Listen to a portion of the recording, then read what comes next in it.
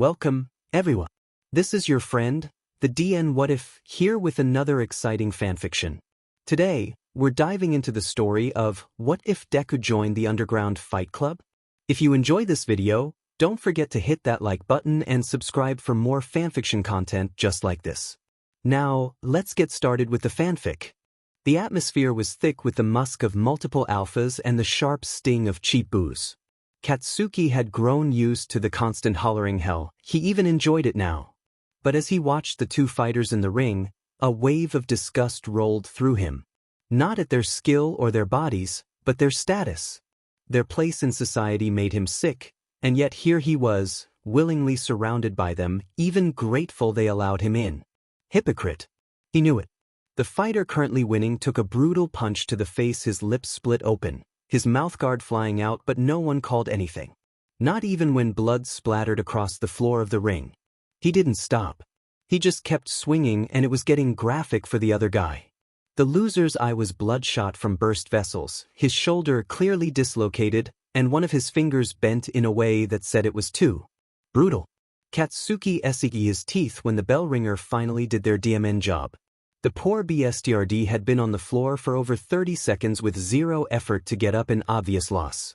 Of course the bell ringer was an Omega, squeezed into a jean bodysuit at least one size too small. They dragged the loser out and handed the winner his hard-earned cash. Up next, the Undead and Dynamite, the announcer called, clearly eager to finish his shift. Katsuki pulled off his hood, stepping into the ring barebacked, orange shorts clinging to his hips, knuckles still wrapped from cuts that hadn't fully healed from last week. He slapped his own cash onto the table, one of the many rules of this illegal setup. He took pride in his body. He was toned, muscular, in all the right places, hot, and he FING knew it. His opponent entered next, a pierced face, multiple earrings, grown-out white roots under cheap box-dyed black hair. The Undead. Skinny, wiry, the kind of lean that screamed drag use. He wore purple shorts and a grin that Katsuki already wanted to wipe off his face. The bell rang. Katsuki drew a steadying breath, then heard the BSTRD's voice cut through the noise. "You're an Omega," the Undead taunted, smirking. Katsuki swung first. The Undead reacted instantly, snapping his fist up and slamming an uppercut into the bottom of Katsuki's chin. Katsuki stumbled but didn't fall, already winding up to strike back when the bell rang. Both of them froze, confused. The spokesperson stepped forward. "We've got a higher bet for the Undead. Someone must really want to get in the ring with that metal-faced fucker." Their laugh was sickly and grating. Katsuki turned toward the commotion, irritation already simmering until he saw who'd stepped up. Green hair. Freckles.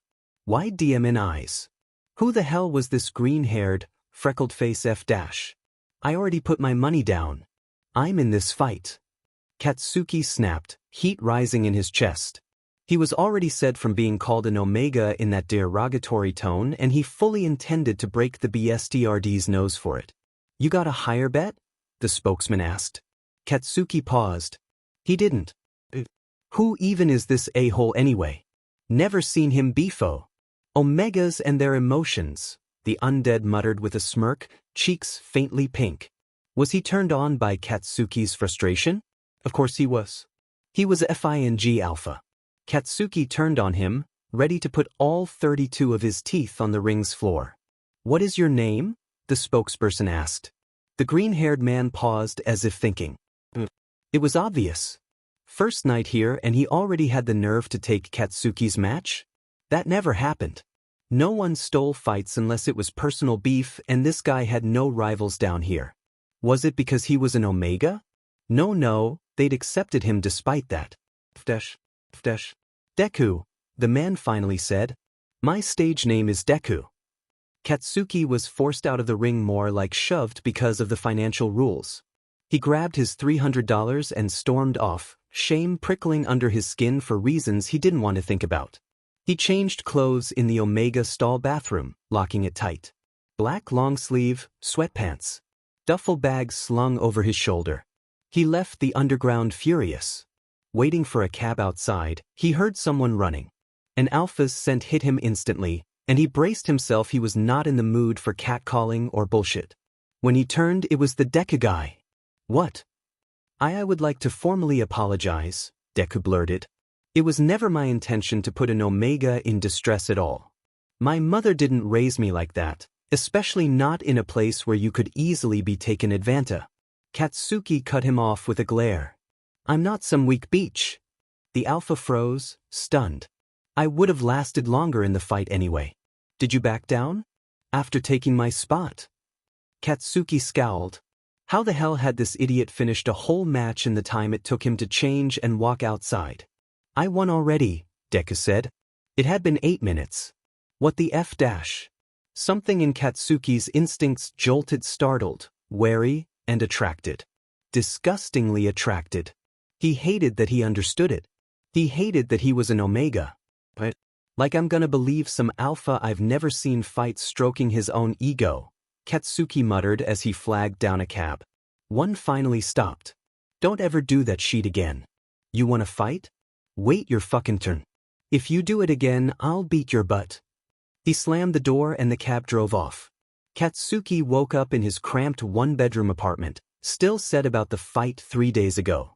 That stupid, freckle-faced alpha was stuck in his head. It had to be jealousy, had to be. He'd never taken an alpha down in 8 minutes. Hell, his best record had been 20, and that one ended with a sore wrist and a sprained ankle. But that JRK? 8 minutes to drag him outside. And that included getting changed and walking out. So what, had the bastard beaten his match in 3 minutes flat? Katsuki groaned and scrubbed a hand over his face.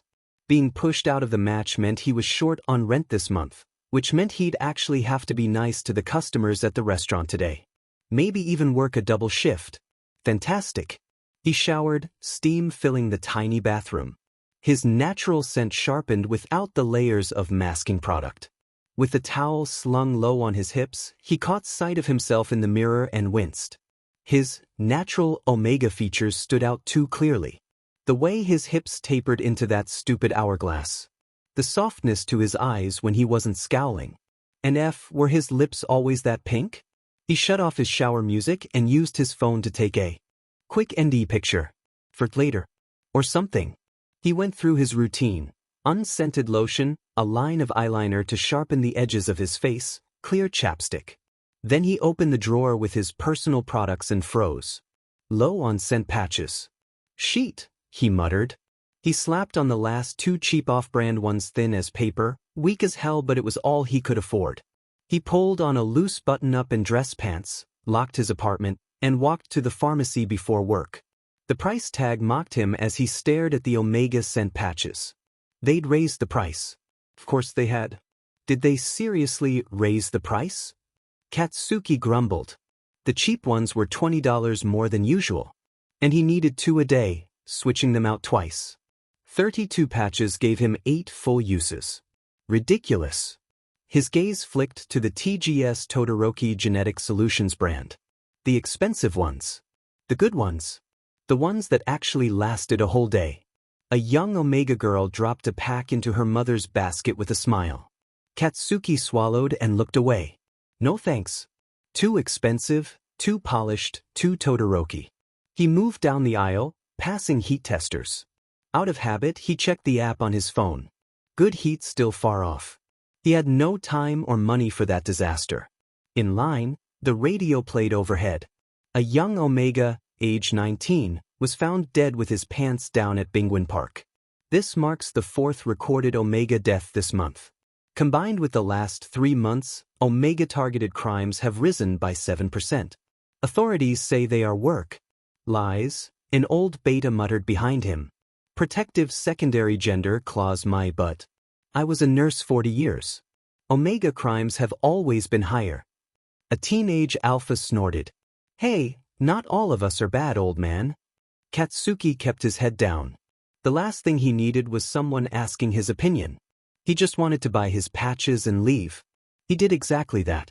At the restaurant, he clocked in, tied his apron, and scanned the room for the only alpha he tolerated well, second only to Kirishima. Looking for me? Uraraka grinned, poking him in the side. Oh, thank God. I thought I'd be stuck with the slacker. They moved through the shift with forced smiles and forced charm. So how was the fight last night? Uraraka asked, dropping plates in the washer. Katsuki slammed his own plates into the bin. I got outbet by some freckled alpha with green hair. I've never been that ashamed. And he outbet me as an omega in a room full of alphas that clearly didn't want me to win. And then, he runs after me apologizing like I'm some weak, doting omega who needs comforting from an alpha. Uraraka blinked, puffing her cheeks. When's your heat coming? She asked gently. Katsuki scoffed. What, those are valid emotions. I don't need to be preheating to show some. She smiled. Damn it. She always did this. Acting like a dumb alpha when he was frustrated. Some high school habits never died. Very funny. A hostess announced that a group had reserved the VIP section and it'd be good tips for whoever took it. Everyone knew Katsuki was broke, so they handed it to him. He grabbed menus and forced a smile. Good morning, welcome to Bite Me Bistro. His smile died. It was him. Green hair. Freckles. Along with 4 others behind him. These are your menus, Katsuki muttered. Ring the bell when you're ready. He stormed to the back. Someone else take it. I'm not doing it.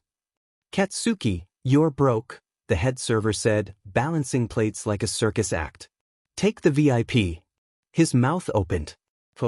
Of course someone asked why, and he explained begrudgingly that he didn't want to wait on the green-haired alpha, which was apparently an invitation for everyone, including Uraraka, to peek around the corner. He's hot. Eri squeaked. Oh my god, are you 2 lovers? All alphas are perceived as hot, Katsuki muttered. It's probably biological or whatever. If you don't take him, I will. Eri blushed. You're underage, someone reminded her. So? Alphas don't care. The sick ones don't, Uraraka said sharply. Trust me, we care. Katsuki rolled his eyes at Eri's comment. That should scare the hell out of you. Do you know what an alpha, especially your age, could do to you? Have you heard the demon news? Silence fell. A beta and alpha-dominated workplace meant no one touched that topic. I was just kidding, Eri murmured, wilting. Katsuki sighed. She was just a kid. A dumb kid with a crush. He'd done worse at her age. The bell dinged. Time to work. After his shift, he stepped outside for a smoke. The first drag soothed the tightness in his chest. Can I borrow a cigarette, please? Katsuki didn't even look. He handed one over, too tired to care. The green-haired BSRD stood beside him, not close, not looming. Just respectful. Probably wearing the good patches. Katsuki couldn't smell a thing. VIP room, expensive scent patches, and you still bet on illegal fights, Katsuki muttered. Your job would fire you fast if they found out. Then again, he was an alpha. They got away with everything. The man watched him with a small, apologetic smile. They wouldn't. Some people need a release. But I'm new to underground fights, so maybe you can teach me the unspoken rules. Katsuki turned to snap back, then froze. Up close, the man's face was familiar. Too familiar. No way. Izuku Midoriya? Katsuki breathed. Izuku stiffened, eyes widening in something like panic. How he started? Katsuki just stared. Because there was no way in hell he hadn't noticed sooner. Katsuki was at Kirishima's house as he slept over so he wouldn't be late, and Uraraka was on FaceTime during her work break. They were relentlessly trying to convince him that last week he had been asked out on a date. Katsuki, desperate to deny it, only seemed to fuel their insistence. It's not a date. It's sitting on a park bench when I'm free to explain illegal fights, Katsuki muttered, irritation thick in his voice. The location doesn't matter. Uraraka insisted. Love blossoms anywhere. Ochako, you're in love with Esterpar named Velvet Fong who has a blood K&K. Obviously, you're delusional but thinks love blossoms anywhere. Katsuki barked into the phone. Uraraka scoffed in annoyance, and Mina giggled quietly, the beta finding the entire exchange childish. She was PRGNT and married, after all. If he didn't call it a date, then it's not a date, Mina said softly, caressing her stomach as she sat down and took a deep breath. Katsuki's gaze flicked from her stomach back to her face, while Mina caught his look with ease, already knowing what he was thinking. You should sue him, Katsuki muttered, gesturing at Kirishima, who was busy baby-proofing the kitchen. Katsuki guessed this was the alpha version of nesting. He hadn't seen Kirishima so tense and stressed since their first year of college back when Katsuki had still been in school, anyway. Whatever, Kirishima said, frowning. This is more important than fighting you right now. The baby's already kicking, and you have no idea how many calls we firefighters get about kids just doing things I can't even imagine our child getting into. Katsuki's mind drifted back to how he had even gotten tangled up in this mess. You're that alpha from the Omega Advocate Club in middle school, Katsuki said, flicking his cigarette and crushing it beneath his shoe. Izuku relaxed, likely relieved that Katsuki wasn't some obsessive stalker. Oh, yes, I was in that club. You went to... Obviously I went to the same middle school, dumbass. That's common sense, Katsuki cut him off. He studied Izuku closely. More freckles than he remembered, slightly tanner skin, and now significantly taller. Way FING taller. Katsuki recalled a time when he had passed him in the halls. Back then, the PTA had an uproar about Izuku's interest in the club, but it quickly died down. Katsuki had assumed Izuku was a secondary gender trans kid, experimenting with being more Omega-like, but now he realized the alpha had simply been drawn to the club or interested in what Omegas had going on. Izuku closed his mouth abruptly. Most alphas couldn't handle an Omega speaking bluntly. It was unsettling. Katsuki thought to himself. You've got quite a mouth, Izuku finally said with a huff laugh. It's nice. You're unapologetically yourself. Unfortunately, your face isn't familiar. Were you in the club? Katsuki shifted, a strange mix of recognition and insecurity bubbling up. I had longer hair back then, angry pink highlights, and I was in the music club. He noticed the man hadn't lit the cigarette he'd lent him. Did he even smoke? Izuku bit his lip, narrowing his eyes, and then burst out laughing. Katsuki scowled, embarrassed. Why the hell was he still standing here anyway? He needed to get home. If it makes you feel better, in high school I did this, Izuku said, sticking out his tongue. Katsuki looked away, uninterested in the details. Right, he muttered. Izuku shifted. So, are you willing to teach me this underground thing or not? Katsuki, still irritated about the fight but not entirely put off, replied dismissively, sure. We can do it in the park. $300 though. You outbet me and I've got bills to pay, Izuku said, pulling his wallet and handing over the cash. Katsuki blinked. An alpha giving money without expecting SEC in return? Holy shit. Maybe he wasn't so bad after all. He pocketed the money, muttered a time, and left. Well, he makes up for it by holding my PRD belly whenever I want, Mina said with a soft smile at Kirishima. Katsuki felt a pang of envy. These two were perfect for each other. Would he ever have that? Who would want an Omega like him? He could cook, sure, but he was also a brat and knew it. Then again, were there even any good alphas left? He dated a beta once but was told he was neglectful. He sighed, rolling his eyes, checking his phone to see a missed call from his mother just as Uraraka hung up to return to work. He winced. My mom called, he deadpanned. Kirishima finally turned, pausing his work, and Mina looked at him with concern. You still aren't speaking? 6 years. He hadn't picked up a single call or text. Ever since that incident. I'm a man of my word, he muttered. He remembered shouting it he would never speak to her again. Mina hesitated. I think you should talk to her. You both were in a frenzy, and if it were me, she rubbed her stomach, I would want nothing more than to. Are your hormones FING with your he? Do not talk to my wife that way, Kirishima interrupted flatly, deadly serious. He had used his alpha tone. Katsuki scoffed. They already knew why he didn't speak to his mother. Why even push? Forget it. My bad. I'm leaving, it's nearly 9 anyway. Mina shot Kirishima an annoyed look and kissed her teeth.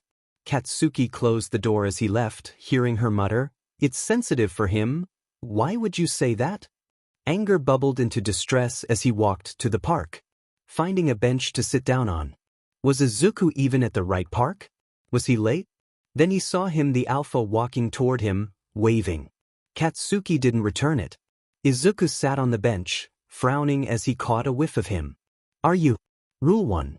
Don't steal anyone's fights unless it's personal. Rule 2. If you cheat, cheat smart. Rule 3. Izuku removed his scent patch. His scent filled the air, and Katsuki panicked, ready to bolt as it engulfed his space. But then he felt it. His heart slowed. His breathing eased. It was organic, comfortable, pure relief. The scent mingled with sage and soft wood smoke. Katsuki inhaled deeply. When he heard his own voice, he realized the situation. Stop releasing those pheromones right now, he snapped. Izuku replaced the patch, the scent lingering just enough before fading. Katsuki missed it immediately. You were distressed. I couldn't just let you stay that way, unless you told me otherwise, which you did. I apologize. Never do that again, Katsuki growled. Izuku studied him and Katsuki saw that look. The one they always gave. The same pitiful look. Katsuki hated that. Let's walk while we talk.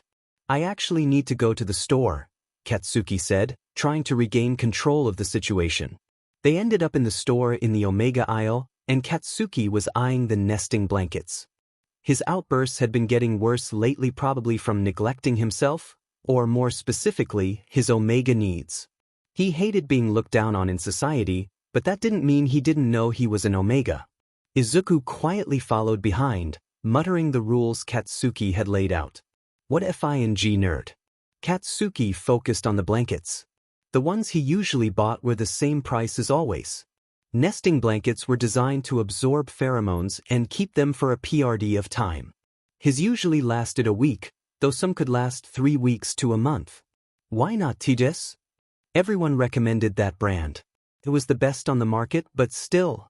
Are you gonna pay? Katsuki snapped, turning his head toward the alpha. What the F is he even sticking around for? He got his rules. Do you want me to? Izuku asked calmly.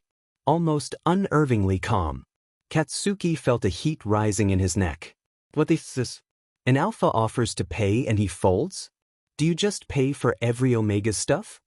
Izuku stepped closer, feeling the fabric of the blanket Katsuki had picked up. Katsuki realized how this looked. An alpha and an Omega in the nesting section. How domestic. He grimaced at the thought. Yes, to those in need, he said, letting go of the fabric and smiling. Katsuki screwed up his face. I'm not needy. I never said you were, Izuku replied smoothly. I just said I buy for those in need. He folded his arms and Katsuki felt tamed. Not dumb. Just tamed. FING alphas and their biological power to make an Omega feel managed. Katsuki froze when Izuku simply removed the blanket from his hands and picked the one that lasted a month. Higher quality lasts longer. Katsuki was about to snatch it back, speechless. I'm not giving this to you unless you actually introduce yourself. I still don't know your name, Dynamite. Izuku smiled again, his fangs showing slightly. Katsuki hadn't realized he hadn't told him. Katsuki. And if you're gonna buy sheet for me, I want the orange one, not FING green. Izuku simply switched it to orange and held it. Katsuki waited for him to hand it over. He didn't. Katsuki continued down the aisle toward the synthetic pheromone section. Katsuki picked up 2 of the cheapest ones. Izuku began speaking. Put more thought into it, this is the nest aisle. You didn't even look at the properties. Which scent do you like?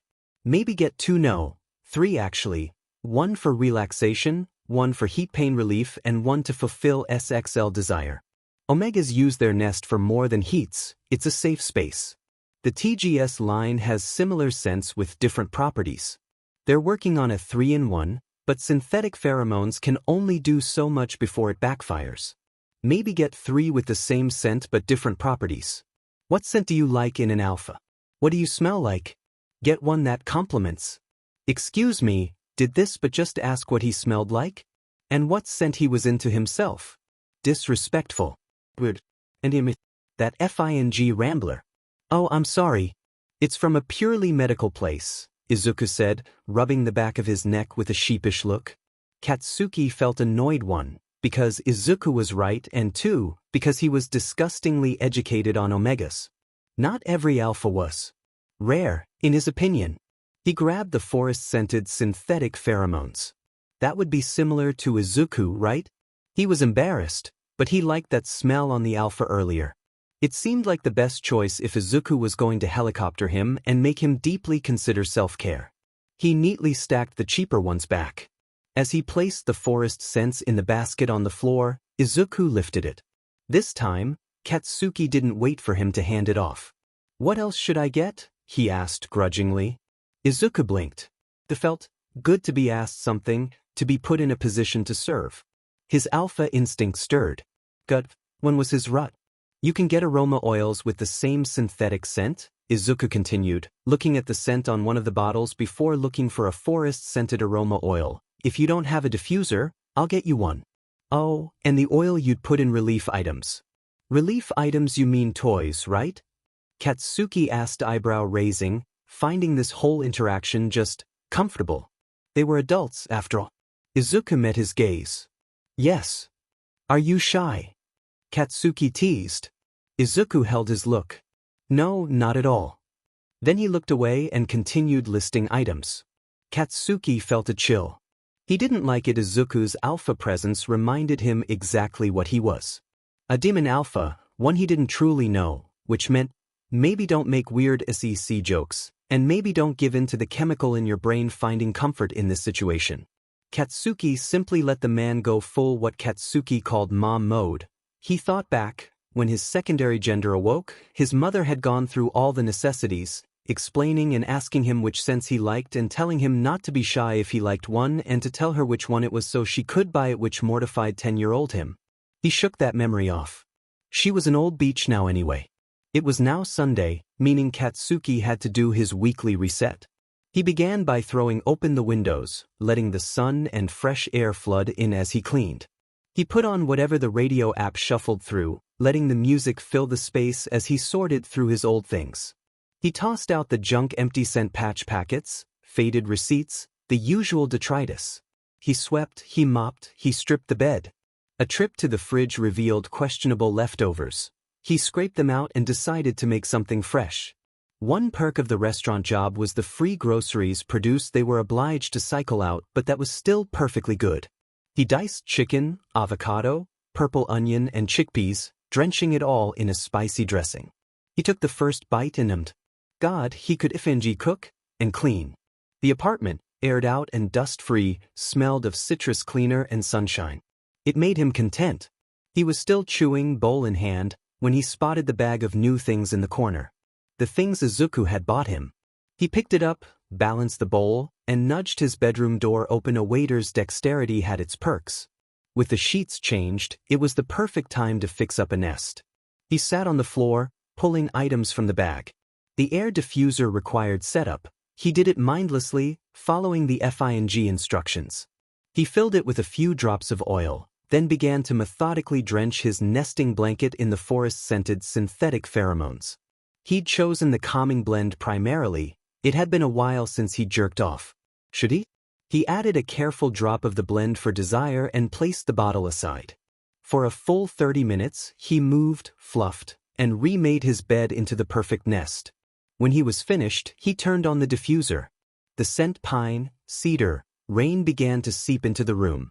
Sure, it was nothing like a real alpha, but it helped. He lowered himself into the nest, a purr rumbling in his chest as his head hit the blanket. It felt good. So good. The fabric was sinfully soft, a cheap luxury so unlike the quality he'd been accustomed to.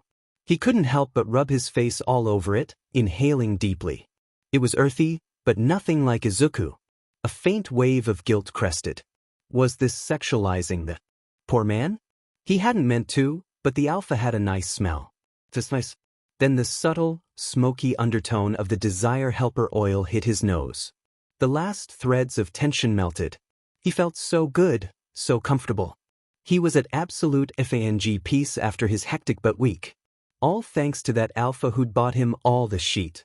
He hadn't been this satisfied with a nest since living with his parents. The thought lingered, warm and heavy. He got up and rummaged in his bedside table, shifting contents until his fingers closed around the familiar silicone toy. He bit his lip as he opened the compartment for the relief oil. Katsuki loved feeling good, loved the agonizing buildup even more. Sometimes he'd skip the oil entirely because it made his body rush to the finish. Not today. Today, he put the oil in. He'd neglected himself for far too long. He placed the toy beside him but paused. He raised his vest, biting down on the fabric. He looked down, watching his own body. His soft pee-pee made only a faint print in his sweat shorts. His skin was pale. His chest, big for a male omega, always protruded slightly from the side. He took his hands and squeezed, caressing the softness. A slow breath shuddered out of him. He was way more pent up than he'd thought. He flicked his nipples, warming himself up, his toes curling against the blanket. It was so good, mixed with the forest scent.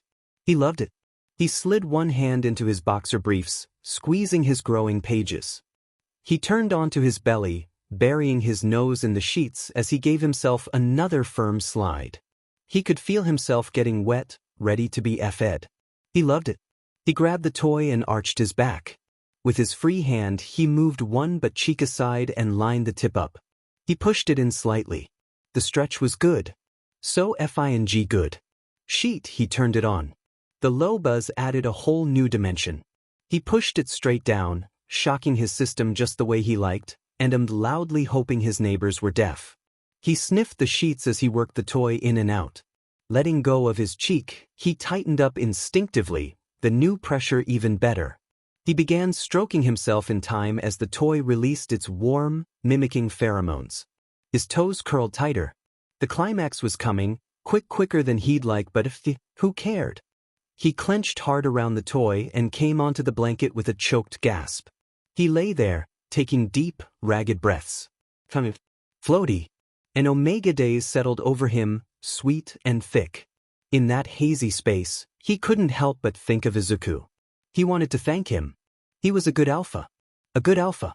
Katsuki wanted to make him his. Oh, God, he wanted to mate with him. He'd been so kind, so generous, wanting nothing in return. As the days receded, the omega-struck thoughts died down. It didn't bother him, it was normal. Even Uraraka, during a rut once, had confessed to thinking about him after he'd helped her through something. Something about the domestic side of him. She'd felt guilty, but it was a simple instinct. As you grew, it matured. And since Katsuki was hyperdependent, the most dramatic thoughts flared up around anyone who was extra nice for no reason. Like Izuku, practically pushing to pay for everything. He felt content. Relaxed. He set a timer for 6 o'clock. He had an underground fight tonight, and he wasn't going to miss it, and sank into a deep, satiated nap in the heart of his nest. Katsuki was back in the underground. The same thick musk of egotistical alphas and blood flooded his senses. It was annoying, unnerving, and yet there was a strange, bitter comfort in it. The truth was, Katsuki had always liked sports. He was DMN competitive, but as he got older hit PBRTY and all that, he learned what segregation really meant. When it was time to join clubs, he mentioned sports, and of course options were offered to him, only the Omega section that he hadn't thought much of it at first. Hell, the Omega Boxing Club in high school had real competition. When he topped the league at such a young age, he wanted more. Alpha-dominated clubs. Mixed groups. Anything. There were no options that IT was deemed too dangerous for an Omega to be in the ring with a skilled alpha. They were delicate. Breakable. That's what his coach had said. What hurt worse was that the woman was an Omega herself. Katsuki tested the barriers. That ended in complete bullshit. His enthusiasm curdled into rumors instead. He was yanked out of those memories when someone slammed into him hard, deliberate. Katsuki knew the game immediately. They wanted a fight. Dynamite, a familiar voice drawled. Been a while since we fought. I've been dying to bruise that pretty little body of yours in more ways than one. Katsuki turned with a scowl. Of course. The alpha called Sludge. The first person Katsuki had ever fought down here. He'd lost. Badly, actually. But it had pushed him to get stronger. They'd never had a rematch. Though Katsuki had fought others who once beat him and won. You've got guts bumping into me, B, Katsuki snarled. You fing stink. He grabbed Sludge by his fake silver chain, yanking him close. And I wouldn't F you if you had the best knot and the biggest D I'd ever seen. Sludge's eyebrow twitched. Katsuki was ready for him to swing right there. A free fight? Sign him the F up. Why wait? Katsuki punched him with his free hand, sending the man stumbling. The impact felt good. Real good. Sludge came back with a punch to Katsuki's stomach, strong, but sloppy. That was all he had. Brute force. No agility. No calculation. Strength alone didn't beat skill. The rules of the sport didn't matter once punches landed outside the ring. Anything went. And that included FING knives. Katsuki saw him reaching. His stomach burned. A knife wound would actually hurt. Sludge lunged. Katsuki dodged, but not cleanly. A sharp sting sliced across his cheek. Barely more than a paper cut. People gathered, but not because Katsuki was holding his own.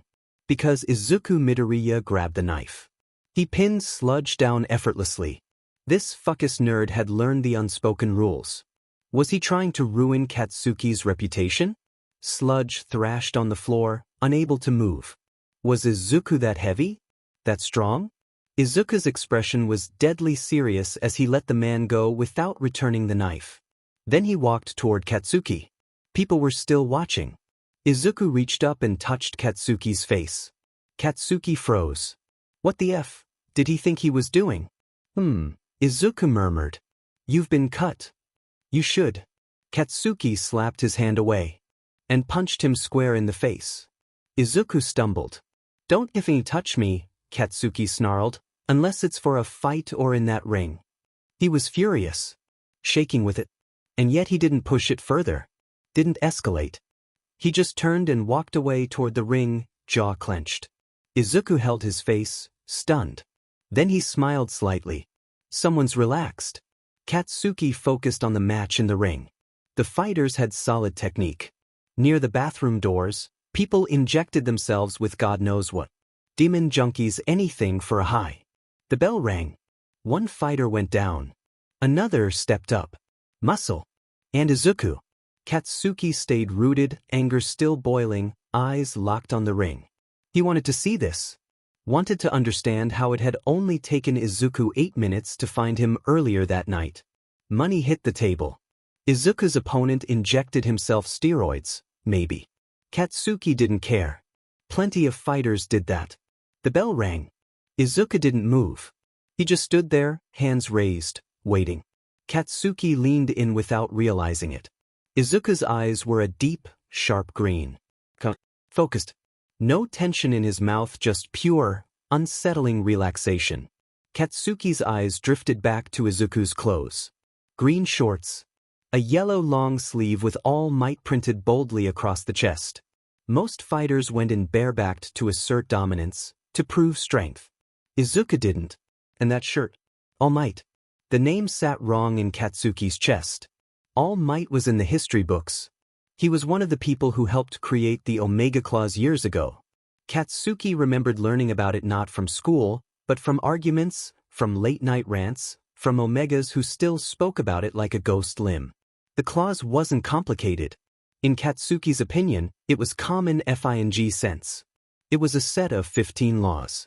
One of them stated that if an Omega was in distress, alphas biologically stronger on average were legally required to intervene and help. Not because Omegas were weak, but because power came with responsibility. Then an alpha died protecting an Omega, and everything burned. The political backlash was immediate. A movement formed AFO, Alphas Fight Oppression. They claimed the clause put alpha lives at risk. That using genetic strength to justify danger was unfair. That it weaponized biology against them. They began attacking the rest of the laws too, calling them unfair, outdated, rooted in secondary gender stereotypes. The same stereotypes Omegas had spent generations trying to dismantle, but which alphas now claimed Omegas were benefiting from. In the end, the Omega Clause was repealed after only 2 years. The year it ended, the Omega Protection Unit building specialized in Omega criminal cases was bombed. After that, what remained of the clause was reduced to suggestions. Things you should teach your alpha children. Moral guidelines instead of law. A total slap in the FNG face. So seeing Izuku wearing that long sleeve wearing him made Katsuki feel sick. The man bought him things. Helped him. Looked at him. No. His secondary gender like he was something worth understanding. And now it all twisted sideways in Katsuki's gut. Was it kindness? Or was it FTSH sheet? Izuku had been in advocacy clubs back in middle school. That much was public. And now here he was wearing the face of a man who had tried and failed to protect Omegas when it mattered. Was he genuinely nice? Or just another alpha who liked the idea of saving someone? Katsuki had heard the stories. Read them. Omegas who thought they'd found the perfect alpha patient, educated, generous. Who felt safe enough to bring them into their nest, whether for heat or bonding. And then the walls closed in. Control replaced comfort. Affection became leverage. Escape became impossible. Sure, there weren't many stories like that. But there were enough. Katsuki's stomach turned. He almost fell for it. The generosity. The calmness. The education. The smile. That smile. Katsuki snapped back as Izuku finally moved. The first punch landed. Then another. Then another. Brutal. Precise. Efficient. And Katsuki saw it then under those calm eyes. Izuku enjoyed it. Not the skill. Not the win. The pain. Katsuki's spine shivered. Not in a good way. The hits kept coming. Straight to the head. The man collapsed what, a minute? 2? Maybe 3? Halt. The bell rang. Izuku stepped back, wiping the other alpha's blood from his hand without a flicker of emotion, only contentment. The unease faded, replaced by something sharp and hungry. Katsuki was impressed. He wanted to fight him. Badly. Something deep in his chest told him that beating Izuku would mean something. Proof. Validation. That he was strong. That he could fight back. That he could beat an alpha like that. But then what? If he could fight back? A strong alpha musk flooded the room. Thick. Pungent. It came from the man Izuku had dropped. The drag? What? I'll move him. I'll clean my mess, Izuku said to the spokesman. He nodded. Izuku lifted the unconscious alpha over his shoulder with ease. What the f was his job? Fireman? Like Kirishima? Kirishima had once said it was a legal requirement for firemen to be able to carry an alpha. Katsuki was outside, waiting for a cab after winning his fight against Sludge One that actually had money on the line. The night air clung to his skin, still buzzing with leftover adrenaline. He heard footsteps and turned, already irritated, only to see Izuku approaching with that stupid, earnest smile. Izuku bowed immediately. Katsuki scoffed. What the f was he doing? I know the rules now, and I still ruined your fight, Izuku rushed out. I saw a knife and my instinct kicked in. What, to protect the fragile? Katsuki shot back. Get your head up and stop embarrassing yourself. The words came sharp, automatic. Katsuki took a drag of his cigarette, nicotine flooding his lungs, grounding him. He was said because the pieces of Izuku's personality were snapping together in ways he didn't like. Alphas like this were the worst. No, just the fact that there was a knife. You're an Omega. What the F did you just say to me? Katsuki grabbed the front of Izuku's all-might long sleeve and twisted it, fingers digging in. This BSRD wearing a shirt like that, walking around with that mindset, it made Katsuki sick. Izuku's eyebrows knit together, but he didn't pull away. Instead, he gently took the hand gripping his shirt, firm but careful. You have a habit of cutting people off before they finish speaking, Izuku said calmly. Which causes you to misunderstand what I'm saying. Katsuki stilled despite himself. Izuku's grip tightened just a little, not enough to hurt. I was going to say you're an Omega, yes. But even if you were an Alpha or a Beta, I would have done the same thing. Your secondary gender causes some instinctual responses, but when it comes to protecting someone, I don't care what they are. Katsuki let go of his shirt. Now he just felt like an butt. He always did this when alphas were nice. Kirishima only got away with it because he'd known him since they were kids. Now you're making me feel like shit, Katsuki muttered, clicking his tongue and pouting as he lit another cigarette. Izuku sighed, shaking his head, muttering more to himself than to Katsuki. The content from his nest wore off. Excuse me, You fucking pervert? Katsuki snapped, jerking his head toward him. And by the way, that place uses so many drags the knife could have been laced. I was worried that never mind. You're fine anyway. I don't give a f about drag use, Katsuki scoffed. I know that shit happens. What the f did you say about me and my nest? Izuku looked at him, hands sliding into his pockets. He smiled small, knowing, and let his gaze travel over Katsuki like he was taking notes. Earlier, Izuku said slowly, I expected a lot more than one punch, a one-liner, and you walking away. That tells me you were relaxed. Your face is softer. Your dark circles lightened a bit. And his smile twitched. You're walking like you had a mini-orgasm. Katsuki flushed, heat crawling up his neck. Only because the BSTRD was dead on. Don't go fantasizing about my orgasms, Katsuki snapped. Alphas do weird shit all the time. Didn't he literally come down on an orgasm with this fucker on his mind this morning? Instinct shit. Totally different. Izuku laughed quietly. Don't worry. You're not my type. Katsuki blinked, thrown completely off balance. He was FING hot. Very FING hot. Not his type? What? Katsuki spluttered. What the F is your type then? Shit, why did he add then? Izuku tilted his head, studying him. The ones who don't lie. I'm a liar? Katsuki asked, genuinely confused. The word didn't land right, like it slipped past his guard instead of bouncing off. Izuku stepped closer. Yeah, he said. And a big one. You walk around wrapped in anger and distance, but in your eyes under that edgy eyeliner.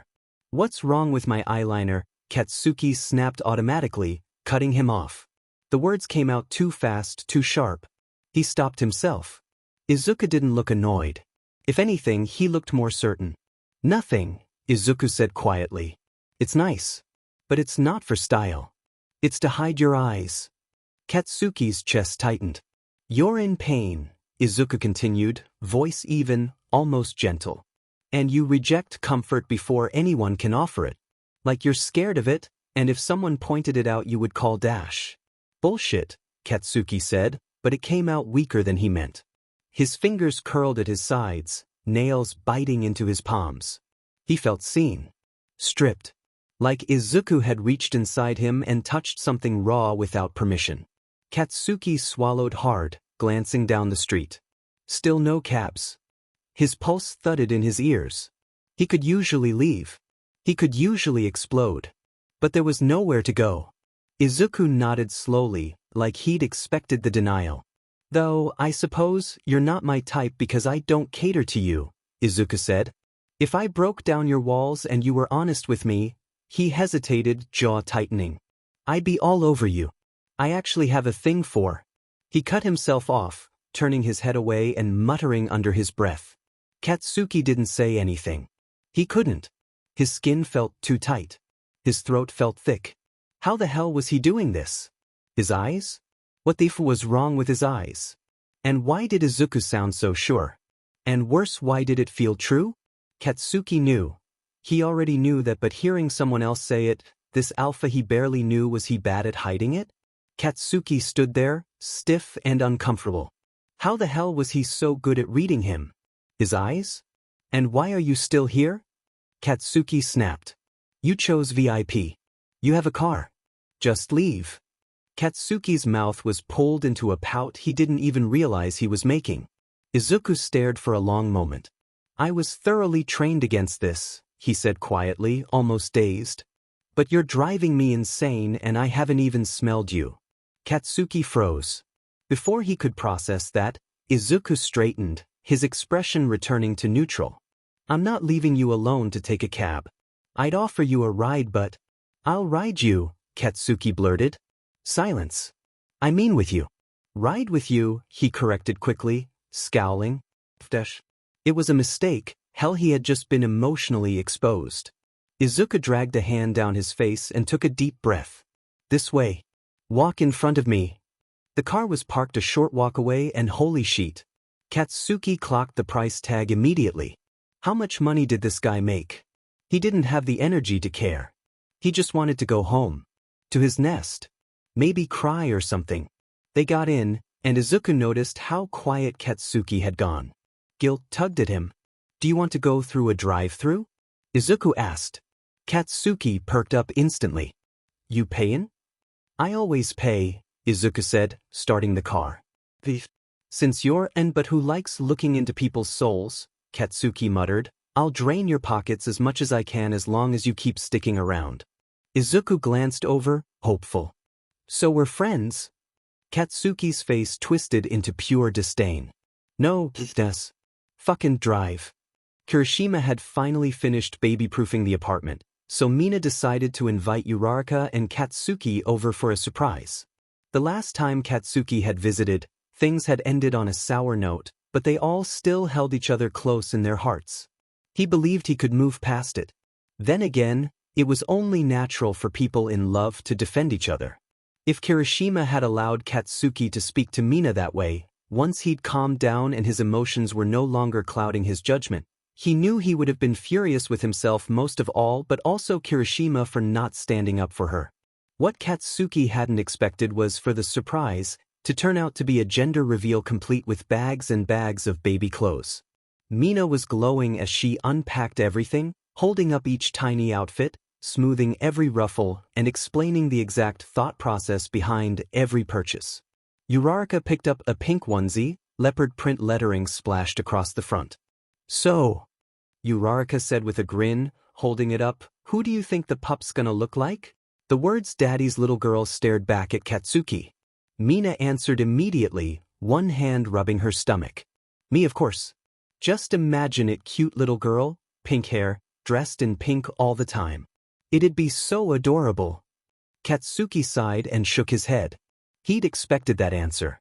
Hell, what did people say? If you hated the baby's dad during Pyarjin's Y, the kid came out looking just like him. Mina adored Kirishima had the entire time and she was practically euphoric. Katsuki was sure the universe would reward her with exactly the baby she wanted. His eyes drifted to another onesie. Pink again. This one read "Mommy's first." He bit his lip. First. The word left a bitter taste on his tongue, but he swallowed it down. This wasn't about him. This was Mina's experience. He wasn't about to ruin it with emotions he didn't have the right to voice. "Can I?" Katsuki hesitated, his voice softer than he expected. "Can I feel your stomach?" He hadn't asked the entire Pyarjin's why. Not once. So when he did, both women snapped their heads toward him. Mina's face broke into a smile. "Of course you can."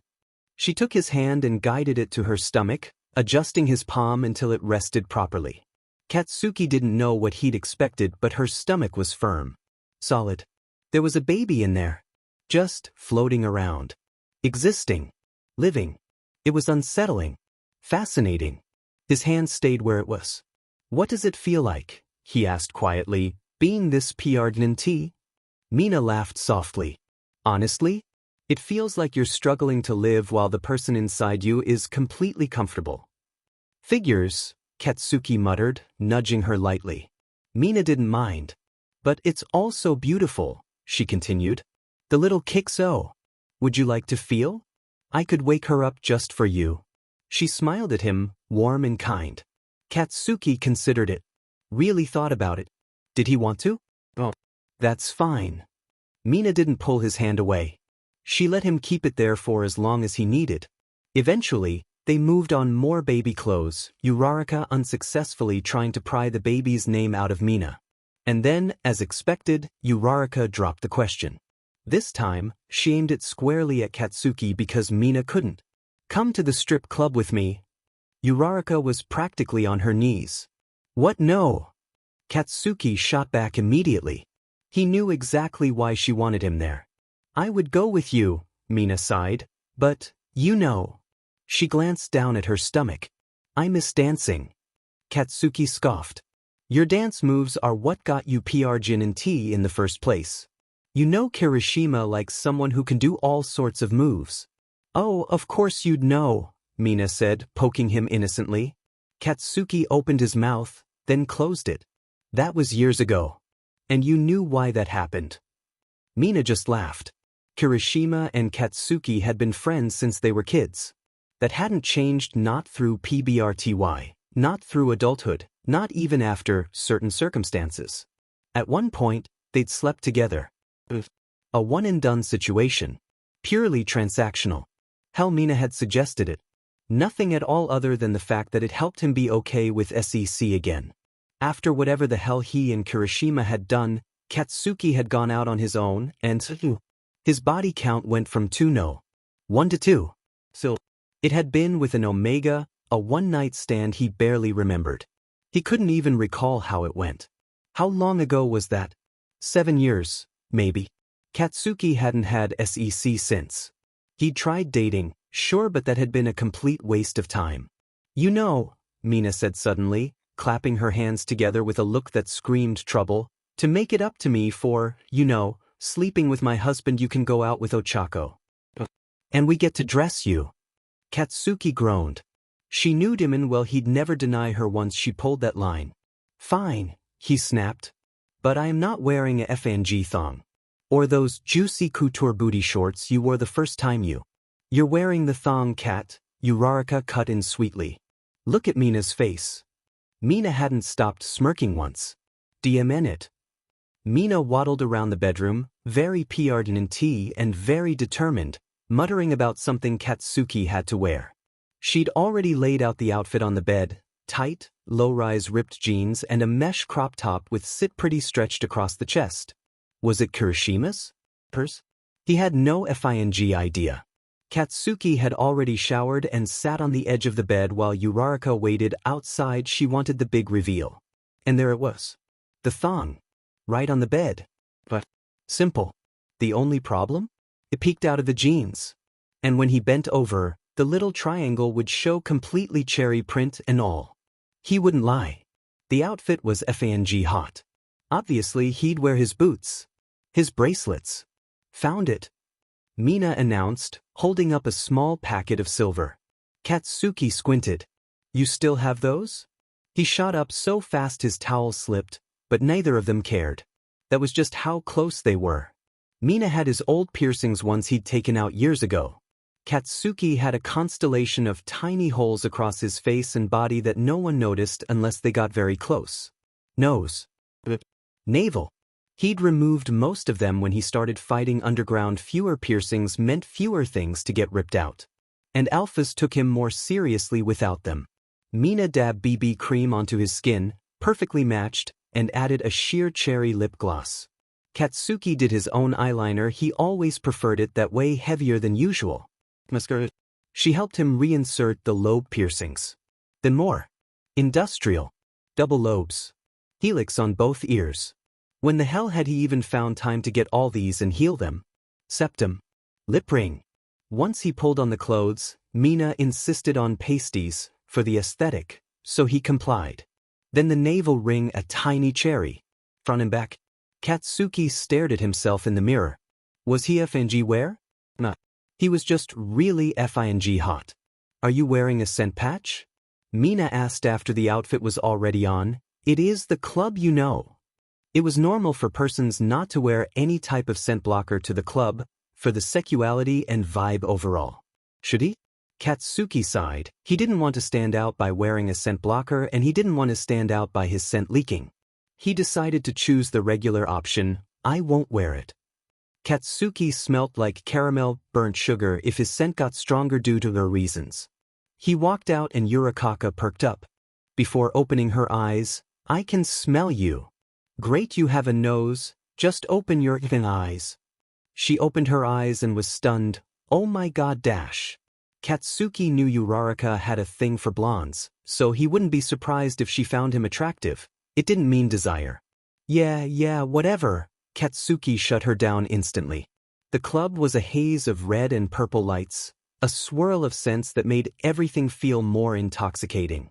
Music blasted, the weekend playing while a big-bursted Omega spun on the pole. The club had different sections, the more intense stripping area, the regular bar and club floor, and a gambling section.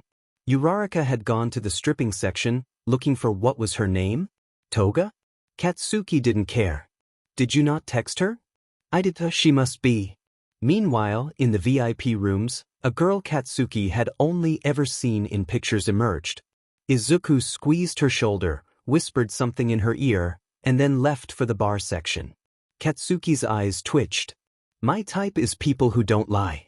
No, his type is big melons and blondes with spiky hairstyles, and what the F dash? She's wearing eyeliner he could see from here. Katsuki scoffed. But Uraraka, even more pathetic, she didn't care.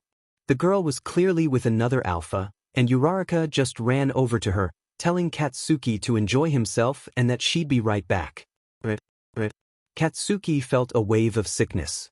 Of course, an alpha with Izuku's money also indulged in the pleasures of the club, not just the risk of underground fights. He headed to the bar section because, for some reason, he wanted a drink. Katsuki didn't usually drink, but tonight, maybe. He scanned the area and took a seat. Can I get a dash? He didn't know what the bar offered. He called out a drink from the restaurant menu he works at and, surprisingly, they had it. While he waited, an alpha slid onto the stool beside him. Metallic scent. Katsuki frowned. He didn't like the metallic ones. I'll pay for your drink, the alpha said, smiling. Katsuki took him in. Black hair, purple eyes, a decent face. The combination made him shake his head. Already, just being here, the alpha annoyed him even more. But he didn't want to think about it. Is that all you alphas do? Pay for things? Katsuki asked. The alpha handed over the drink anyway. Katsuki didn't touch it yet. He was a lightweight, and the alpha's presence alone was enough to make him hesitate. The man looked at the drink, then at Katsuki. He looked at Katsuki's lips and smiled. Among other things, Katsuki's face stayed blank. He was already fed up. The alpha probably thought this interaction would end in AC anyway. They never did anything for free. Katsuki didn't want to owe him anything. Let me buy you a drink, return the favor and squash it. As long as we get to talk a bit and drink together, I don't mind. The alpha smiled. Katsuki grimaced. A sheet. This was not going to work. He placed the money on the bar and told the man he was going for a smoke to come back. He went to the corridor of where the bathrooms were and lit a cigarette. As he took a drag, he calmed down. He didn't hear the door opening as someone exited the bathroom. Alphas are so FNG pretentious, Katsuki muttered to himself. The assholes amongst our secondary gender, yes. Izuku was wiping his hands with a paper towel. He had a light smile. His back wasn't even turned to Katsuki yet, so he didn't know who he was talking to. Katsuki viewed him from the back. His shoulders were always that broad. He wore a white t-shirt and jeans. Katsuki could see the man's boxers poking out a bit. Was it designer or something? Katsuki also noticed a single bracelet on his wrist. The man finally turned around. He looked confused, and that confusion turned into shock. He just stood there looking. Izuku clenched his jaw and it looked like he was holding his breath a bit. Was he disgusted or something? Katsuki had only ever seen him in comfortable clothes, never dressed up. Katsuki knew he was hot, so he didn't see the issue. Izuku didn't look half bad either. Katsuki could admit it. The way his build showed through in the outfit, but that didn't matter much.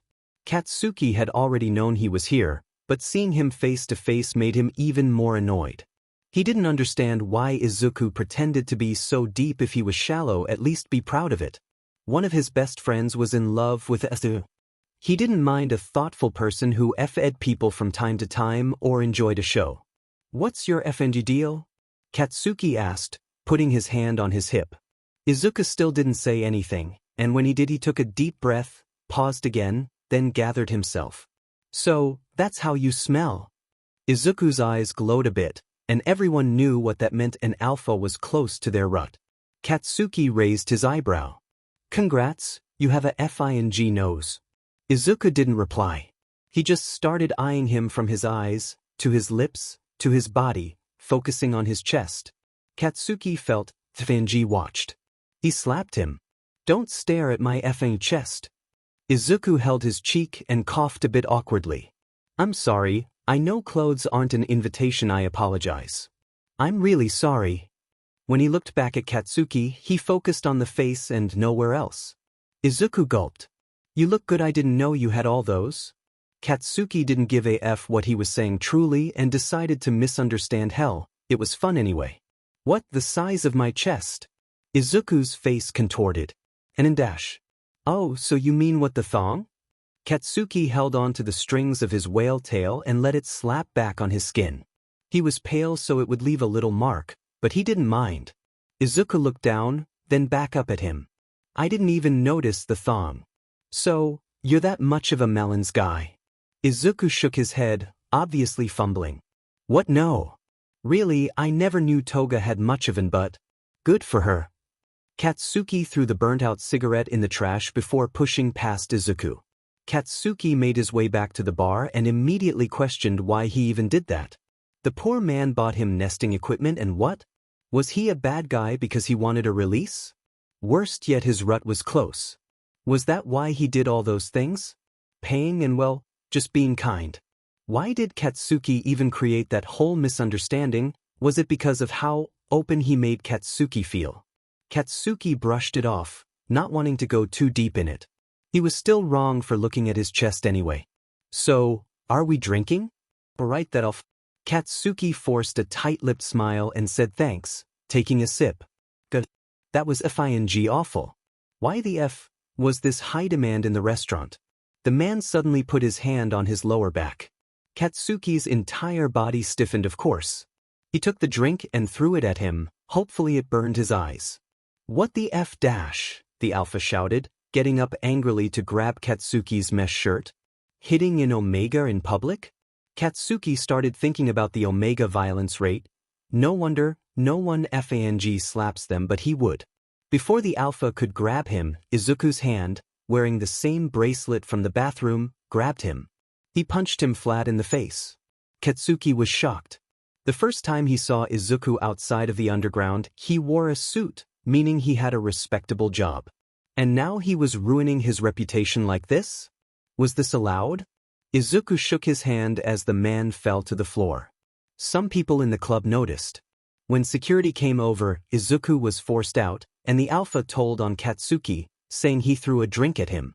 The security, an alpha herself, simply said, "My wife has thrown many drinks in my face, it's an omega thing at this point." She looked at Katsuki, gave him a warning, and advised him to leave before more happened. When Katsuki was outside, he saw a distressed Izuku. He could smell him sharp smoke, mixed with the lingering notes of anger and anxiety. Katsuki walked over, not exactly sure what to do. He figured he should thank him, but part of him believed Izuku was getting worked up for nothing. "Hey, it's fine," Katsuki started, his voice rougher than intended, unsure how else to reach him. Izuku cut him off in a calm voice. "He touched you, I'm assuming without your consent, and then went to hit you an omega in front of how many alphas? And I got there first. I had to be the one to get over there in time to beat his butt, and both of us got kicked out as a result of defending the victim. Give me a minute." Katsuki was so desensitized to how alphas acted that he wasn't even this riled up after the fact. What should he do? Katsuki remembered that he wasn't wearing scent patches. Should he? Did he even remember how to do this sheet? Katsuki let out calming pheromones. He felt awkward doing it, but it was Izuku's first instinct when he was distressed, so maybe he would enjoy it? Should he have asked first? Should I contin? Yeah, keep going.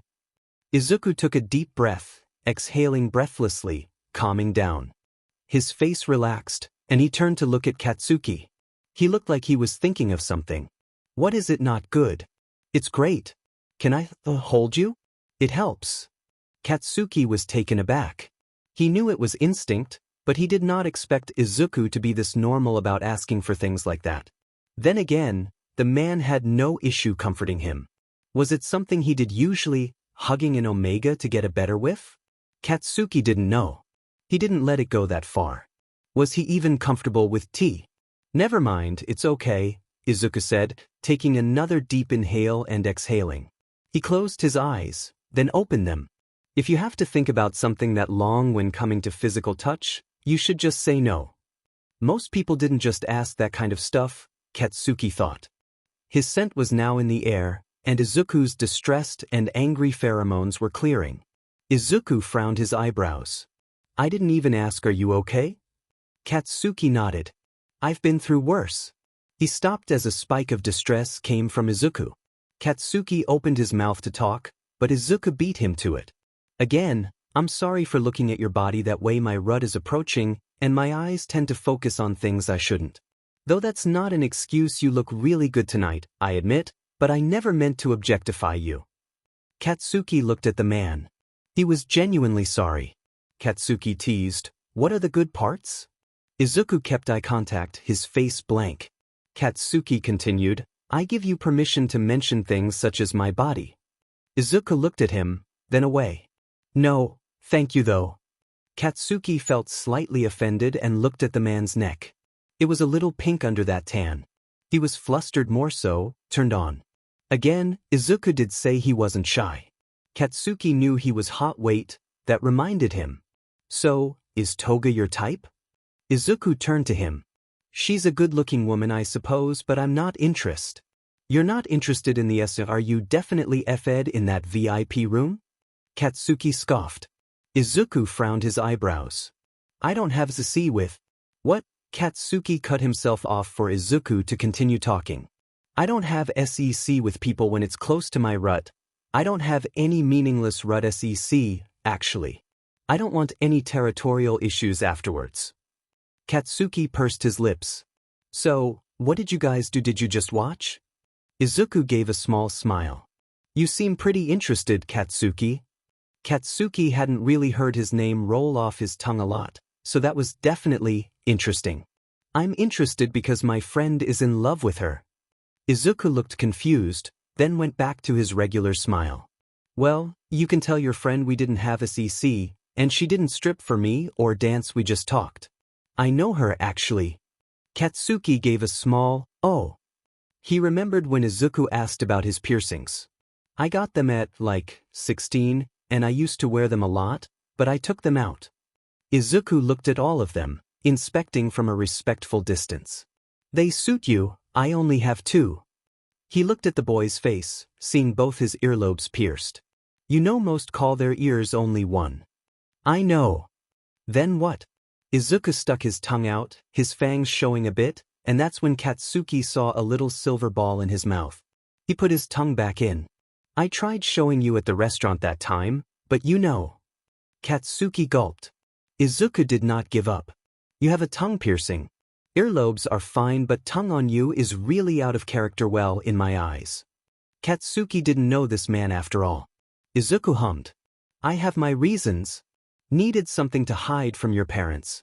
Izuku opened his mouth, then closed it, shook his head, and muttered something. They ended up just talking about nonsense, as Katsuki didn't want to leave Uraraka there, and Izuku didn't want to leave Katsuki outside a club by himself, even with bouncers present. Katsuki found out Izuku grew up with his mom where he also grew up. "So what's your job?" Katsuki asked, wanting to know how he could afford to do all of this. "I'm a teacher," Izuku answered simply. Katsuki scoffed. He couldn't fathom his teachers having a life other than being his teacher. He could only imagine what his students would say. Uraraka came out of the club finally, hickey on her neck. She saw Izuku and went over. "You must be Izuku. Nice to meet you." Izuku shook her hand, and she introduced herself before it was time for them to leave. They turned around and were walking. Izuku looked as he walked away, staring at Katsuki's butt. He could see the cherry poking out before he got too far. He wanted his rut to come and pass. He didn't want to make the Omega uncomfortable. He had been letting things slip. His composure usually was much better. He felt the need to look after him. He felt that way with all the vulnerable, but Katsuki was different. Something just kept reeling him in. Was it the physical attraction, the unapologetic personality, or maybe he had just been staring at the man's chest for too long? He saw it before in the underground ring, but the pasties added a hint of longing. He shook his hair and made the thoughts leave his mind. He had to be respectful. Rich people with money to waste, with scent patches and rings to show marriage, but not a mating bite in sight. Katsuki had grown accustomed to these kinds of Saturdays and these kinds of people. Hell, he'd been raised in a well-off family, not extremely rich, but comfortable, and his parents still had mating bites. These marriages were all shams of power. His parents were the true definition of love and acceptance. He still wasn't sure how his mother had snagged such a calm and collected alpha to deal with her bullshit. That hag. He sighed as someone ordered something from the menu he didn't know how to pronounce. He looked at the customers with a fake smile, seeing the Botox and hyper-westernized features they did to their face. Every Saturday the restaurant themed its menu around a different country's cuisine. Katsuki didn't even know if the kitchen was even making the dishes right. But these rich stewardess didn't know that in fact they didn't care. All they knew was that the food sounded foreign and the prices were high. It was great marketing, actually. He remembered taking a marketing elective even though he was studying Omega Anatomy Medicine, though he did want his own business and clinic someday, so maybe that was why. That felt far behind him now. Katsuki sighed. The crime rates for Omega-targeted violence were constantly high. Medical professionals dealing with Omega's systems must be in demand.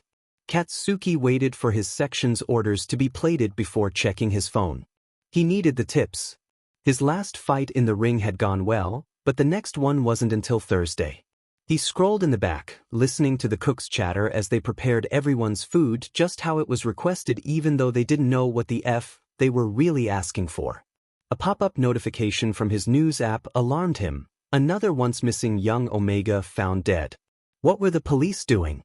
Omegas were popping up dead left and right between the ages of 15 and 25. Eri bumped into him trying to manage all her plates. Katsuki didn't mind that the girl was clumsy. She gave him a quick apology before heading to her section. Eri never missed a weekend shift since she was in school most weekdays. How old was she again? You had to be 13 to work legally. Katsuki decided to ask when she returned. She was in the back on her phone when he approached. How old are you again? Eri answered quickly, 15. Turning 16 this December. Katsuki hummed. Jesus, he was getting old. He was 24 now. Hell, what had he been doing at 15?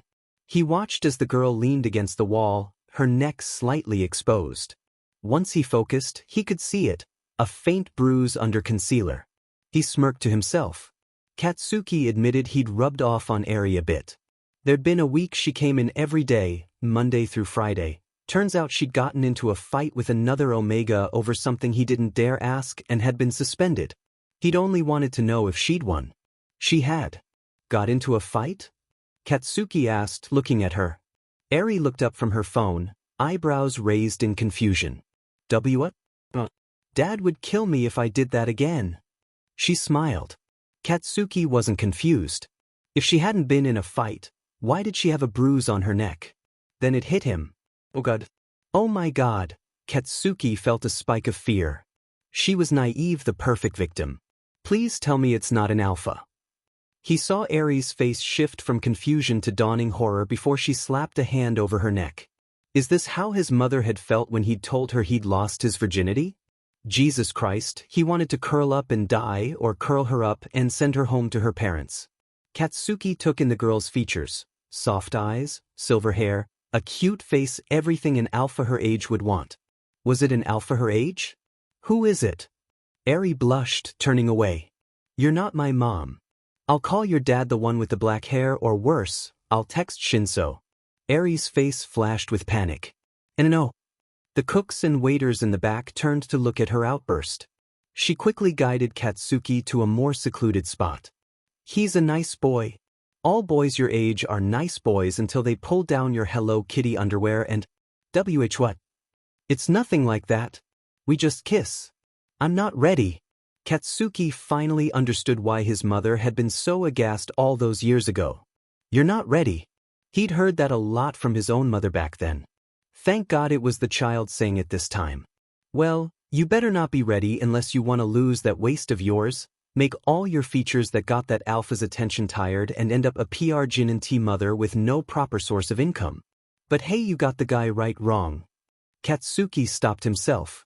Oh God. He had become his mother. He grimaced. Eri's face was stark red. Aye, that's very far off. All we do is kiss. It was the first time we ever. Bullshit. Kissing leaves your lips swollen and your face hot. Gerbanji, and touching leads to hickeys, and after that. There was no touching or doing. He just did it after we agreed to. He has one too. It's like a mating bite in a sense, but without the mating. She looked away, now blushing. Katsuki was appalled. A mating bite without mating? Eri probably hadn't even met her first serious boyfriend yet, and she was talking about mating bites. Geez. Teen love. Kirishima and Mina had met in high school, but hell, they were lucky. Others just ended up with wasted time. What's the BSDRD's name and age? Eri blushed even more, his face looking all soft. God, she was blushing. Just thinking about him. He felt sick. Maybe he should return his mother's calls. Hell, he'd done way worse growing up. His name is Koda, and he's my age. He wants to work on ecological waterways. Katsuki cut her off. I didn't ask you all that. Save it for your high school friends. Eri pouted. Are we not friends? Katsuki opened his mouth to say no, but when he saw her face, he couldn't bear it. Yeah, but I'm your old friend. I'm around the same age as your brother, you know. She huffed. Shinso wears all black and eyeliner like you, but he's way more boring. Especially since all his time goes into these two guys he can't seem to pick between. I think he has a thing for blondes. If you two were introduced more than him just dropping me off, he'd probably be into you too. Eri shook her head. Katsuki raised an eyebrow. I'm loud and obnoxious. Trust me, your brother would not want me. To sleep with me maybe? Eri gagged. Katsuki couldn't believe this girl. She was the one with the hickey. Whatever. Just be safe. And if Koda, Katsuki rolled his eyes at the name, ever does anything to make you uncomfortable, tell someone. Your parents. Anyone. He was breathless when he finished. Minute. I know, Eri said with a small smile. She turned and left as her section was probably ready for the bill. Katsuki needed to get back to work too. Talking to Eri like that made him think of his mother. Hell, he was even thinking of his short time at university. He needed a smoke. Katsuki walked home as usual, passing through the park. A dreadful want lingered in the back of his mind, a want for more. Yet the strings of his past held him back. He felt sick. Why did he still let it? Why couldn't he just let it go, Katsuki? His mother's words from the past shook him, a shiver running down his spine. He reached into his back pocket and pulled out the cigarette box. It was empty. He tossed it into a nearby trash bin and sat on a park bench. Directly in front of him was the children's section. He watched them play, some around 8 or 9, others, toddlers with parents playing pretend. Katsuki held his stomach. He felt sick. He hadn't thought about that situation this deeply in a while. Mina crossed his mind, her bump swollen, her baby kicking. Katsuki had been PR'd in T once. He could remember ever so slightly how it felt. The early stages, the dreadful sickness, the way he swore he could feel the abs he'd worked so hard for soften slightly. He'd gotten rid of it. Obviously. After a strong realization it just wasn't worth it. His future wasn't worth it. Then what had he done? Finished high school, got accepted into university immediately after, then dropped out before the first semester was even complete. He was a failure. He'd run away after that, moving into his apartment, finding a job at the restaurant. Finding a place where his hobby could flourish, fighting anyone, no matter their secondary gender, and beating them. Why did he hold on to it? Knowing it was illegal, knowing one bad slip could land him in jail. Only because he wanted to be strong. To prove he could fight back against an alpha's tricks, the removal of scent patches mid-ring, their scent trying and failing to immobilize him. He could handle it now. Handle his boundaries. Handle himself. Protect himself. Yet, it didn't feel like it deep down anyway. Katsuki would have been done with the 3-year program by now, checking omegas, making sure everything with their secondary gender was cared for, hell, even examining those poor victims' bodies to see if anything had been used against them, if medical research could fight it. He went for his pocket again, forgetting he was out of cigarettes. When did I pick up smoking? He muttered. In middle school he'd gone to bed at 8, read romance novels, studied, and trained for sports. When had it all gone downhill? He knew when. That BSRD. He started wondering if they were to blame. Hell, he'd played a part too. He caught himself and sighed. Hadn't his mother put him in therapy for this? It wasn't your fault. That was the main topic of every session. He felt sour. He growled. His mood probably seeped through his cheap scent patches. He opened his messenger app. Work, Mina, Kirishima, Uraraka, and the guy who got him into the ring. All of them were busy. When had he become so minimal in friends? He had no one to talk to. He got up. He needed cigarettes. He ended up at the same cheap convenience store, bought a pack, paid, and smoked right outside. They didn't care, unlike that place he'd gone with Izuku. He smiled slightly. He probably wouldn't have had to pay if he'd bumped into him. They kept running into each other. The club was the most recent. He remembered how distressed the poor man had been. Maybe he was a good person, not putting on a facade. Hell, Katsuki could use a rich friend. Mina and Kirishima had a baby coming, meaning they couldn't spoil him anymore. And Uraraka? Well, she was courting at the moment. That's how she described her and Toga's situation. Getting spoiled by an alpha who didn't want to F him. That would be nice, convenient. Katsuki wasn't stupid. He knew there was some level of attraction there, though it could just be the man's rut brain. He found his friends attractive, but he wasn't attracted to them just like he wasn't attracted to Izuku. Sure, the man had money and wide shoulders, but Katsuki took a moment to remember his features. Tall, slightly tanned, not like a surfer, more like he spent time outside. Broad chest to match the shoulders. Katsuki remembered how his biceps flexed slightly when he drove, how his thighs looked defined when fighting. Freckles on his face and neck probably all over. Green hair, green eyes, a soothing voice, not too rough, not too soft. A teacher, meaning he was probably good with children. He'd said he helped those in need. Katsuki smiled. That fucker definitely had skeletons in his closet. He was way too perfect. Like some wide-eyed tween had written down their dream man. Katsuki didn't recall seeing a ring on Izuku's finger. How was he not married? He finished his cigarette, feeling lighter, and walked back to his apartment, passing the neighborhood junkie on the way. Inside he felt bored. Should he go out again? He didn't drink much. He was a lightweight. He checked the time. Uraraka's shift wasn't over yet. He scrolled on his phone until dark, then showered and took out the trash. As he tossed the bag, he sighed. Bored out of his mind. Then he saw a familiar car parked outside the neighborhood. Gambling spot, old and run down. Nothing like the place Uraraka had shown him. Did Izuku not want to go back there after what happened? Katsuki felt compelled to go in. The man was never boring, and hell, Katsuki was bored. He walked in and looked around. The usual pool players, blackjack at a table. Then he saw him, seated in a corner, not gambling. Just sitting. Katsuki wondered why a man who also fought underground was just sitting around while people drank and had fun. Obviously Izuku had some sort of wild side craving. Katsuki wanted to seem natural, not like he'd followed him.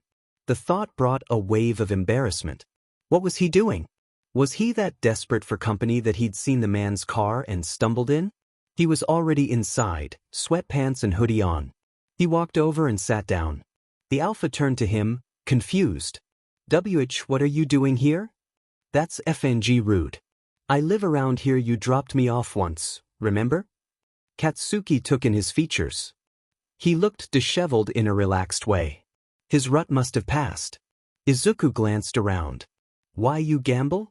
Katsuki didn't gamble unless it was in the ring, where he knew his skill. Here, he didn't know shit. But what excuse could he give? What, you think you know me or something? Katsuki huffed. What was he doing? More importantly, what's your rich butt doing here? You want your car stolen? Izuku kept looking around, anxious, like he was expecting someone. Katsuki recognized it. He wasn't wanted here. Now he just felt embarrassed. I'm here to meet someone important. You should go home. Katsuki was taken aback. The man had never been this off-putting. He was practically running him off. Then again, every time they'd met after the rules talk, it was because Katsuki needed help. Did he not look helpless enough right now? Was that the only thing keeping the man around? The man deserved time to himself. Katsuki knew he could be a bit of an a-hole. He felt rejected. He'd slapped him last time, rightfully so, but still. Why would Izuku want to be around him after that? Katsuki got up and left. Back in his apartment, he was embarrassed and stunned. Embarrassed by the whole situation, stunned he hadn't cussed the man out. Then again, he'd had a bad day. It was 3 in the morning when banging on his door woke Katsuki. And he was said.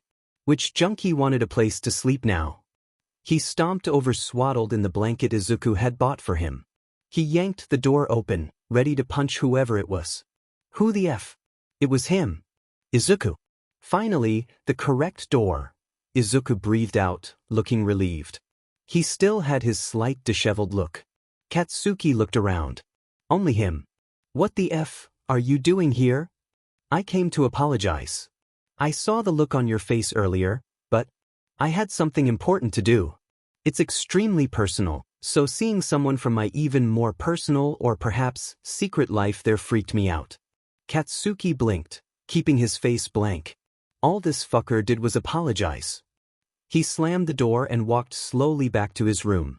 He began thinking. It was a valid reason. Hell, Katsuki told people to leave him alone for far less. Shit, he felt bad. He quickly reopened the door. Izuku was already walking down the steps. Hey! Katsuki called. Izuku turned, a little shocked. You should come in. I have soup. Well, it was what his mom did as a peace offering. Might as well. Izuku came back to the door. Katsuki had already walked to the kitchen, still wrapped in his blanket. He could see Izuku standing by the door. Come in already. Katsuki wasn't easily trusting, not even with alphas who seemed good. But something about Izuku felt trustworthy. Maybe his instincts had finally matured. Izuku crossed the doorway, taking off his shoes, and leaned on the small kitchen counter as Katsuki warmed the soup. They were existing in silence until Izuku spoke. This entire place smells like you. Katsuki hummed. Of course it did. This was where the man lived. He wasn't going to be wearing scent patches. The sickly sweet scent not to your liking? You a floral kind of guy? Katsuki asked, just adding to the conversation, not really caring for the answer either. Katsuki stirred the soup. Is that the blanket I got you? The man dodged the question, but he didn't want to pry. He just registered it as Izuku, disliking the sweet type omega scents. Since his rut had passed, it meant his preferences were probably back to normal and not drowned with mindless hormones of passion. Katsuki kept stirring. Yeah. Think of the soup as a thank you for all the favors. Izuku nodded, watching him. It smells good. Just veg and pigtails with split peas as the base. Pretty simple. Izuku smiled. Simple for you. I can't cook for the life of me. Katsuki looked up, and they made eye contact. He left the spoon in the pot. You can't make soup? That's like the first thing you're taught. Then again, you're an alpha. You're all socialized differently. Izuku hummed. My mom always made sure there was food prepared. I never got the chance to learn, though I never said I don't cook. I just do it badly. Katsuki turned off the stove, leaving the apartment in darkness. He got 2 bowls and a kitchen towel, holding the pot as he poured equal portions. He carried the bowls, with utensils held in between his arms, past Izuku to the hand-me-down couch from Kirishima and Mina, setting them on the table. You gonna stand there or come sit and eat? Izuku sat next to him. Katsuki immediately got up, went to his room, and returned with the blanket still on and an old, beaten laptop. I don't have a TV, so, what do you want to watch? I'm not picky. Izuku said politely as the man opened up the laptop. Katsuki put on his favorite series, one he hadn't caught up on. They watched in silence, asking little questions. So, you have this computer from university? What degree did you do? Izuku asked. Correction, what degree did I drop out of? Katsuki finished his soup and cuddled into the blanket. OAM. It stands for Omega Autonomy Medicine. That suits you actually. I had to do a minor in that for my job. Katsuki hummed. The man was always so well educated. What do you teach, anyway? Izuku did a light laugh, rubbing the back of his head. What don't I teach is the real question. The bowls were now empty. Katsuki went to pick up the bowls, and Izuku rushed to get them instead. I should wash them. You cooked and plated. I don't want you to feel used. Katsuki yawned, rubbing his eyes. Used? This is a thank you. And you're afraid I feel used. Izuku didn't answer, just went to the kitchen and began washing. Katsuki watched him from behind. The man was too dreamy. In a frightening way. Hey, what kind of skeletons do you have in your closet? Izuku finished washing, turned off the tap, and faced Katsuki, arms folded. He looked nice from this angle. Katsuki could admit it now, the man was nice to look at. I've killed before. Izuku deadpanned. Katsuki's eyes went wide. Izuku laughed, shaking his head. I grew up practically in a single-parent household, even though my dad lived there. He was always coming and going. That's basically it. You. Katsuki scoffed. That wasn't funny. You bring a dominant alpha into your home as an omega at 3 in the morning, here he murders people, and see if you laugh. He huffed, yawning at the same time. Izuku tilted his head. You think I'm dominant? A beat of silence. Katsuki replied nonchalantly, well, you aren't SBMSSV.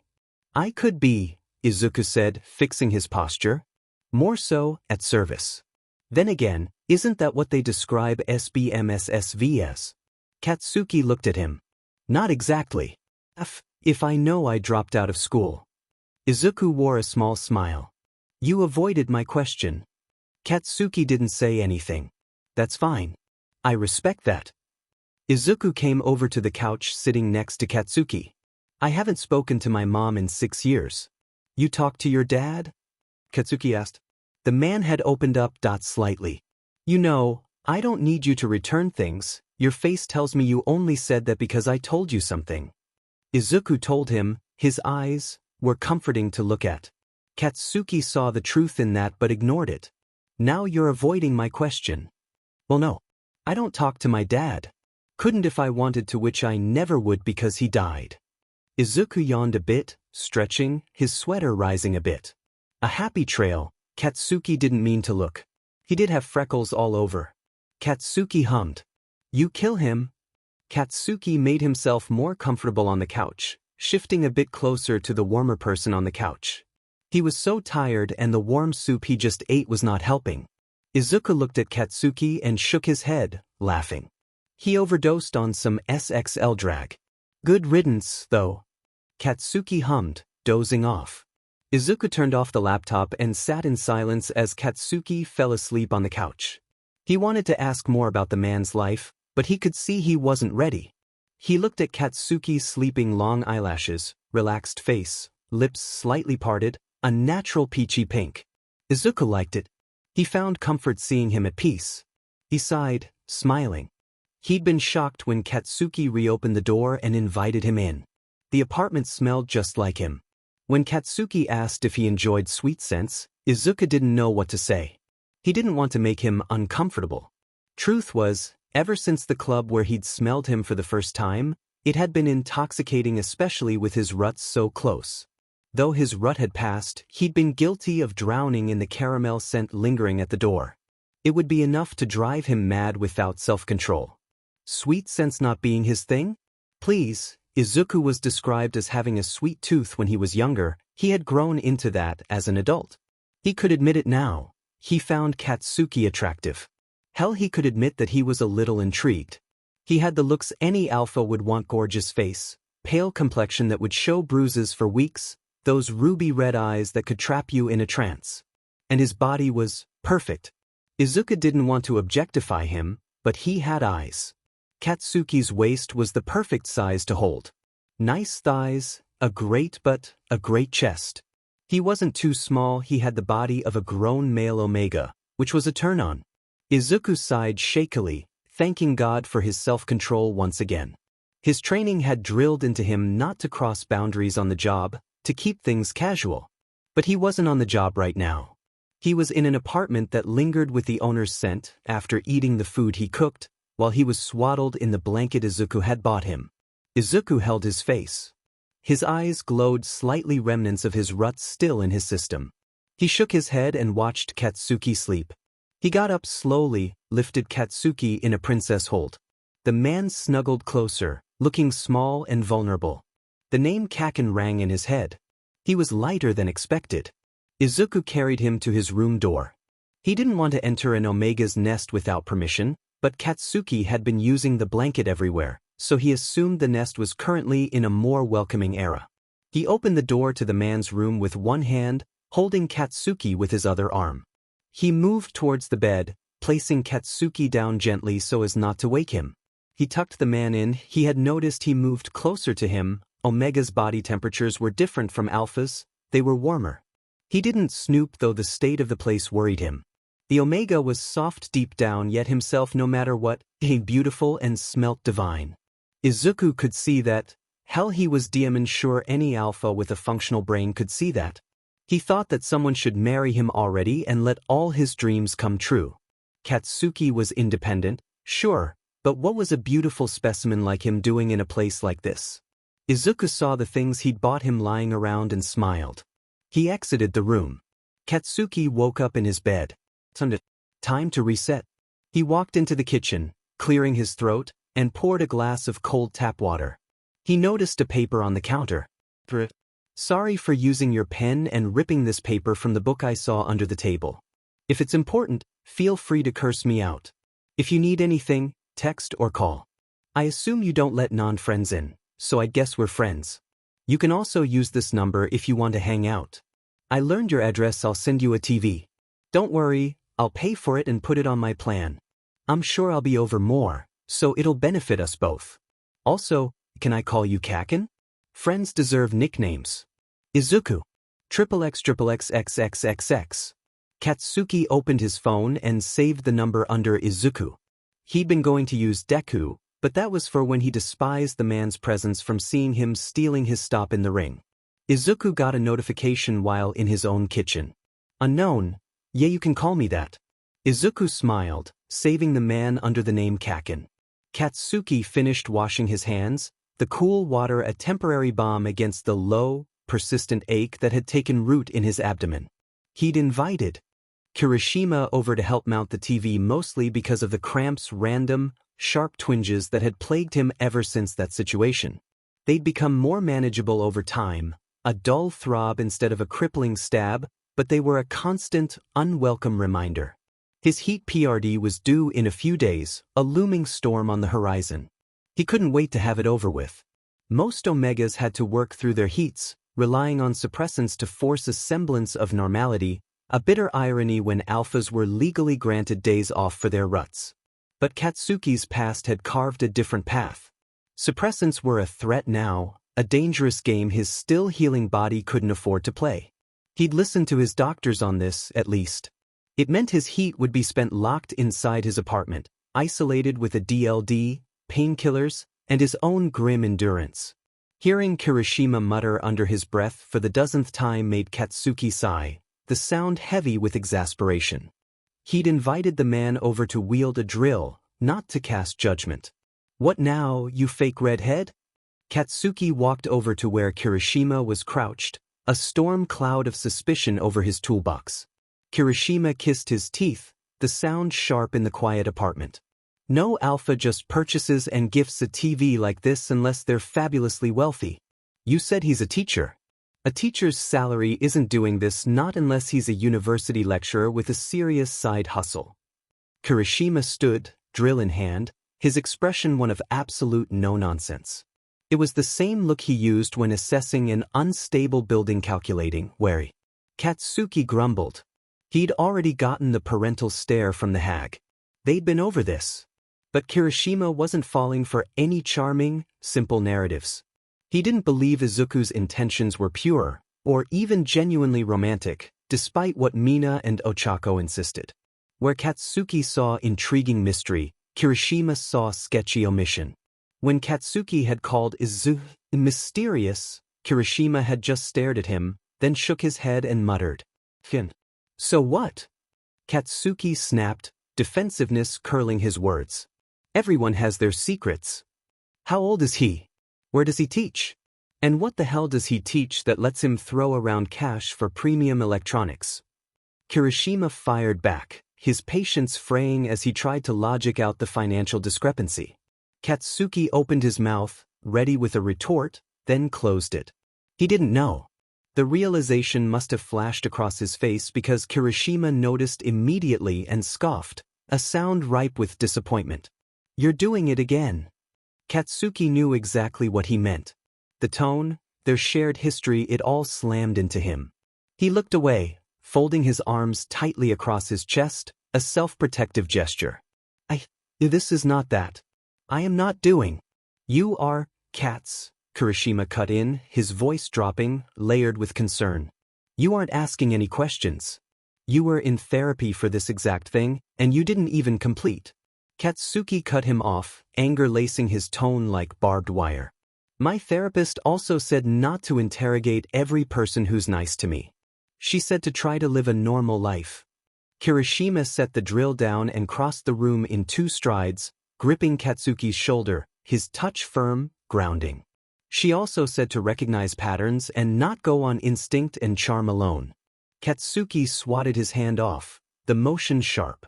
Well, an alpha who constantly pays for things and asks for nothing seems like a pretty DMN good pattern to me. The silence that followed was thick with tension. Kirishima sighed, a deep, weary sound, and Katsuki immediately felt a pang of guilt twist in his gut, sharper than any cramp.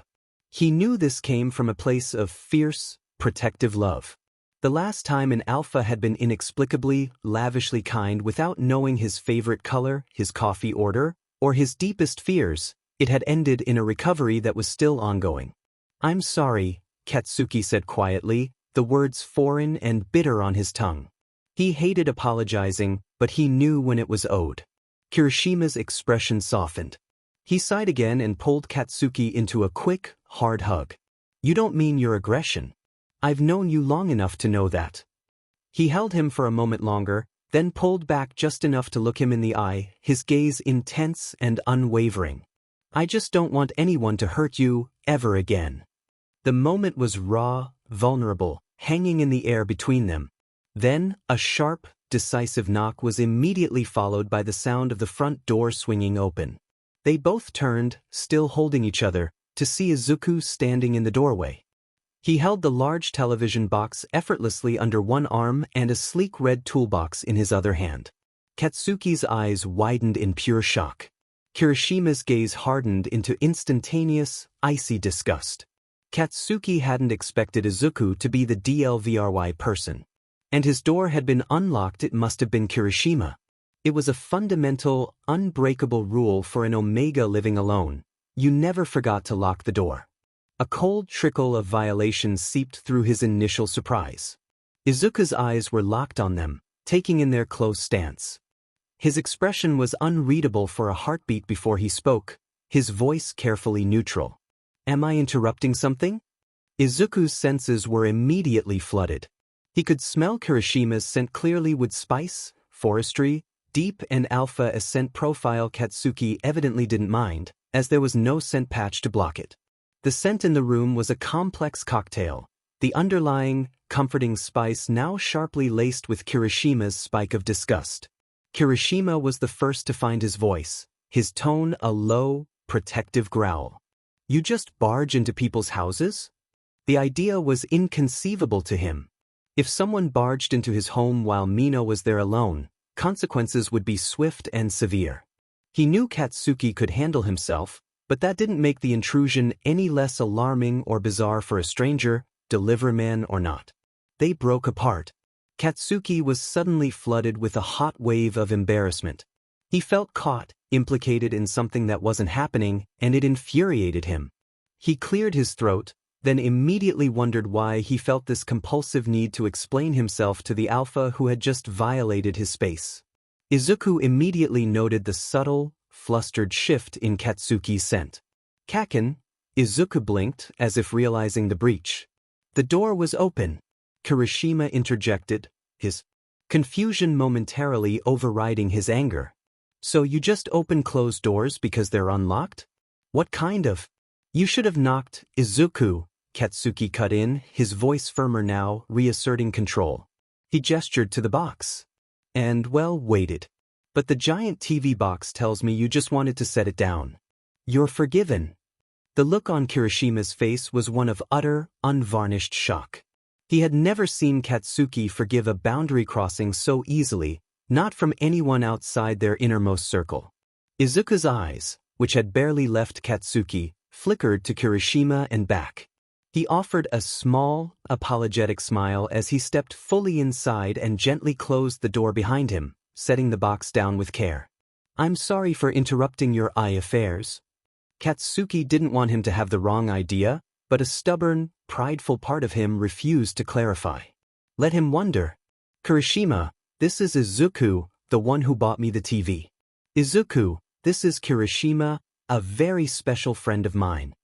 How special? Izuku asked quickly, the question slipping out before Katsuki had even finished speaking. A faint, almost imperceptible smile touched Katsuki's lips before he schooled his features back to neutrality. Hell, he'd be lying if he said he didn't like feeling a little chased, even if it was just superficial attraction, a game with no real stakes. Just special, he replied, his tone leaving it deliberately ambiguous. Kirishima turned to look at him, their eyes meeting in a silent, frantic conversation only decades of friendship could translate. What are you doing? His gaze screamed. Izuku cleared his throat, breaking the silent exchange. He explained that since the TV was on his DLVY plan anyway, he'd thought it best to mount it himself. Katsuki nodded, his own walls firmly back in place. Kirishima's got it. He knows my preferences. But you can stick around for the setup. The offer was casual, but the undercurrent was a test of Izuku's intentions, of Kirishima's suspicions, and of his own confusing, guarded curiosity. Katsuki moved to the fridge, pulling out ingredients with a focused determination.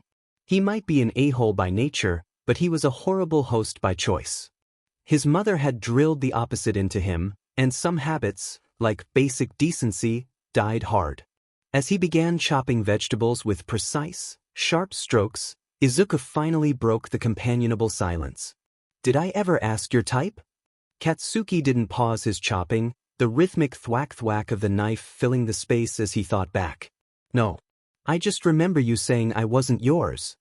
The memory was clear, a casual dismissal that had oddly stung at the time. Izuku hummed, his gaze flickering briefly to Kirishima, who was a silent, observant statue across the room, before settling back on Katsuki. So, what is your type? His voice was gentle, devoid of any malice, just a soft, genuine curiosity. Katsuki's knife stilled for a second. What the f was his type? His track record was a short, brutal list. Kirishima, the BSRD who'd gotten him P-Arginine, and that one Omega whose face was now a blur. They were all wildly different, yet they shared one glaring commonality.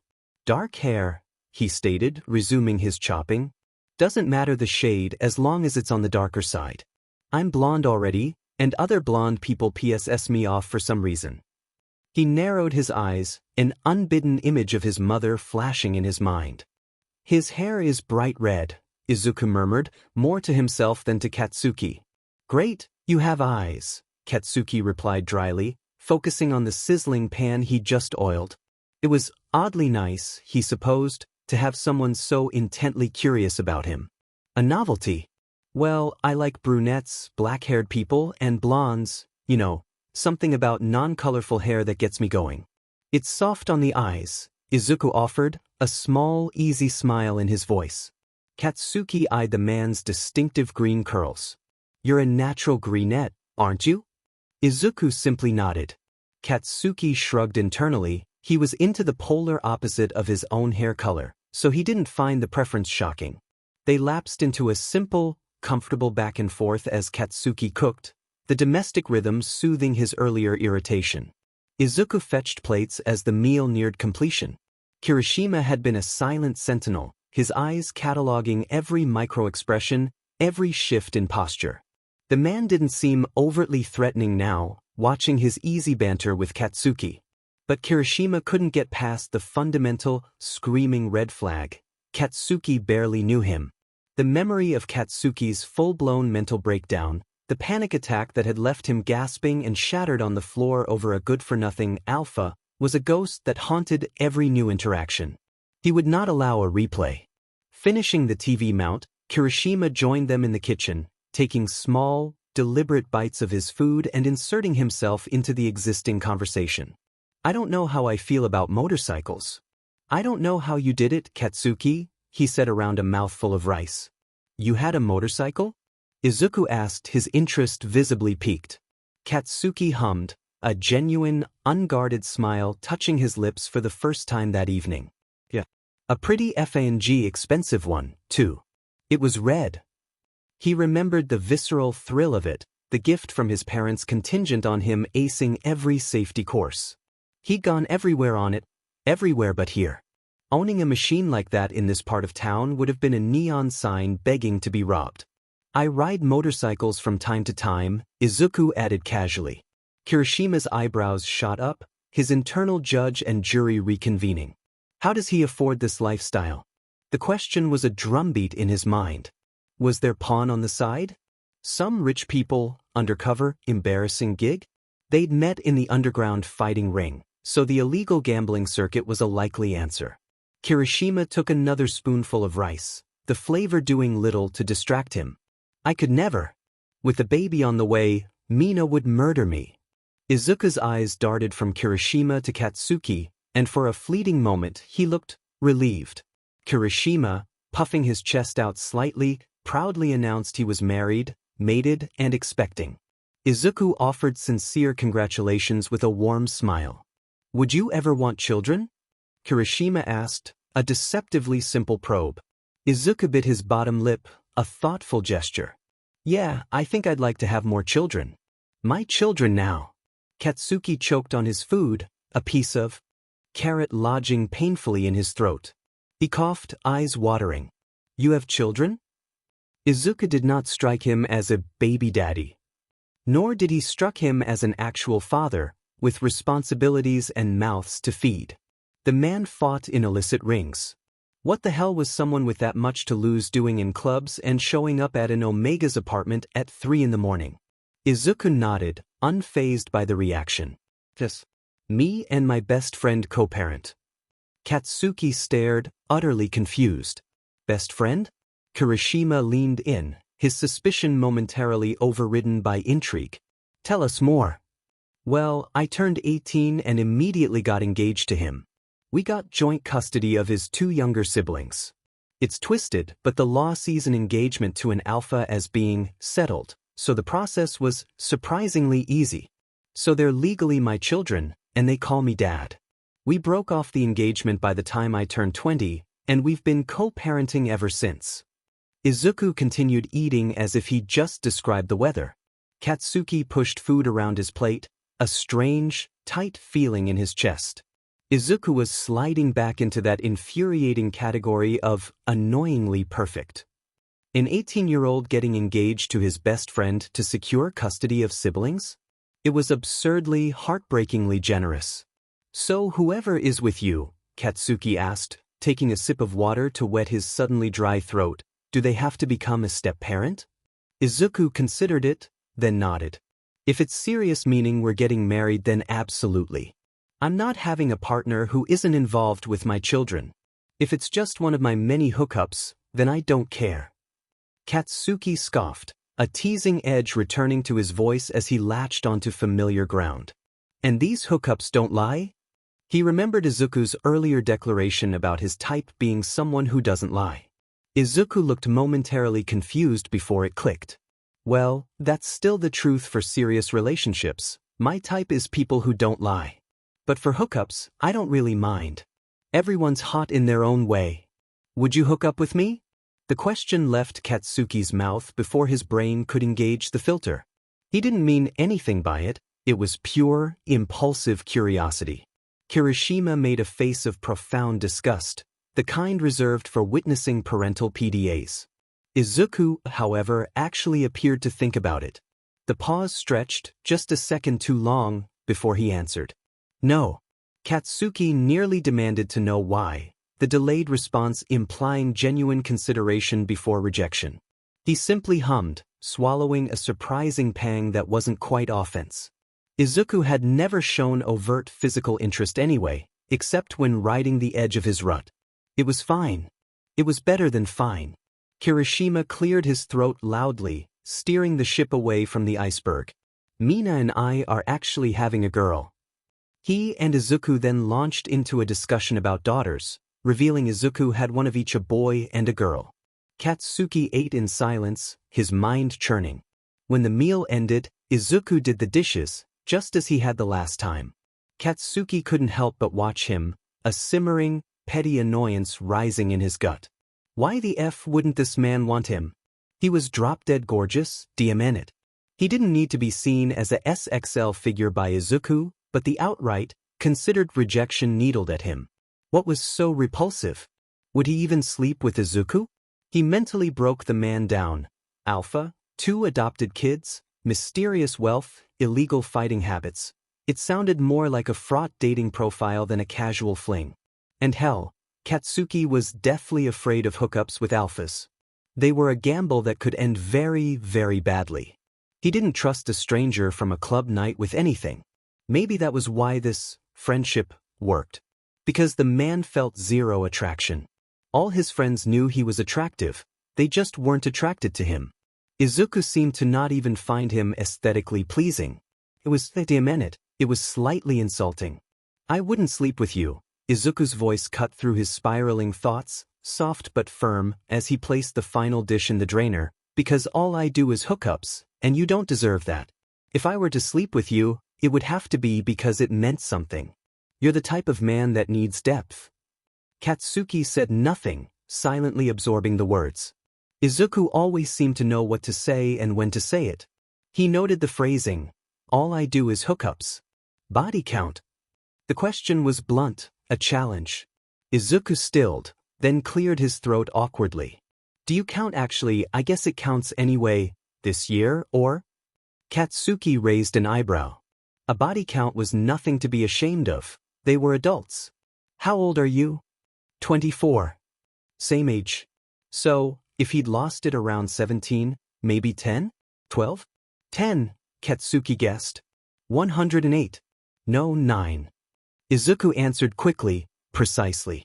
Katsuki's brain short-circuited. He didn't want to do the math. Well, that's disgusting.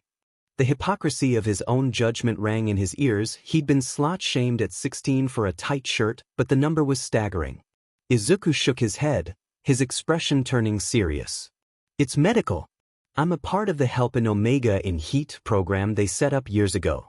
I've been paired with 6 Omegas every 2 months since I turned 21. I admit I gained SXL fulfillment from it too, but only 1 out of the 109 wasn't medical or prearranged. The pieces slammed together. Katsuki knew about that program, a necessary, heavily regulated service for Omegas with debilitating, medically recognized heats. It was all paperwork and clinical scheduling. He hadn't expected this. The man's habitual helping of Omegas wasn't just charity, it was active, physical participation.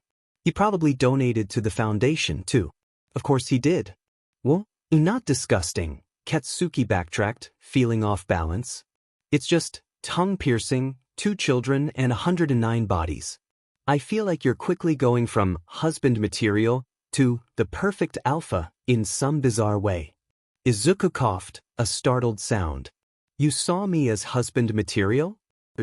Handsome, generous, caring, educated on Omega issues and bodies, actively working for Omega welfare. Hell, it was a checklist. Maybe that was why he was unmarried. He'd dedicated himself to a cause a committed man couldn't fully serve. Katsuki also realized, with a jolt, that Izuku had never asked for his body count. Gentlemanly. My body count is 2, Katsuki offered, the admission feeling small in the wake of Izuku's confession. Izuku's face curled into genuine confusion. But you're so slutty looking? Katsuki cut him off. He hadn't reinserted his piercing since the club, but his style, his build, they invited assumptions. Beautiful. Izuku said the word like it was a simple, irrefutable fact. Like it meant nothing. Katsuki hadn't heard that one in a while. Not like that. Heat rushed to his neck, a treacherous warmth. He wasn't wearing scent patches in his own home, but his preheat state meant blushing could spike his scent. He fought to stay calm. Hearing "you're beautiful" from an alpha who had made a habit of careful, consistent kindness, it made something in his chest swoon. Slightly. He gulped, his composure cracking. I thought I wasn't your T-type. The DMN stutter was back. He could smell his own bashfulness, a sweet sharp tang in the air. He prayed Izuku couldn't. As for Kirishima, he didn't give a DMN about him. Izuku's eyes were locked on his face, intense and focused. I have eyes. And I meant that. In depth, as in. Izuku liked his lips, then abruptly cleared his throat, his hand coming up to cover his nose. He looked like he was fighting something and winning, tightly controlled. Can I use your bathroom? Katsuki simply nodded, mute, as Izuku practically fled the kitchen. Good. Katsuki dragged his hands through his hair with a frustrated groan. He was mortified. Kirishima stood up, taking in his friend's state, and burst into loud, unbridled laughter. Your face is so red. Minute. Katsuki knew he was pale. It was a fact he usually didn't mind until moments like this, when it became a blatant, glowing billboard for his embarrassment. It meant Izuku had seen every shade of it. He was more than ready for the man to finish setting up the TV and leave. The fragile equilibrium of their strange friendship felt cracked, and the air was still thick with the scent of his own flustered reaction and the ghost of Izuku's restraint. Izuku had quickly set up the TV and left after receiving an urgent, muffled phone call, his expression tense. Kirishima and Katsuki were left in the quiet living room. The only sound was the low hum of the appliance. They flipped idly through the channels and streaming apps, the glow of the screen cutting through the dim light. I still don't trust him, Kirishima muttered, breaking the silence. He crossed his arms, the fabric of his shirt straining over his shoulders. Something just seems off. Katsuki rolled his eyes, slouching deeper into the couch. You're a fireman. Leave being suspicious to the people that get paid for that. Kirishima shot him a look, unamused. And you're a waiter who dropped out of school. Your expert opinion on trust is noted. Katsuki opened his mouth, ready with a retort, then snapped it shut. Touché. Kirishima had won that round, and the slight, smug grin on his friend's face was proof. A sudden, jarring notification banner from a news channel slid across the top of the screen. Katsuki, acting on reflex, clicked it. His heart seized a stunning woman filled the screen, and for a disorienting second, he thought it was her. The resemblance shattered as his focus cleared. The woman's hair wasn't that familiar, the striking blue-black. It was a true, deep jet black, tied in an elegant, high ponytail. It was Momo Yaoyorozu, the reporter. An alpha, and a stunning one at that. Hell, probably the most beautiful he'd ever come across. He shuddered at the thought. He felt small all of a sudden. The brief, jarring similarity left him unsettled. Next to him, Kirishima had gone statue still, his focus locked on the screen as if waiting for a bomb to detonate from Katsuki. Katsuki wanted to change the channel, to shut out the world and its problems, but his finger hesitated on the remote. It was the news and it was just Momo doing the report. Then Yaoyorozu began to speak, her voice calm yet grave. Breaking news. A popular RDC dancer, Himiko Toga, formerly employed by the nightclub Gentle Stockton, died earlier today. According to initial reports, Toga was with an alpha identified as Ochako Uraraka at the time of the incident. Witness statements indicate that Toga suddenly began experiencing severe distress despite no visible obstruction. Uraraka reportedly left the room to seek assistance immediately. Emergency services were called, and Toga was transported to the hospital, where she was pronounced dead en route. Investigators later discovered multiple injection marks on the victim's body, leading authorities to suspect the involvement of illicit substances. A medical examination of Uraraka revealed no such marks. She has since been taken into custody by the UOA police station for questioning as the investigation remains ongoing. Officials have not yet released a cause of death and urge the public to refrain from speculation while forensic results are pending. The air in the room turned to ice. Kirishima's eyes widened. Katsuki felt his own pulse hammering in his temples, a deafening rhythm of dread. Toga, Kirishima whispered, the name hanging in the charged air. Then he scrambled off the couch, patting his pockets frantically. Mina, I have to get to Mina. She knew Himiko too, some dance class dash. She can't get overwhelmed, not while she's PR'd. His movements were jerky, panic setting in. Katsuki only managed a low hum in response, his mind reeling. He had just seen Toga a few weeks ago at the club, laughing that high, giggling laugh of hers. The memory clashed violently with the clinical report of injection marks and a body pronounced dead in an ambulance. He fumbled for his own phone, his fingers clumsy. He called her number once, twice. Each time it rang out before going to a generic voicemail. A cold knot tightened in his stomach. UOA police station? He'd never even heard of it. Demon it, he hissed, bringing a thumb to his mouth to worry at the nail, a childhood habit he'd never quite broken. The front door opened and shut softly. Izuku stepped back into the living room, but the man who left was not the one who returned. He looked utterly defeated, shoulders slumped, his usual vibrant energy replaced by a heavy, silent dread. His eyes, when they met theirs, were shadowed. Then it hit Katsuki the urgent phone call Izuku had received just before the news broke. The caller had said he knew Toga, hadn't he? Before Katsuki could form the question, Izuku shook his head slowly, as if trying to dispel a nightmare. His voice was hollow, barely audible. I need to go, he said, not looking at either of them but through them, toward some urgent, terrible summons. Right now. The three of them stood frozen in a triangle of shared shock, the cheerful, irrelevant murmur of a following commercial from the TV. The room was freezing, its blacked-out windows veiled in a creeping frost. Ochako had never had any reason to step foot into a police station, much less this facility. United Omega Authority. The name itself felt cold, institutional. She hadn't known a place like this existed, a stark oversight that now felt like a personal failure. It was her own fault for never diving into the deeper, darker realities of Omega's security and state intervention. The place seemed oppressively new. The paint was stark and unblemished, the floors gleaming under harsh lights without a single scuff to show history or habit. She had consented to the lie detector test. She wasn't guilty. But the dryness in her throat had nothing to do with guilt and everything to do with a growing, sickening dread. Her mind kept replaying it. She had decided to eat Toga out as she always did before they went further. It was a ritual of tenderness. Toga had seemed to be enjoying it, her usual breathy giggles softening into sighs, before the sounds had twisted into awful, wet gasps. It was strange. Horribly, viscerally strange.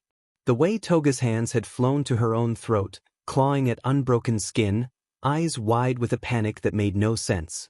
Ochako didn't participate in breath play she never had with Toga. She wanted it to be vanilla, gentle and pure, a sanctuary to show Toga she was as delicate and cherished as Ochako always promised she was. She had seen them place the oxygen mask over Toga's pale face in the ambulance, a fleeting image of urgent care that had, until this moment, allowed a sliver of hope to persist. Ochako was certain Toga had survived. She had known about Toga's recreational drag use, but it was a predictable pattern, the same substances in the same rhythms. Nothing that should have led to this. The door hissed open. The same masked man entered, this time holding a tablet. He sat across from her, the sterile metal table between them, and finally removed his mask. He was an alpha, blonde, his expression one of detached efficiency. He pulled up her results on the tablet, his hands sheathed in black gloves that seemed designed to leave no trace, no human contact. Your results came back in a positive light, he stated, his voice devoid of inflection. We searched the domicile and found a small box with your name on it. Inside was a gem, biocrafted from the Omega's blood. Our analysis shows no traces of illicit substances within it, indicating it was created during a PRD when her blood was pure. Ochako cut him off, a sharp, desperate edge in her voice. This clinical inventory felt grotesque. Where is Himiko? What hospital is she in? I need to see her. The man didn't blink. Ma'am, the gravity of this situation is beyond your current clearance. Himiko Toga has been transferred to our medical science division for post-mortem analysis. As she has no registered next of kin, the authority has assumed custodial rights. The words post-mortem hit her like a physical blow, but it was the cold bureaucracy that followed that ignited something raw and feral. I'm her family. Ochako's voice cracked, leaning forward. I could claim her, I could. Not on any legal record. It is illegal to release remains or information to any individual without a legal or biological claim. Had you been married or even mated, the circumstances would be different. Had you been mated? The finality in his tone was absolute. The last thread of hope she hadn't even realized she was clinging to snapped. She's. The word wouldn't form. It lodged in her shattered throat, but her body understood.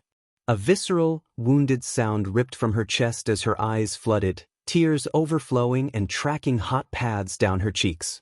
The grief was instantaneous and total, a tsunami that obliterated all else. She was on her feet before she knew it, slamming her bare palms on the metal table with a bang that echoed in the sterile room. The alpha across from her didn't flinch, didn't move a muscle. He simply pressed a button on the desk. Code green. Impending alpha rampage. Request sedation and additional security. The clinical announcement over the intercom twisted the grief into white-hot rage. She choked on her tears, the sobs mingling with a building roar. This was all he had to say? Himiko was gone, had died in terror and pain, and they were talking about custodial rights and postmortem analysis? Treating her vibrant, laughing Omega like a specimen, a problem to be contained and studied. A low growl rumbled in Ochako's chest.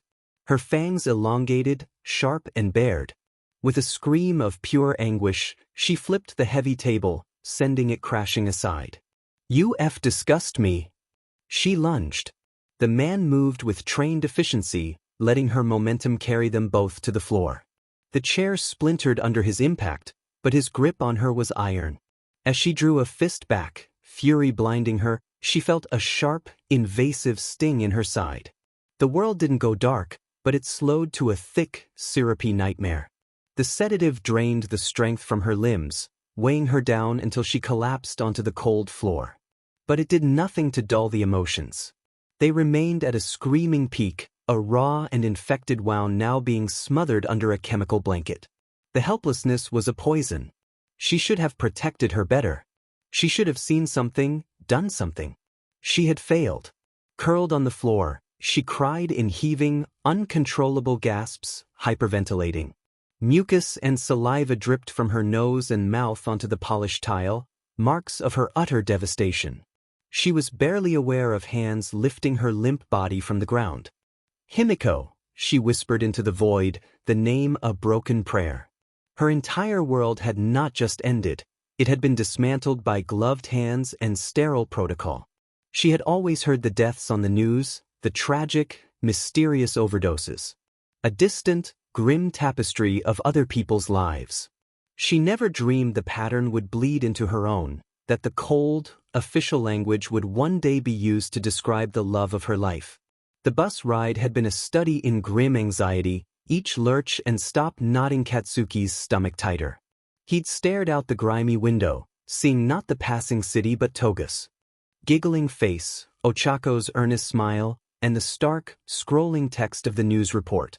The UOA facility wasn't marked like a normal police station. It was a sleek, modern block of gray concrete and mirrored glass, sitting with impersonal authority on the edge of the business district. It felt less like a place of public service and more like a corporate fortress. Pushing through the heavy, silent doors, Katsuki was met not with a bustling precinct desk, but with a sterile, minimalist lobby. The air was filtered and scentless, aggressively neutral. A uniformed beta behind a plexiglass window looked up, her expression one of detached efficiency. "I'm here for Ochako Uraraka," Katsuki stated, his voice harder than he intended. She was brought in for questioning. The beta's eyes flickered to a monitor, her fingers tapping on a silent keyboard. Name and relation? Katsuki Bakugu. Friend. The word felt inadequate, but coworker who might be the only person currently giving a DMN, and basically her family member wasn't a standard option. Another tap. The pause. "Ms. Uraraka is still in with the investigators. You may wait." She gestured with a nod towards a seating area, a cluster of hard, plastic chairs in a stark white room with no windows, only a series of official-looking posters about Omega rights and regulations. The door she'd nodded toward was heavy-looking, with a keycard scanner beside it. Katsuki took a seat, the plastic cold and unyielding even through his jeans. The silence was oppressive, broken only by the faint, distant hum of ventilation. "Waiting to make sure my friend isn't a sick and twisted alpha." The thought, now given space in the quiet, bloomed into a full-fledged nightmare. She wouldn't be, right? Gentle, stubborn, fiercely protective Ochako, who always rounded up the assholes who spoke to him badly, who cried at actively protected Eri, who educated young alphas. She couldn't be. But a colder, more rational voice whispered back. You met her in high school. The same high school where... His breath hitched. The memory wasn't a picture, it was a sensation, a feeling of helpless dread, the particular shade of paint and glass artistry, the expensive hallway leading to her room, the muffled sounds from a closed door that everyone pretended not to hear. His legs began to bounce, a frantic, nervous tremor. What if she was? What if that bright, unwavering kindness had been a mask, or had curdled into something else under pressure? The system here, this cold, scentless place, it wouldn't care about her smile or her personality. It saw an alpha alone with a dying omega. It saw injection marks. It built narratives from the worst possible evidence. FING alphas. All sick and twisted. The old, bitter maxim, born from his own deepest wounds, rose like bile in his throat. Was Ochako an exception to that rule, or was she just another proof of it? The doubt was a physical poison, spreading through his veins. He couldn't sit. The sterile air was suddenly suffocating, pressing in on him from all sides. His heartbeat wasn't just in his ears now, it was a frantic drum against his ribs, a trapped bird trying to escape. A surge of pure, animal panic overrode his intent. He wasn't waiting here to possibly witness the confirmation of his worst fears. He couldn't. Before he was fully aware of moving, he was on his feet. His body was operating on a primal instinct to flee the source of the terror. The quiet shush of his jacket against the plastic chair was alarmingly loud. He turned, his movement stiff, and walked back toward the lobby doors, his pace quickening with each step. The rational part of his brain screamed that he was here for Ochako, that she needed someone, but it was drowned out by the roar of remembered trauma and present-day dread. He pushed back out into the late afternoon air, the city sounds feeling assaultive after the tomb-like quiet inside. He stumbled toward the bus stop, his vision tunneling. He braced a hand against the plexiglass shelter, head bowed, as the first wave of hyperventilation hit him sharp, shallow gasps that didn't bring enough oxygen, each one whistling painfully in his tight chest. He had come to offer support, to be a fixed point in a friend's crisis. Instead, the ghost of his own past and the grim, impersonal machinery of the UOA had conspired to remind him. In stories like these, there were rarely heroes. Only victims and those accused of making them. And he was terrified to find out which category Ochako now occupied.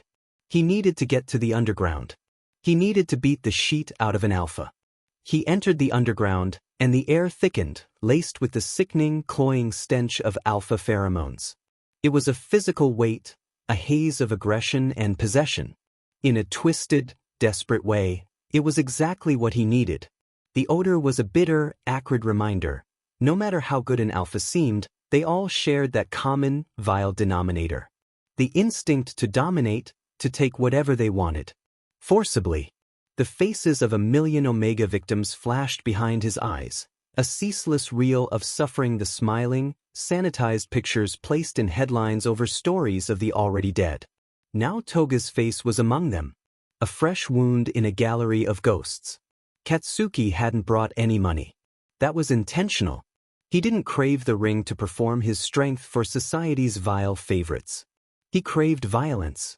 Pure, unadulterated violence. He didn't want to prove he was stronger, he wanted to tear into them, to let them know they were just as capable of becoming a headline. He moved through the crowd, a current of fury in a sea of depravity. His scent, unprotected by patches in his frantic grief, cut through the miasma. His usual warm caramel now smelled of something burnt, sharp and bitter, like charred sugar and smoke. He bumped into bodies, no, not people. Disgusting, power-hungry creatures. What was the purpose of an alpha's existence? Society had branded the lesson into him about his secondary gender. They were instruments for species longevity, tools of production. FING alphas. Their lives were so easy. Too easy. His heart was a frantic drum against his ribs, a relentless percussion of anxiety and rage that had fused into a single, driving beat. Then he smelled it.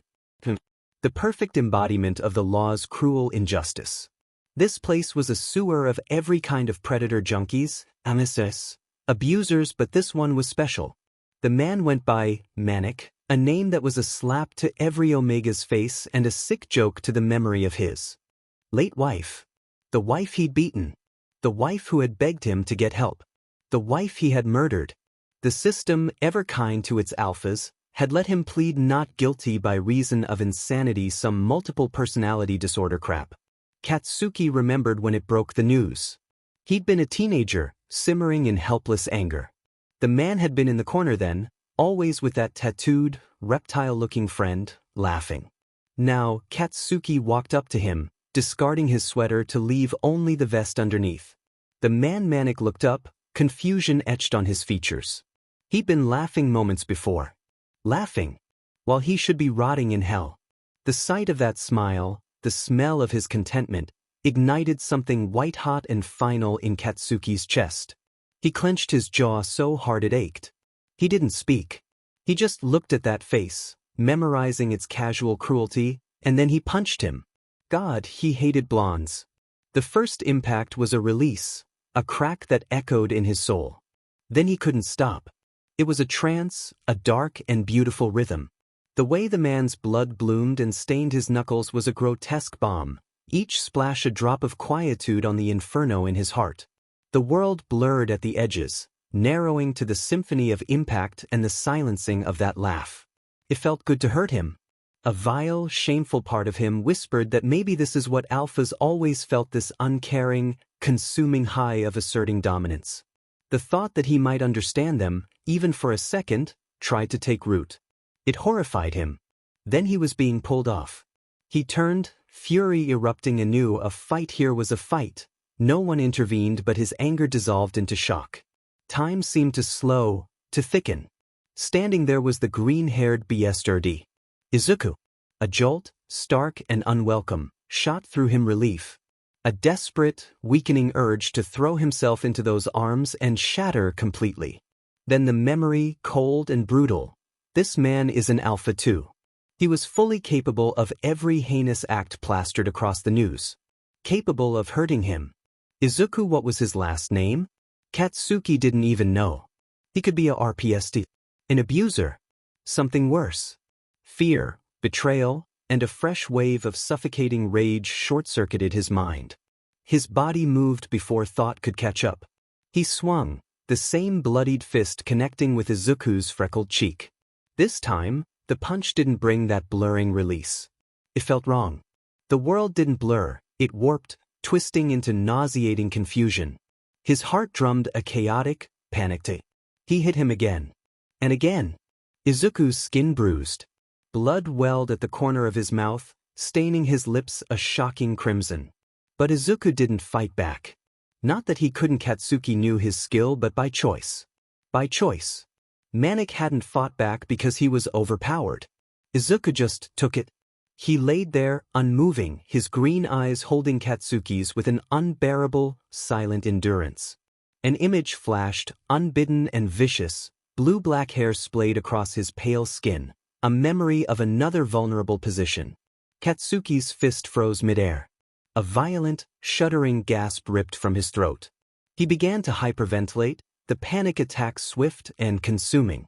He was barely aware of being guided, not dragged, but firmly led into a grimy bathroom stall.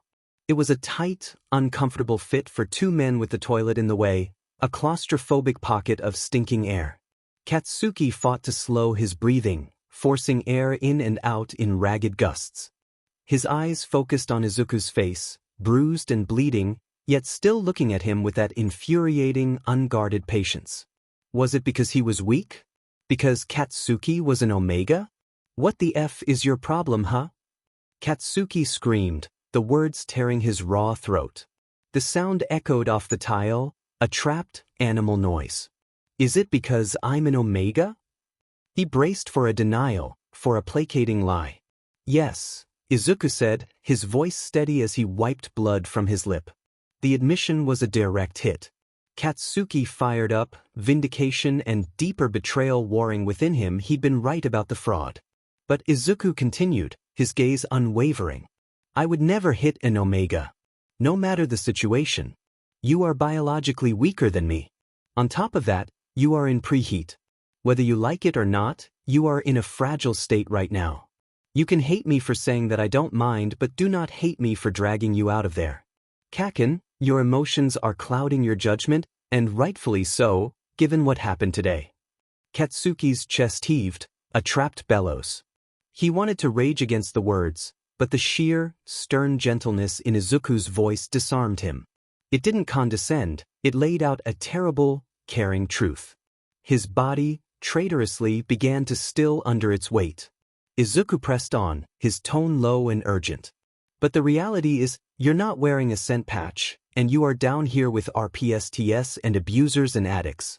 Of course you smell burnt, bitter, but there's an underlying scent of that sickeningly sweet preheat pheromone. It got stronger when you were sweating, punching that man. It's the kind only alphas can pick up on, even through the anger. The world is sick, Kaken. You are not in a position where you could fight off an alpha's pheromones. I'm not going to leave you here, physically and mentally vulnerable, in a pack of starved wolves. Please understand me. Something warm traced a path down Katsuki's cheek. He touched his face, his fingers coming away wet. A tear. It brought only a wave of cold, profound dread. He took a deep, shuddering breath, trying to lock it all inside, but as he exhaled, it broke into a choked, ragged sob. And then the dam crumbled. He cried, not silent tears, but great, heaving wails that shook his entire frame. It was the raw, wordless crying of a toddler overwhelmed by feelings too big for language, lost and waiting for a comfort he was too proud to ask for. He saw Izuku move closer and instinctively shrank back, hitting the cold wall. Izuku stopped, then simply held out a hand. Not demanding, just present. When Katsuki didn't flinch away again, Izuku's cold fingers chilled from the environment gently cupped his chin. The touch was startling in its certainty. Katsuki hiccuped, more tears overflowing. Izuku's brow furrowed with concern, his thumb gently stroking Katsuki's cheekbone. His voice dropped to a whisper, softer than anything this grimy place had ever heard. Was I too stern with you? The hand on his chin shifted, moving to cradle his cheek in. A feather-light, soothing caress. The touches were deliberate, grounding. Katsuki's mind screamed at him to stop feeling so much, to regain control. He was so tired of this vulnerability, this weakness, but his body wouldn't obey. He felt flayed open, exposed to the marrow. Yet, Izuku's touch didn't burn like salt in a wound. It was more like ice, a numbing, preserving cold that held the shattered pieces of him together, just for this moment. Like meat in a freezer, kept from complete ruin. See, calm me down, Katsuki begged, voice shattered. Use your scent. He wanted the tears to stop, the storm to end. He knew the biology of it, and alpha's calming pheromones could forcibly soothe an omega's distress. He'd take that synthetic piece over this raw unraveling. He felt Izuku begin to pull his hand away, and a spike of panic seized him. Without thinking, Katsuki's own hand flew up, clutching Izuku's, holding it desperately against his own face. Kaken, Izuku murmured, pain in his eyes. Mentally, you're not in a place where you actually want that. Last time in the park, you sternly said, I know what I said. Katsuki shouted, pushing Izuku's chest harshly, even as he clung to his hand. Izuku's back thudded softly against the opposite wall, but he showed no anger, only that endless patience. Katsuki stared at him, at the drying blood, feeling a new kind of desperation. Why wouldn't he just listen? Then he remembered. Their conversation at the club. A desperate bargain formed in his breaking mind. I'll let you hold no touch me. If you do it. He saw it, the immediate, instinctive flash in Izuku's eyes, a burst of bright green in the dim stall. A subtle tension in his frame. The alpha in him had noticed the offer, the underlying scent calling out. For a second, Katsuki thought he'd struck a bargain. But Izuku closed his eyes.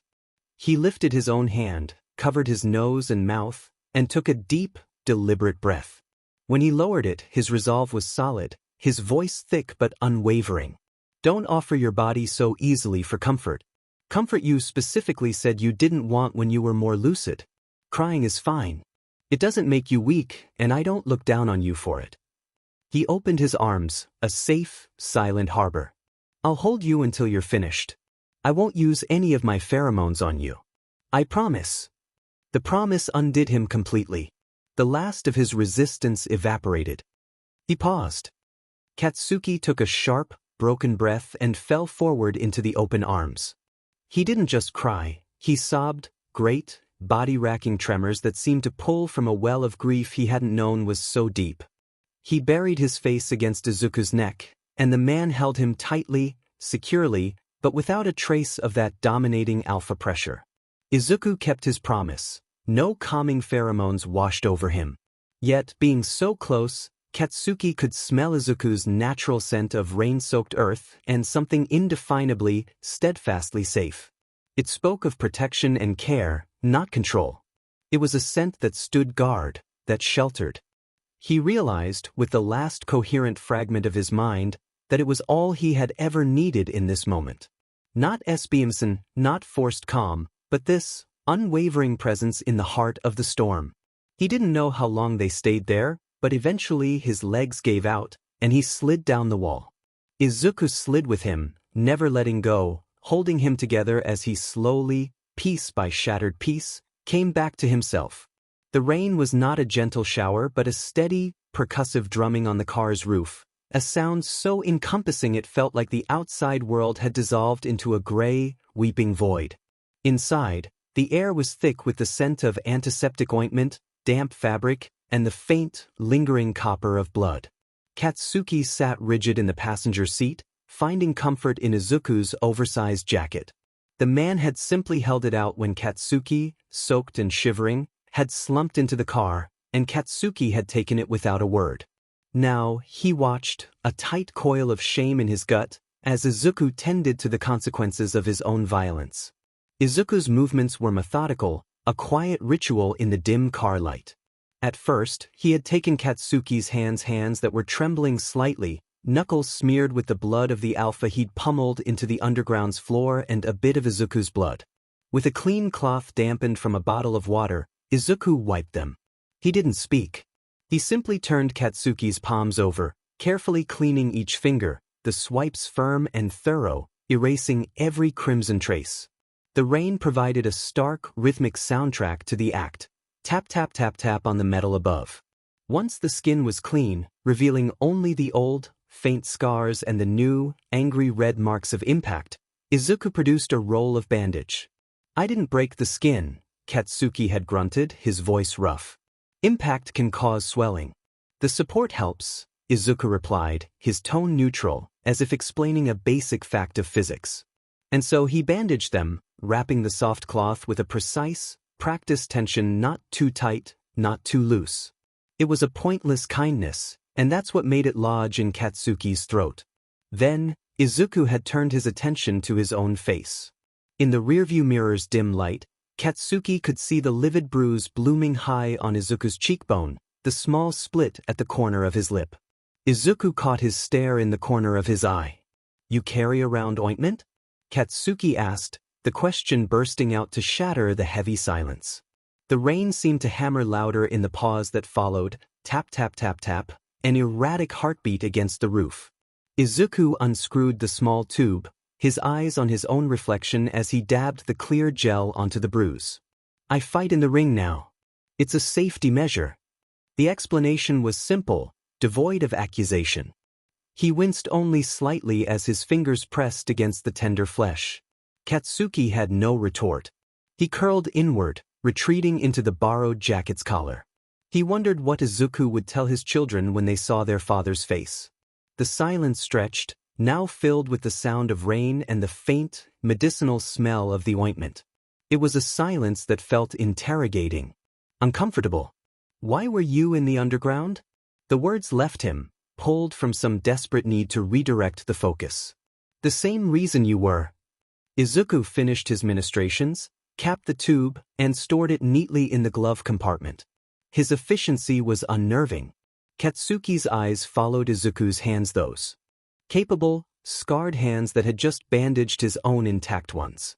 They were the hands that had pulled him back from the edge, held him together as he fell apart. The memory was a physical ache, different from the throb in his knuckles. He never understood other Omegas being so attached to an Alpha. Even if they weren't together, he knew he felt attachment toward those within his circle, but it never left him feeling like this. The sense of his thoughts spiraled to Uraraka, the one he abandoned in the chaos. Uraraka is fine. Izuku's voice was a calm anchor in his rising tide of guilt. He settled back, the driver's seat creaking softly. Exonerated. No involvement. She's with Kirishima and Mina. He turned, and in the green of his eyes, Katsuki saw a fatigue that mirrored his own. I went to find you there first. When you weren't, a slight, knowing tilt of his head. I knew you would be here. The information was a relief, but it was immediately overshadowed by a sharper, more insistent alarm. Kirishima's voice was a phantom whisper in his ear. You don't ask enough questions. How do you know where they live? Katsuki's tone was brittle, an attempt to claw back some control. And I thought you went to the underground to punch an Alpha, not on a FNG search party for me. A ghost of a smile touched Izuku's lips, cracking the dried blood at the corner. Kirishima gave me his address. Wanted me to have it. He paused, the smile fading. And I never said I was looking for you, Kaken.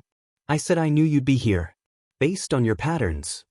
What pat? Katsuki began, irritation flaring. Running. Izuku's interruption was soft, but it hit like a physical blow. You run from what hurts you.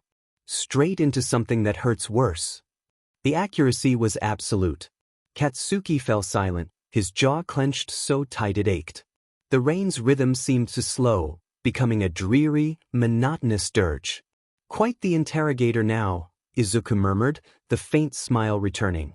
He reached across the space, his movements sure, and pulled the seatbelt across Katsuki's chest. The click was deafening in the quiet. Gonna ask me my favorite color?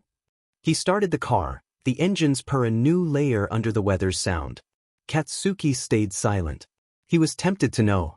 No more about the man he broke apart in front of. What is it? Katsuki asked, turning to watch the wipers push sheets of water off the glass. Red and green, Izuku said, easing the car onto the slick, gleaming street. He didn't seem shocked by the intrusion of privacy, as Katsuki would call it. He seemed to enjoy it. The tires hissed on the wet asphalt.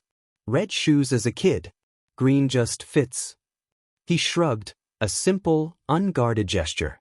Mine's orange, Katsuki offered, the normality of it surreal. Red's good on me. But orange, it sticks out. Izuku hummed. I know. The two words hung in the humid air. Oh.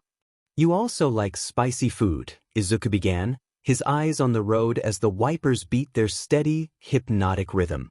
Swipe thump. Swipe thump. Sprite, lots of ice. Or Pepsi, light ice. You hate the TGS brand, but only if you're buying it yourself. If someone else does, you tolerate it, hell you enjoy it. He glanced over, a glint in his eye that saw too much. Golden Bat cigarettes only. Citrus-scented cleaners. You like forest-smelling alphas. Dark hair. Katsuki felt a heat rise on his neck. This wasn't observation, it was archaeology. And you get this look, Izuku continued, his voice softening, almost lost under a sudden heavy roll of thunder overhead. Any mention of a kid, and you go distant, thoughtful. You scowl when you chop vegetables, but with onions, your face is a blank slate. You especially like warmth. A low, warm chuckle. And you love soft things. That blanket, you were clutching that early morning like a lifeline. No wonder my friends think you're obsessed with me, Katsuki cut in, a defensive sneer in his voice. Teasing a bit. He fumbled with the radio knob, turning down a chirpy ad that felt like an invasion. They're convinced you're trying to get in my pants. He saw Izuku's knuckles whiten where they gripped the wheel. Just for a second. They say that. Yeah. I'm starting to believe them myself. Katsuki forced a laugh, hollow and sharp. He pushed his seat back, a false show of nonchalance. So, would you date me? This was the game they played. Katsuki would ask an invasive question and Izuku would always shut him down, keeping the light-hearted nice of their budding friendship. The faux casual question dropped between them. The only sounds were the wipers and the rain, which had intensified again, pounding now with a frantic energy. Tap tap tap tap tap tap. Would you want me to? The quiet counter-question was a depth charge. It wasn't playing along. It was sincere, heavy, turning Katsuki's brittle joke inside out and laying it bare. Would he? His mind, already fractured from the night, splintered completely. The gifts. The bandages on unbroken skin. The peaceful car rides. The arms that held him as he shattered. The cool fingertips that left trails of internal warmth. The memory of his own sobs, muffled against Izuku's chest, and the shocking, profound absence of shame. He scoffed, the sound strained. I'd be a moron not to want someone like you. Izuku was silent. In the intermittent glow of a passing streetlight, Katsuki saw the rapid, unconscious tap of Izuku's index finger on the steering wheel. A nervous tell. The rain was a roar now, drowning out everything but the thrum of the engine and the frantic beat of his own heart. Would you like to go on a date with me? Katsuki laughed. A short, sharp, incredulous bark. It was the only possible reaction to the sheer, vertiginous leap the conversation had taken. His laughter died, swallowed by the oceanic sound of the storm and Izuku's utter, waiting silence. He wasn't joking. Panic, pure and undiluted, iced through his veins. It wasn't fear of Izuku, but of the yawning chasm the question opened. His thoughts detonated into chaotic, screaming fragments. A scheme? All of it? Every gentle act, a calculated step? No, Izuku actively participated in Omega Foundations, therefore that was just in his nature. That was just kindness. Or was it?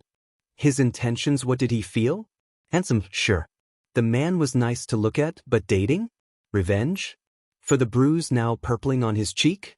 Izuku was gentleness incarnate. But what if he dated him just to break him later? Break his heart? Did Katsuki even see him as more than a safe harbor? The thought of heartbreak existed, and the number was a brand on his mind. Experience. It meant section. Katsuki's breath hitched, trapped in his chest. He knew nothing. Was a novice in every sense. Technically, Kirishima only did that for mental purposes. Katsuki kind of just laid there. The same with that Omega. He hooked up with all he remembered from that experience was copious amounts of slick. Could he even? Would he want to? Why did the idea of pleasing Izuku suddenly feel like a terrifying, urgent need? His mother's hypothetical scorn was a distant echo. She would murder him if he let a man like this out of his grasp. Effed her. They didn't speak. Say no. Protect this fragile thing between them. Say yes. He knows about the onions. He knows about the blanket. He probably knew his fast food order. He bandaged hands that didn't need it. His mind was a cacophony, a deafening static of fear, longing, confusion, and the pounding, ever-present drum of the rain on the metal shell around them. It was a full sensory overload, paralyzing him. He stared straight ahead, unseeing, his chest a cage of trapped air and frantic wings. Never mind. Izuku's voice sliced through the static. It was calm, decisive. It held no anger, no resentment. Just a quiet, firm retreat. Why? The protest was immediate, a sharp sting of something like an insult. He'd been about to say no. Definitely. So why did Izuku taking it back feel like a door slamming? Izuku didn't look at him. His profile was etched against the rain-streaked window, composed. Asking you now, after your mental strain, your emotional meltdown, after being kind to you, then comforting you through it, while you're in preheat and vulnerable. He took a slow breath. The wipers swished. It's wrong. It feels predatory. Selfish. Your answer wouldn't come from a clear head. Forget I asked. I'm sorry. I overstepped. The logic was a cool bomb and a cruel disappointment. It was respect of the highest, most painful kind. It saw the chaos inside Katsuki and refused to exploit it. He seemed to forget his prior thoughts of a basic no. Then ask me after. The words escaped, raw and immediate, a challenge thrown at Izuku's impeccable ethics. Izuku mumbled something, a low, frustrated exhale that was lost under a new downpour. He didn't believe him. He thought it was the preheat, the trauma, the fragility talking. It wasn't out of the ordinary for Omegas to feel a sudden want or deep need towards an alpha who comforted them. It wasn't out of the ordinary for an alpha to suddenly want an Omega after connecting with them in that way. The car slid to a stop. The rain began to abate as suddenly as it had intensified, fading to a misty drizzle. Pale, watery sunlight strained through the clouds, painting Kirishima's complex in weak gold and long shadows. Katsuki unbuckled the belt, the mechanism loud in the new quiet. He pushed the door open, the damp, fresh-washed air chilling his face. Before he closed it, he leaned down, meeting Izuku's gaze. The bruise on his cheek was a dark smudge in the muted light. "Thank you," Katsuki said, the words low but deliberate, monotone and without worry. "For not drowning me in your pheromones back there. It would have messed me up more." He cleared his throat, "And I don't like the rain." Katsuki felt like a bit of a hypocrite within himself for a moment. He enjoyed the smell though, on Izuku anyway. Izuku's smile was small, genuine, and held a world of unspoken things. "You don't need to thank me for that." He nodded toward the building, his eyes gentle but final. "Your friends need you. Don't keep them waiting." Katsuki closed the door. The solid thunk was a PRD at the end of a chaotic, unfinished sentence. He stood on the wet curb, watching the taillights of Izuku's car disappear into the mist, the ghost of a question lingering in the air between them, as tangible and unresolved as the fading scent of rain and antiseptic on his bandaged hands. The heavy door clicked shut behind him, sealing out the cold evening air. Katsuki stepped into the warm, low-lit apartment, the weight of the day still clinging to his shoulders. And there she was. Uraraka sat curled in the center of the couch, a stark island of grief in the familiar room.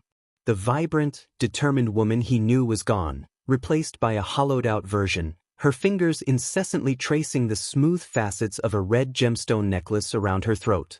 Mina sat beside her, rubbing slow, comforting circles on her back, her usually bright eyes soft with shared sorrow. From the kitchen area, the comforting, earthy scent of steeping tea wafted over, where Kirishima moved with a quiet, deliberate care. Uraraka looked up. Her eyes, usually so full of stars and fiery spirit, were glassy and distant, red-rimmed from a well of tears that seemed to have run dry. They locked onto Katsuki's, and a tsunami of guilt, cold and relentless, crashed over him. It stole his breath. He should have been there. He should have been. He stood frozen for a moment, a statue of regret in the doorway. "They sedated me." Uraraka's voice was a fragile thread, barely more than a whisper, yet it cut through the quiet. "Gave me pills. So I know, logically, I don't feel okay. But I don't feel it. It's all numb." Katsuki finally forced his feet to move, crossing the room with a caution he rarely showed, each step feeling like an intrusion. He burned with questions: what happened, where, how, but they felt like shrapnel in his mouth, too cruel to release. She continued, her gaze dropping back to the gem in her fingers. "There isn't gonna be a funeral." The statement hung, cold and final. Apparently, since we weren't mated or married or anything official to each other, the government took her body. A bitter, broken sound that might have been a laugh escaped her. Said her body was part of something bigger. I don't even know what that means. She can't even be an organ donor. She's an addict, so... Her voice trailed off into nothing. Katsuki sank into the armchair opposite her, a heavy sigh tearing from his chest. "God, this is awful." A fresh, helpless anger simmered beneath his skin. His clenched fist, bandaged, caught her eye. "What happened to your hand?" Uraraka asked, her focus sharpening for a fleeting second. Katsuki looked down at the white wrappings, flexing his fingers slightly. "I punched a murderer in the face." For the first time that evening, a ghost of something flickered across Uraraka's face, a faint, grim shadow of a smile. "Good job, Kats." The moment passed, swallowed again by the thick silence. Mina, ever the anchor, gently steered the conversation to practicalities. "She's sleeping here tonight. You too, Katsuki. It's getting late. I don't want you on the street by yourself. Her tone brooked no argument. Uraraka can take the couch and, well, Katsuki, your heat is approaching, right? So you can stay in the nursery. It's set up. A visceral, almost panic-induced rejection shot through him.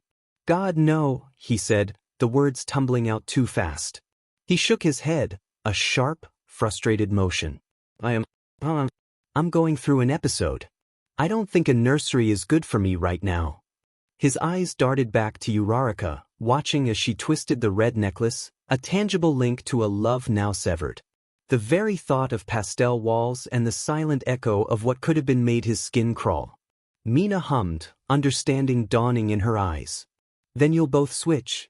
Later, after Kirishima the best choice, as Mina's wedding ring was a painful reminder of legal bonds Uraraka lacked, and Katsuki's omega status and fair features were too reminiscent of Toga had gently helped Uraraka through her nightly routine, the apartment settled into a profound quiet.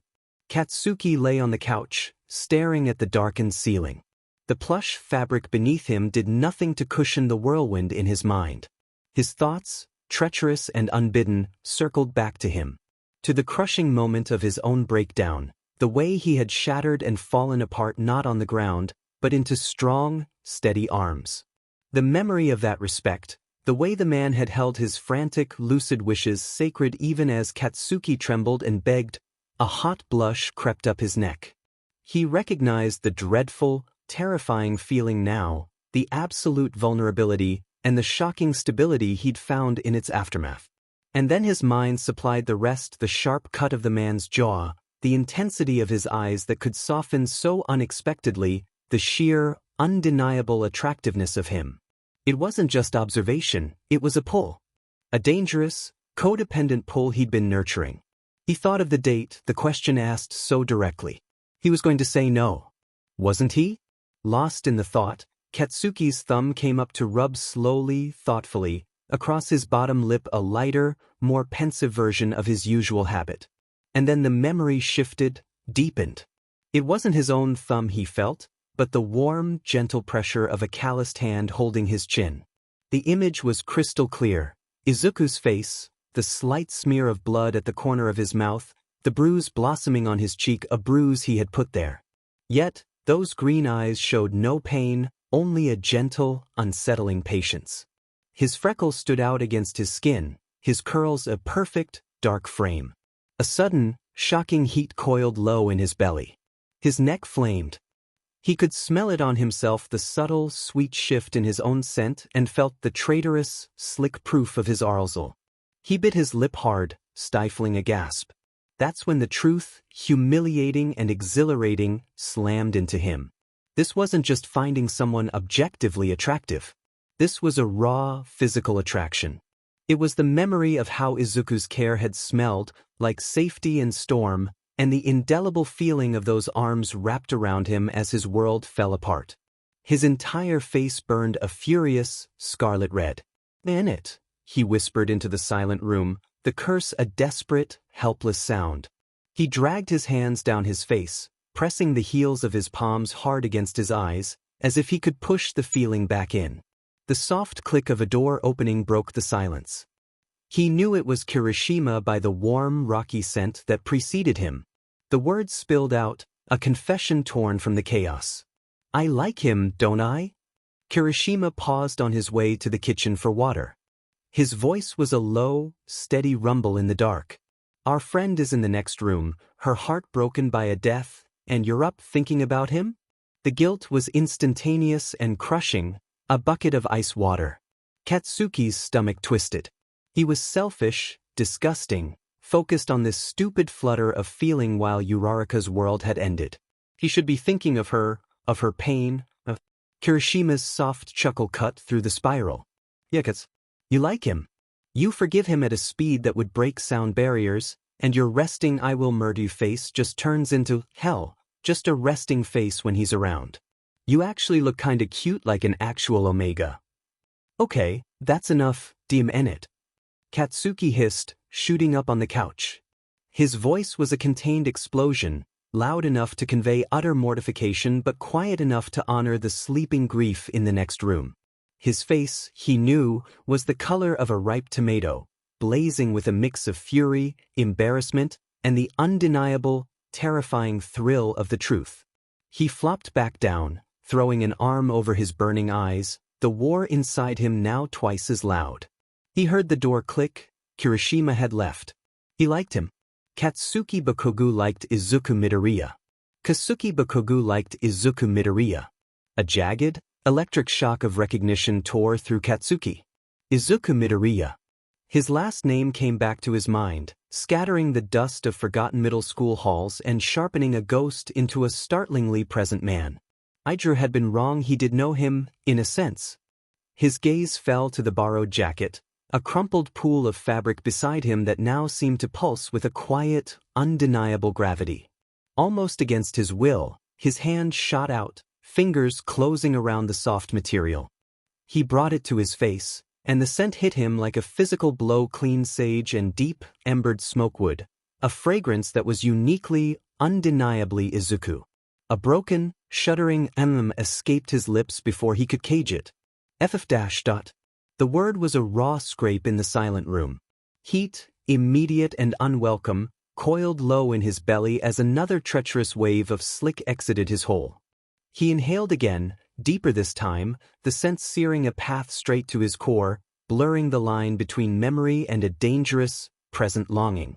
The desperate, dazed moment shattered as shame came crashing down.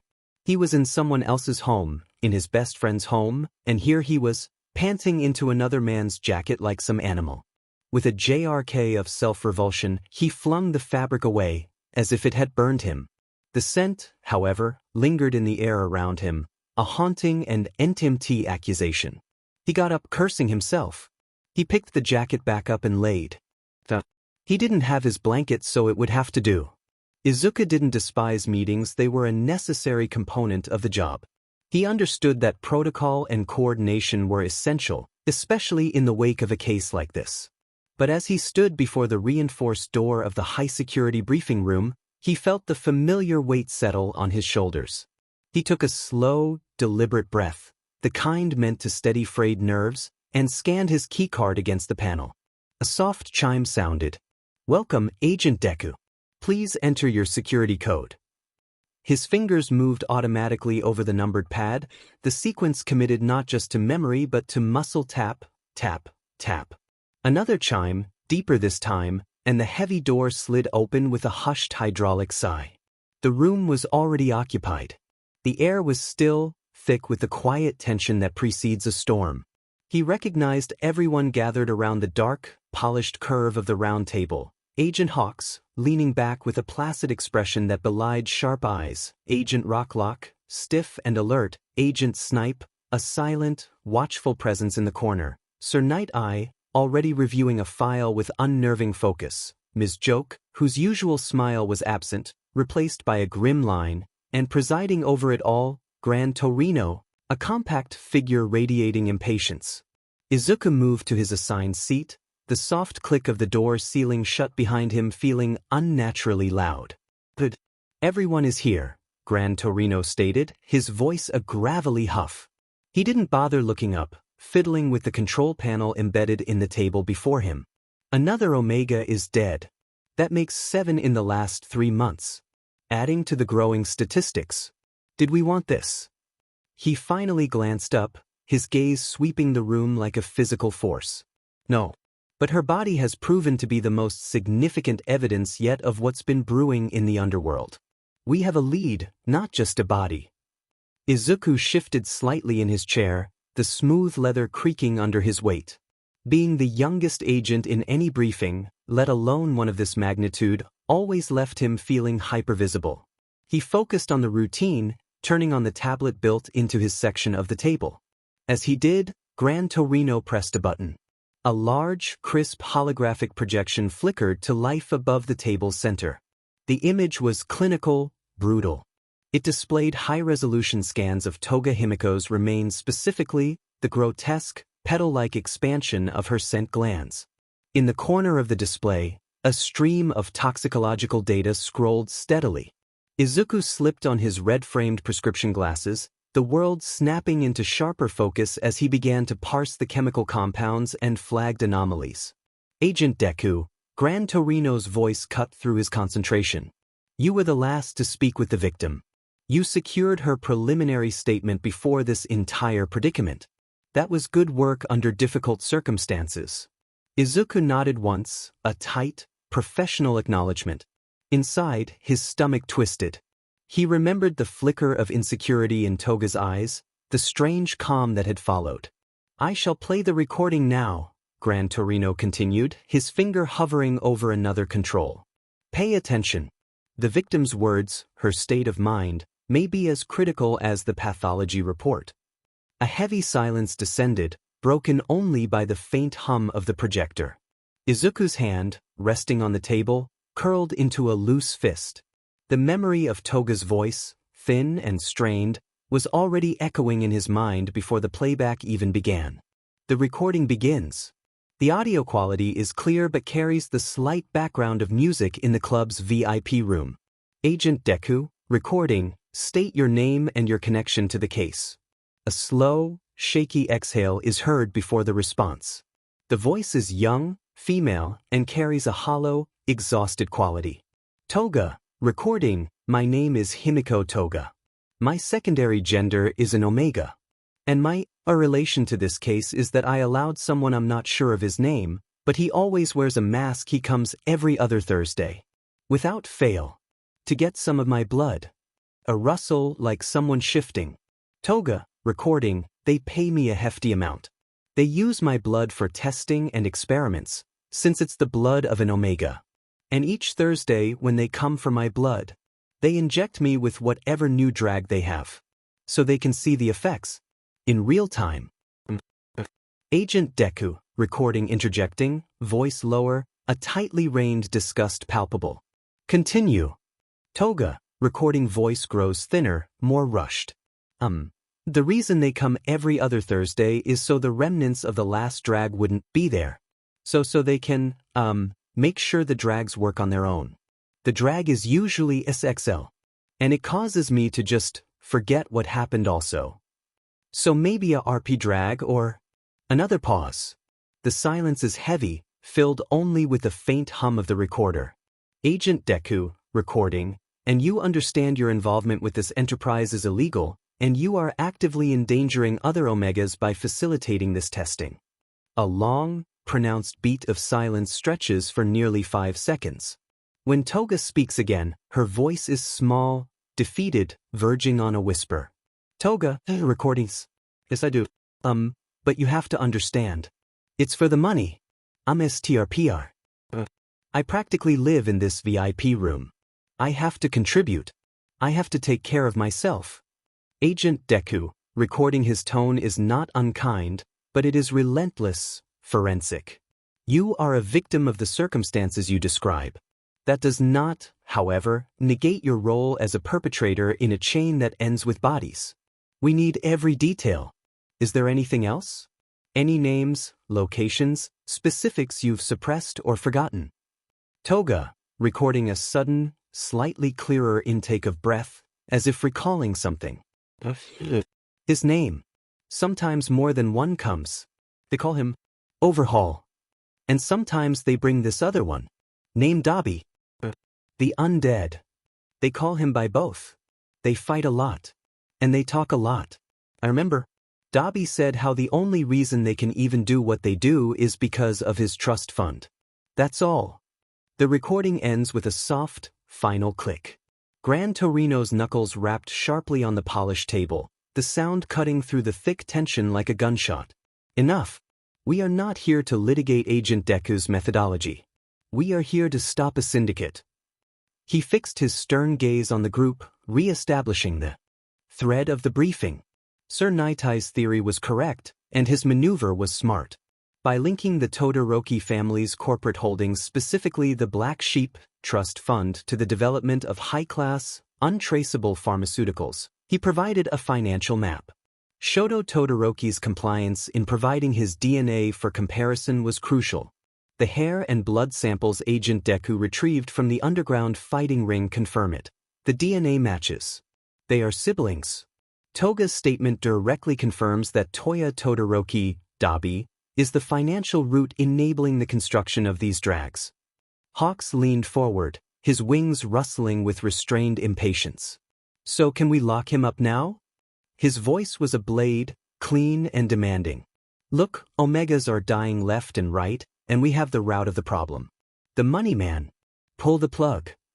Snipe shifted in his seat, the brim of his hat shadowing his eyes. But what's to say he's just fuel to the fire and not the furnace itself? This could be bigger. Himiko was a lab rat.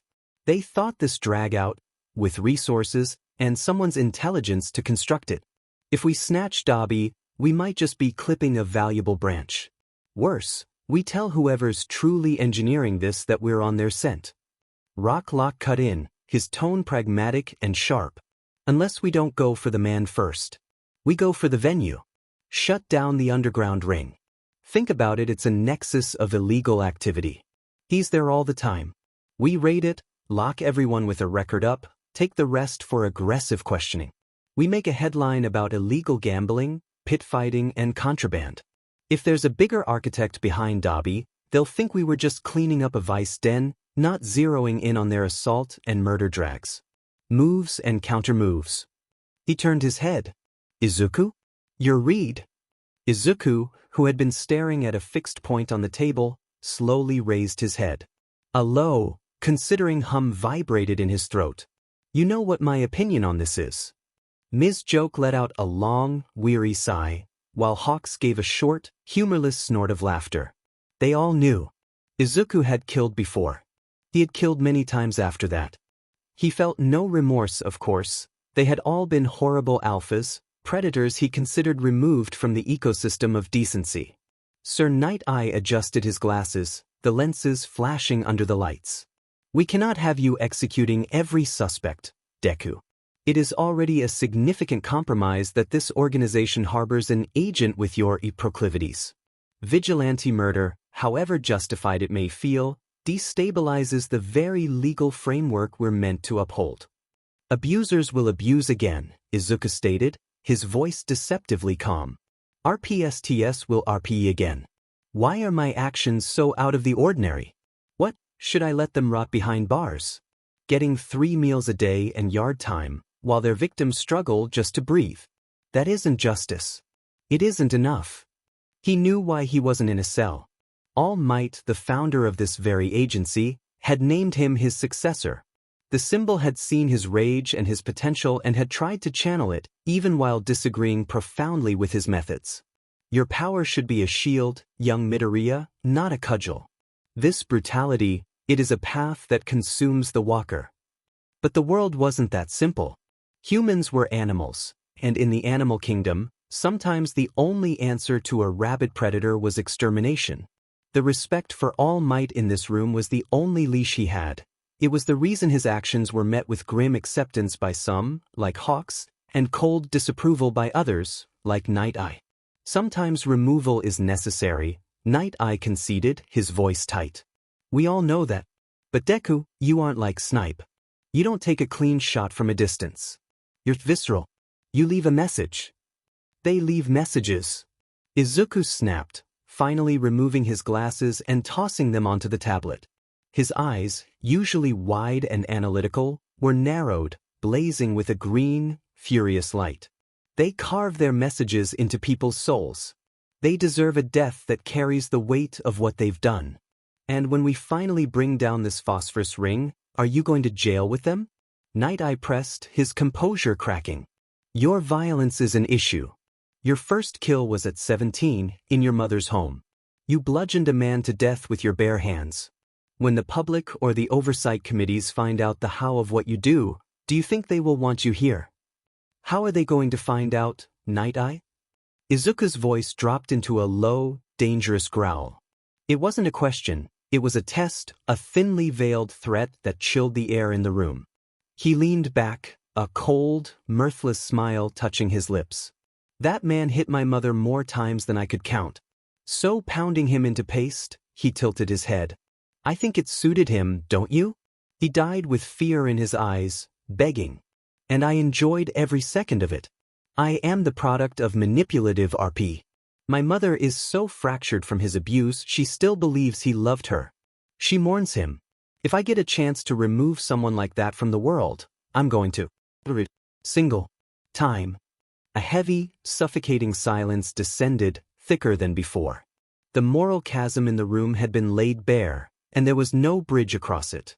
Gran Torino cleared his throat, the sound grating in the stillness. He looked older, wearier, in that moment. On the topic of your mother, he said, his voice deliberately neutral, shifting the focus with the force of a tactical redirect. Ms. Joke has uncovered something during her background troll. Something she needs to share with you all. Ms. Joke pushed back from the table, the legs of her chair scraping a hollow note against the polished floor. The sound cut through the lingering silence like a knife.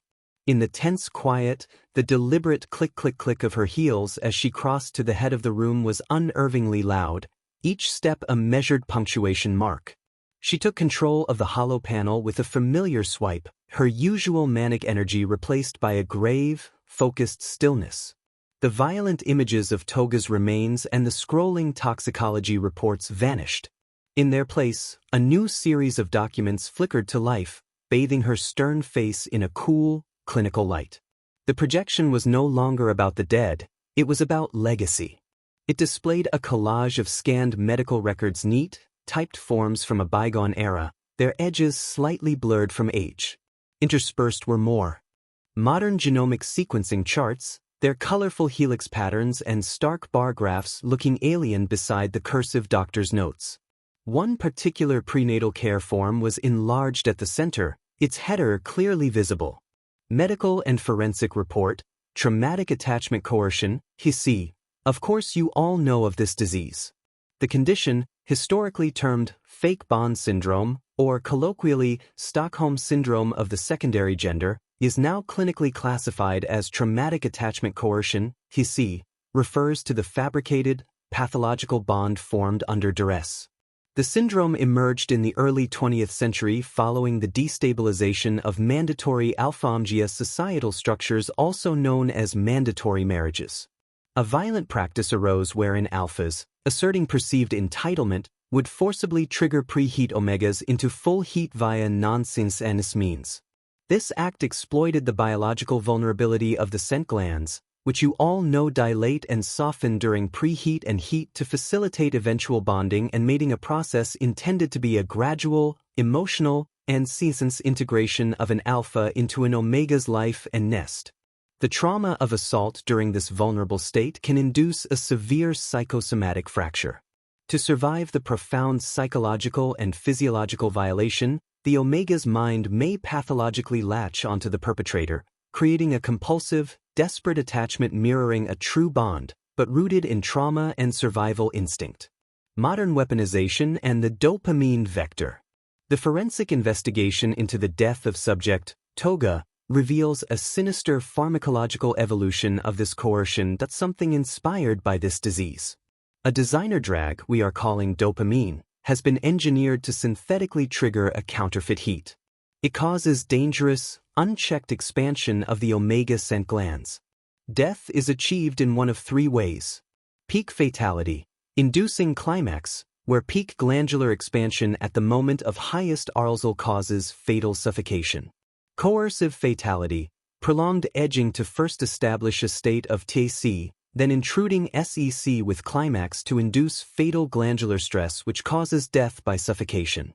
Genuine love fatality, when the subject already had affection for a person while on this drag, increased amount of dopamine will lead to immediate expansion of the scent glands and cause death by suffocation. Case specifics, subject Toga. Subject Toga's rapid demise was due to a pre-existing emotional attachment to the alpha hawks talked to. This genuine affection caused an exponential neurochemical response, accelerating the drag's action and leading to immediate fatal expansion before the intended coercive cycle could complete. The drag appears to have both immediate and latent metabolic pathways, meaning asymptomatic carriers may exist. Analysis of tissue remnants from subject Toga is ongoing. However, the exact composition, duration of effect, and a viable antidote remain undetermined. This constitutes a critical and ongoing public health threat. The woman gave the projection one final, somber look before turning away, the ghostly light fading from her face. She walked back to her seat, the sharp clicks of her heels the only sound in the heavy silence. She sat, folding her hands on the table, giving them all time to ingest the grim reality now laid bare before them. Izuku's jaw clenched, a muscle ticking along the line of his bone. Of course he knew of the disease. His mother had the DMN disease. It was a visceral, gut-deep knowing, far worse than any clinical description. It wasn't just mental captivity, it was a biological prison. Your own chemistry turned traitor, craving the very source of your destruction. A wave of nausea, cold and sharp, rolled through him. It was the sickness he'd fought against his entire life, the invisible chains he'd watched his mother polish with her own 2 hands. Locke broke the silence, his finger tapping a methodical, restless rhythm against the tabletop. Can you tell how long the drag was in her system? From the first administration? Miss Joke's voice was flat, precise. The metabolic markers suggest the initial dose was introduced approximately 2 weeks before her death. The buildup was cumulative, but the fatal spike was triggered within the last 48 hours of her life. The silence that followed was different this time, not just heavy, but charged with a cold, furious understanding. 2 weeks. It meant Dobby and Overhaul hadn't just been testing a drag, they'd been conducting a countdown. They had inoculated her with death and then simply waited, watching, taking notes as the timer ticked down inside her veins. They planned to let her die from the very beginning of this particular experiment, Hawks said, his voice stripped of its usual lazy amusement, leaving only a raw, seething disgust. He shook his head slowly, a gesture of profound contempt. She was never a subject. She was a lit fuse. Izuku's hands curled into fists under the table, his knuckles white. He remembered the give of cartilage, the wet crunch of bone under his fists in a different, darker room. He regretted, with a fury that burned cold, not hitting the man harder. Not making it last longer. But this wasn't the time for that kind of justice. Not yet. This information was a key, not a weapon.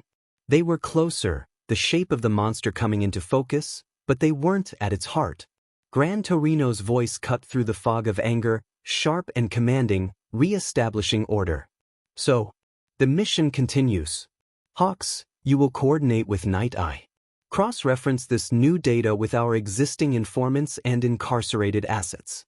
Look for whispers of biochemists, procurement, distribution. Miss Joke, continue your full examination of Toga. I want every metabolite, every trace element cataloged. Rocklock, snipe your focus remains our district. Scour the streets. Find the drop points, the low-level carriers. The street finds its own uses for things. Someone is selling a weaker version of this poison. Finally, his steely gaze landed on Izuku. Izuku, you stay deep. Continue your work undercover in the underground. Be on standby for new roles. Your priority remains the same. Collect DNA, gather information, and map the connections. Do not engage. Do not deviate. We are building a case, not a pyre. Understood? The order was clear, but in the green fire of Izuku's eyes, the unspoken truth simmered. He was being sent back into the belly of the beast, not just as an agent, but as a predator hunting bigger prey. The station's break room was a liminal space of fluorescent light and the perpetual, burnt sugar smell of cheap coffee. Izuku stood by the industrial brewer, watching the dark stream fill his mug with a kind of numb focus. The meeting's tension still coiled in his shoulders. The air shifted a second before the voice reached him, a familiar, lazy intrusion. So, how's the pups? Started bringing home awkward science questions and questionable crushes yet? Izuku didn't turn. He sighed, a short, weary sound lost in the drip of the coffee. He collected his mug, the heat seeping through the ceramic into his palm. They're fine. And no, they haven't. Don't you have actual work to do, Hawks? Kigo, Hawks. Takami leaned against the counter beside him, ordering his own cup with a negligent wave. His sharp golden eyes, however, remained fixed on Izuku's profile, a predator's idle scrutiny. You know I've got that covered. Multitasking is the name of the game. Speaking of, any cute friends you feel like introducing me to? Your squad always has interesting members. Izuku finally snapped his head towards him, green eyes narrowed. You have a concerning obsession with people younger than you. It's starting to border on a pathology I'm not qualified to diagnose but am deeply uncomfortable witnessing. Kigo just chuckled, unperturbed, his gaze doing a slow, appraising sweep that made Izuku's skin prickle. It wasn't a predatory look, not exactly. More like he was trying to see through a crack in armor. Grimacing, Izuku took a sip of his coffee. He gagged immediately, the bitter, acrid taste hitting his tongue. God, he hated black coffee.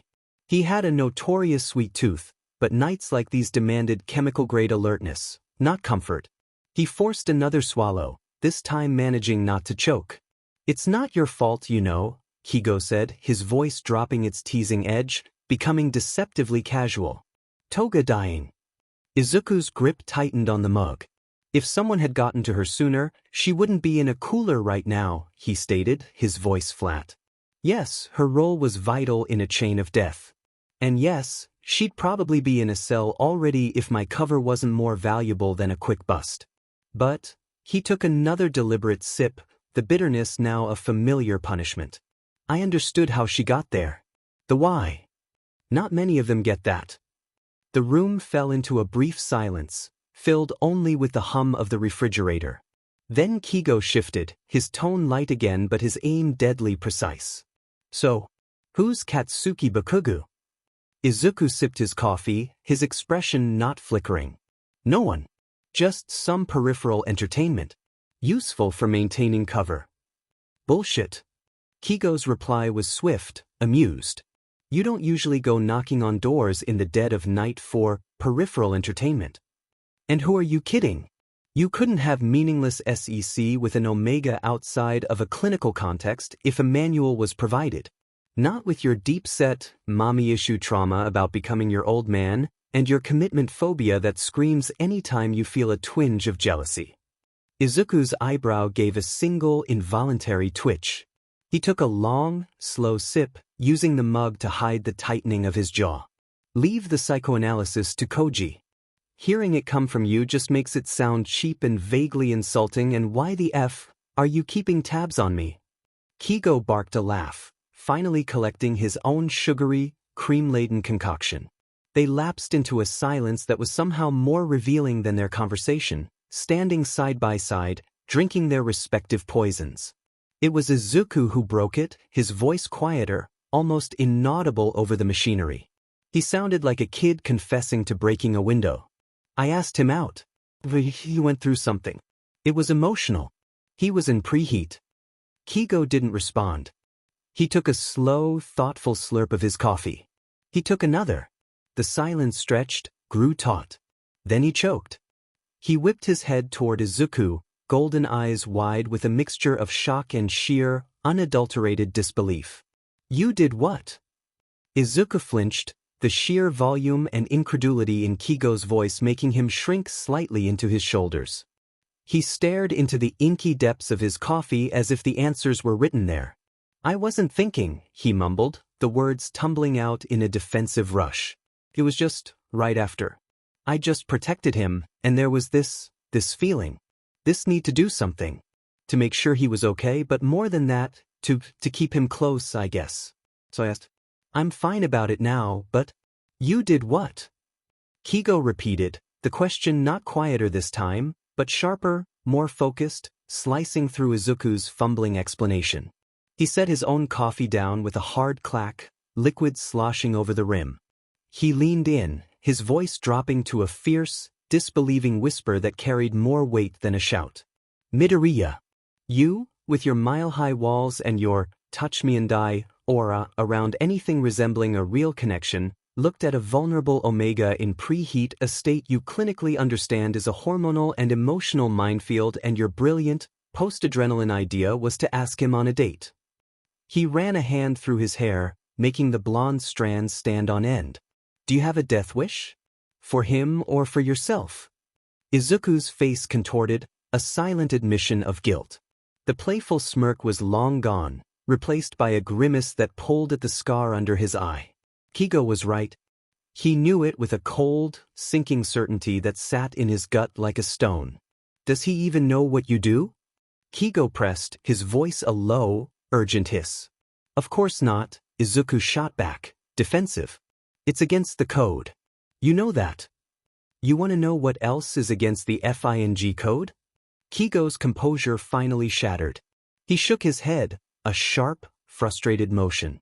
Anything resembling what the hell you just did. This isn't a minor breach, Izuku.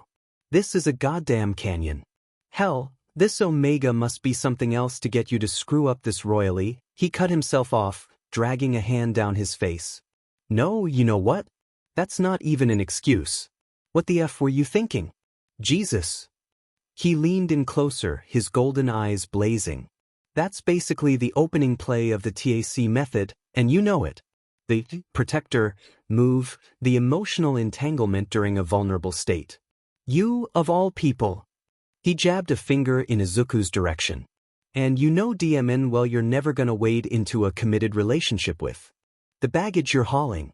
So why would you even crack that door open? You need to clear this up with him. Immediately. I shut it down. After I realized what I'd done, I backtracked, Izuku muttered, avoiding his gaze. And what if his post-heat self decides to ask you out, huh? Then what? Kigo's question hung in the air, sharp and unavoidable. Izuku stayed silent for a long moment, staring at a scuff mark on the linoleum floor. When he finally spoke, his voice was quiet, almost resigned. Rejecting a post-heat Omega, especially one with Kaken's mentality. It's cruel. He needs depth. If he went out of his way to ask after everything's settled, that would mean something. It would be a effing disaster. Kigo finished for him, a harsh scoff escaping his lips. Yeah, especially since you're probably the one he was thinking about the entire time. And nicknames? You're using nicknames? Kaken? He looked skyward as if pleading for patience. God, you are so lucky for your position and All Might's ghost hovering over your file, or you'd be getting a psych eval and a termination notice, not a coffee break lecture. He snatched his own mug back up, his expression hardening into one of grim command.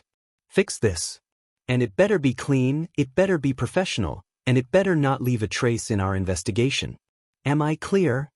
Kigo stared at him, the stress lines around his eyes deepening as he processed the sheer magnitude of the lapse.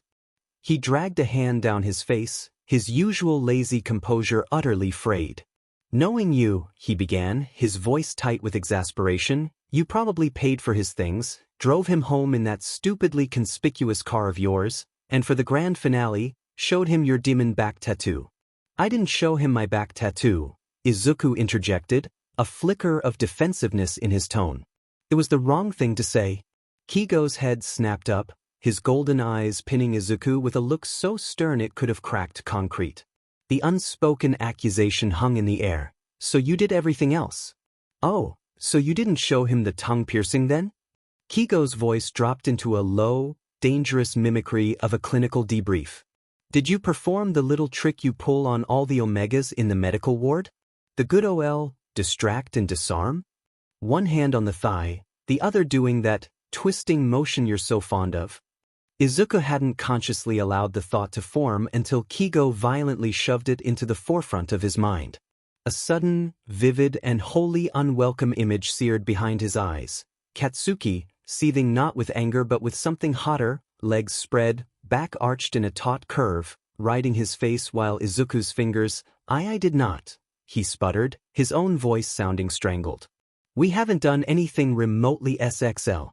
You yourself just finished a 10-minute lecture on how I can't do casual with an Omega. But you were thinking about it, weren't you? Kigo accused, his gaze razor-sharp, seeing right through the denial. You goddamn, perverted, good-for-nothing alpha with the emotional intelligence of a concussed badger. I swear, I'm going to have to hit you over the head with a binder. If you need to blow off steam that badly, just go find Todoroki again.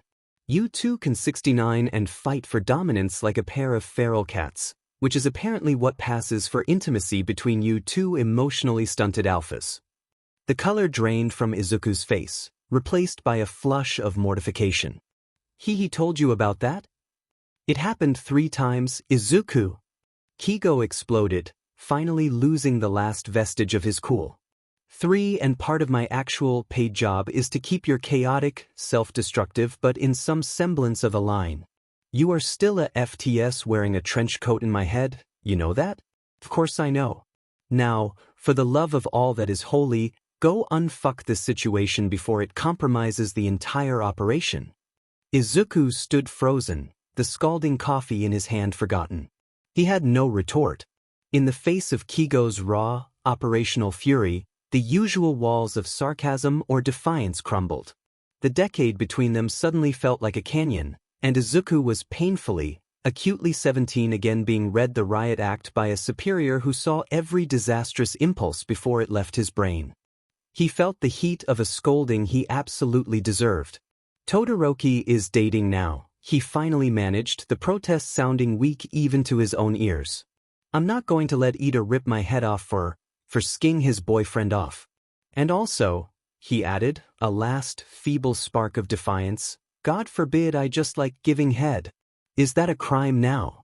But Kigo was already storming away, a whirlwind of frustration and palpable stress. He didn't turn around, just threw the final, reverberating command over his shoulder, his voice echoing slightly in the sterile break room. Fix it.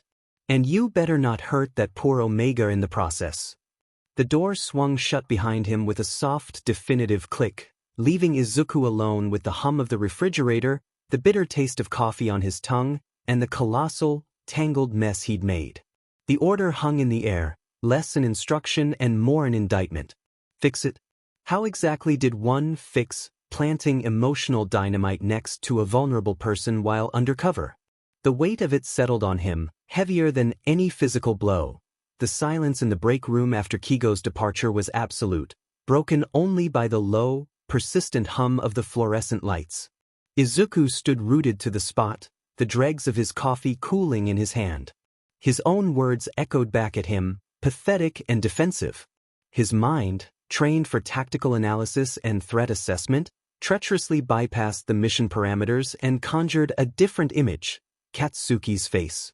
Not the snarling, defiant mask he often wore, but the vulnerable, raw expression from that night, the wide, startled eyes in the dim light, the unguarded shock that had melted into something softer, something Izuku had no business seeing. Could he even leave the man alone? The question coiled in his gut, cold and unsettling. It wasn't a professional calculus. It was a craving. With a sudden, chilling clarity, he realized the truth. He'd been cataloging his own actions since that encounter, replaying them not as an agent reviewing an op, but as a man dissecting a first date. The protective instinct, the impulsive invitation, the relentless replay of their conversation, it wasn't just operational concern or a helpful nature gone too far. It was something far deeper, more possessive, and infinitely more dangerous.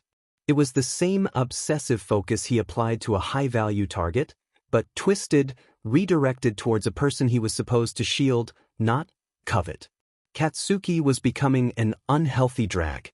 A compound Izuku had injected himself with, and now the first tremors of withdrawal and a terrifying, hungry need for another hit were setting in. He set the coffee mug down on the counter with a dull thud, the sound too loud in the empty room. The professional path was clear: sever all non-essential contact.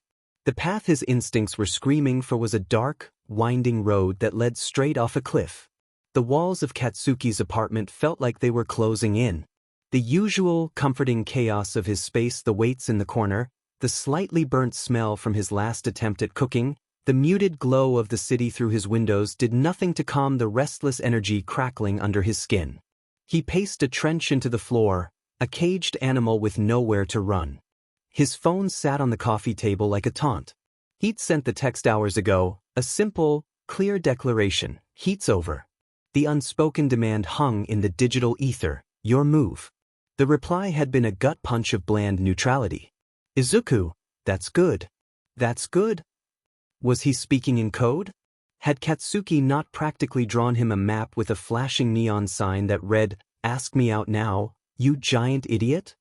He'd been clear. Post-heat clarity was supposed to be a thing, a time for decisions, not this bureaucratic well-wishing. A sharp ping made him lunge for the device. His heart did a stupid, traitorous leap before he saw the name. Kiri, Uraka feels better now. She's going to work this evening. Make sure to clock in even if you aren't getting paid. Katsuki scoffed, the sound harsh in the quiet apartment. Of course he'd go. What kind of friend did Kirishima take him for? He fired back a terse, no sheet, before his thumb, seemingly of its own volition, swiped back to the other chat. Izuku. The name on the screen was a brand. He stared at it, a low growl of frustration building in his throat. Who the hell wanted to go on a date with a 6 feet 4 inches alpha who smelled like rain and something unknowably deep when you got close and sage and wood smoke when you were at a distance? Who moved with a quiet, dangerous patience? Who offered protection with one hand and provided with the other? Not him. This was stupid. So FNG, monumentally stupid. The logical part of his brain, the part that usually screamed the loudest, tried to rationalize. The alpha took it back. For the correct, responsible, adult reasons. He's probably buried under a mountain of exam papers. He's already forgotten the whole interaction. It was a sensible, boring story, and Katsuki hated it. He shook his head. He was 24, not 16. This was the correct decision. It was just the aftermath of his breakdown. It was natural for alphas and omegas to feel the pull. Because while that fictional, sensible Izuku was grading essays, the real Katsuki was standing in front of his bathroom mirror, critically analyzing the hair brushing his shoulders. When has it gotten so long? He tugged at the ends. Maybe he should get it cut. For no reason in particular. A date wasn't happening. But if it were, what would suit him? Something sharp? A mullet was too try-hard. A wolf cut? Did Izuku like wolf cuts? Izuku. Izuku. Izuku. The name was a drumbeat in his skull, a synaptic short-circuit overriding every other thought. It filled the spaces between the pacing, colored his view out the window, twisted the simple act of considering a haircut into a tactical assessment for a date that didn't exist. Damn it, he cursed, the word explosive in the silent room. He ruffled his hands violently through his hair, as if he could physically dislodge the obsession taking root in his mind. It was no use. The scent of rain and deep earth seemed to linger in the apartment air, a phantom presence he couldn't escape.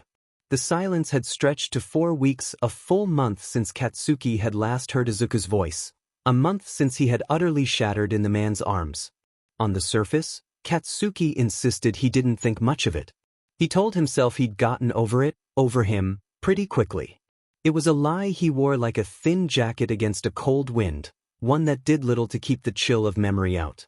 Because Katsuki was sensitive, a raw nerve buried deep beneath layers of defensive pride, and Izuku had seen it. He hadn't flinched. He'd held Katsuki through the storm with a kindness that felt unsolicited and, therefore, utterly disarming. That kindness had been a dangerous thing. Without realizing it, Katsuki had begun to crack open a door inside himself he usually kept barricaded. He'd started to hope, a treacherous little flame in his chest. Deep down, he was like any other Omega, wasn't he? Starving for a safe space that existed outside the 4 walls of his own nest. The pathetic proof was right there, woven into the fabric of his sanctuary, Izuku's coat, which still carried the faint, comforting scent of him, now resided in Katsuki's nest. Just touching it made him feel a pang of wretched reminiscence. An alpha like that with that staggering amount of wealth and, more importantly, that bottomless reservoir of kindness was a fantasy figure. God, Katsuki thought with a mixture of awe and self-recrimination, he would have sanded down my rough edges, fixed my DMN immaturity, in about 4 months flat if that date had actually happened. The fantasy was stuck and humiliating in equal measure. He let out a heavy sigh, the weight of shame settling more firmly on his shoulders as he replayed their final conversation and Izuku's calm, definitive reply, "That's good." The words still stung with their quiet finality. He hadn't seen Izuku in the underground club either, though his casual, pride-scraping inquiries revealed the man still made appearances. It just so happened that their paths never crossed anymore. A cynical smirk twisted Katsuki's lips. He missed the man's cash, that was for sure. The thought was a defensive reflex, and he shook his head as if to physically dislodge it. He knew the real truth, the biological one. It had been his heat. The sudden, all-consuming want for Izuku's presence, his scent, his touch. It was a chemical imperative, not a genuine choice. He missed the friendship, of course. The light, easy conversation had been a refreshing novelty, a connection unburdened by his usual history. He understood, intellectually, why it all fell apart. He was baggage the man had never signed up for. Sure, Izuku was naturally kind, but that was the core of the problem. If Katsuki allowed him to become a safe space once, he would crave it again and again until that kindness became an obligation, a vital, non-negotiable role in Katsuki's fractured life. It would be the ultimate selfishness, to turn a good man into free therapy and a walking wallet. It would be taking advantage of his entire being. Katsuki knew the suffocating weight of being someone's responsibility. He would never, ever wish to inflict that on another person, especially not on someone like Izuku. The shame was a living thing, curdling in his gut. Someone like him. "Cats, can you pass me the diapers?" Mina's voice was a lifeline, dragging him from the depths of his own thoughts. She was a whirlwind of nervous energy, packing and repacking her hospital bag. She was poised on the precipice, ready to pop any day now. Katsuki's mind, ever analytical even in distress, automatically ran through the biological facts, as if categorizing them could ground him. The difference between an Omega's womb and a Beta's was fundamental. Betas faced MEMS earlier and endured a famously more painful birth experience. Omegas, while their births were still excruciating, were built more efficiently for reproduction, born for it, as alphas often said with a casual, proprietary air. The anatomy was similar to a beta woman's, but Omegas were born with more ovaries, experienced heat instead of a regular cycle, and didn't have PRDS. They passed the entire egg after their heat passed, whole and bloodless, a process agonizing in a uniquely profound way. Those past eggs were valuable, used in FRTLTY medications, a fact Katsuki had learned with clinical detachment on his first day at university. His mind flashed back to his own middle school self, gripped by a confused, morbid curiosity, trying to stare into a mirror and witness the internal shift between his reproductive canal and his regular system. He never saw a thing, of course. "Sure." His voice was flat as he handed over both packs of diapers, one for her, one for the baby. Mina packed them with meticulous, anxious care. "You promised to come over and help," she said, and it wasn't a question but a plea, her tone utterly defeated. He simply nodded. Yes. He had never seen Mina like this. This was the woman who commanded stages, a professional dancer and coach whose smile never wavered under spotlight or pressure. Her fear was a foreign country. He knew the studies, and Omega's presence could soothe a newborn, help them sleep. History painted Omegas as natural midwives and wet nurses. His own body held that latent function, the ability to lactate at any time after PBRY, a biological failsafe for a hungry child. He remembered the shocking, embarrassing wetness that had bloomed on his shirt in a grocery store as a teen, triggered by a stranger's crying infant. He'd been weirded out then. Now, it was a controlled response, something he could summon if needed, not a humiliating leak. "I'll even be of D if you need to nap," he offered, the words reluctant but sincere. The promise earned him a fleeting, grateful smile before it crumpled into fresh anxiety. What if I drop her? Or I sleep through her cries? Or, what if she hates me? The raw vulnerability in her voice pulled him down to the floor beside her. He ruffled her pink hair, a gesture of comfort that felt almost alien coming from him. A baby only hates their parent if the parent hates them first. And you? You're not capable of hating her. Mina searched his face, her worry momentarily shifting to concern for him. Since when are you the mature one? You seem so somber. Less energetic. What's been going on lately? Katsuki clicked his tongue, turning to fuss with a stack of baby clothes, using the task as a shield. The truth felt like a stone in his throat. I thought I liked a guy. The admission was quiet. But it turned out to be my heat. Or just my my fed up issue with latching onto anyone who's nice to me. But I know it would have never worked, even if it wasn't some tumbling delusion. The whole liking him moment, and then coming to my senses when he ghosted me, it was just a reminder. He took a shaky breath, the ghost of his past wrapping around him. Of that diagnosis paper I have hiding under my bed. He was sick, mentally and physically. See traumatic attachment coercion, a permanent scar from his first relationship, from the girl who had manipulated him, gotten him PRGNT at 14, and carved a wound in his psyche that never fully healed. Mina listened, her full attention a silent anchor. The overanalyzing of every little thing he did, the random bursts of vulnerability, it's all part of my stunted emotional programming after, that situation. It's like infatuation, but it's broken. The same pattern I felt for them in the beginning. His voice grew tighter, rougher. Irasikis, Mina. I did it with Kirishima, trying to make Izasi not feel so scary anymore, but the thought of actually being with an alpha again, it's petrifying. I dated a beta, but when things got more serious, I couldn't get her out of my head. It felt like I was cheating on a ghost.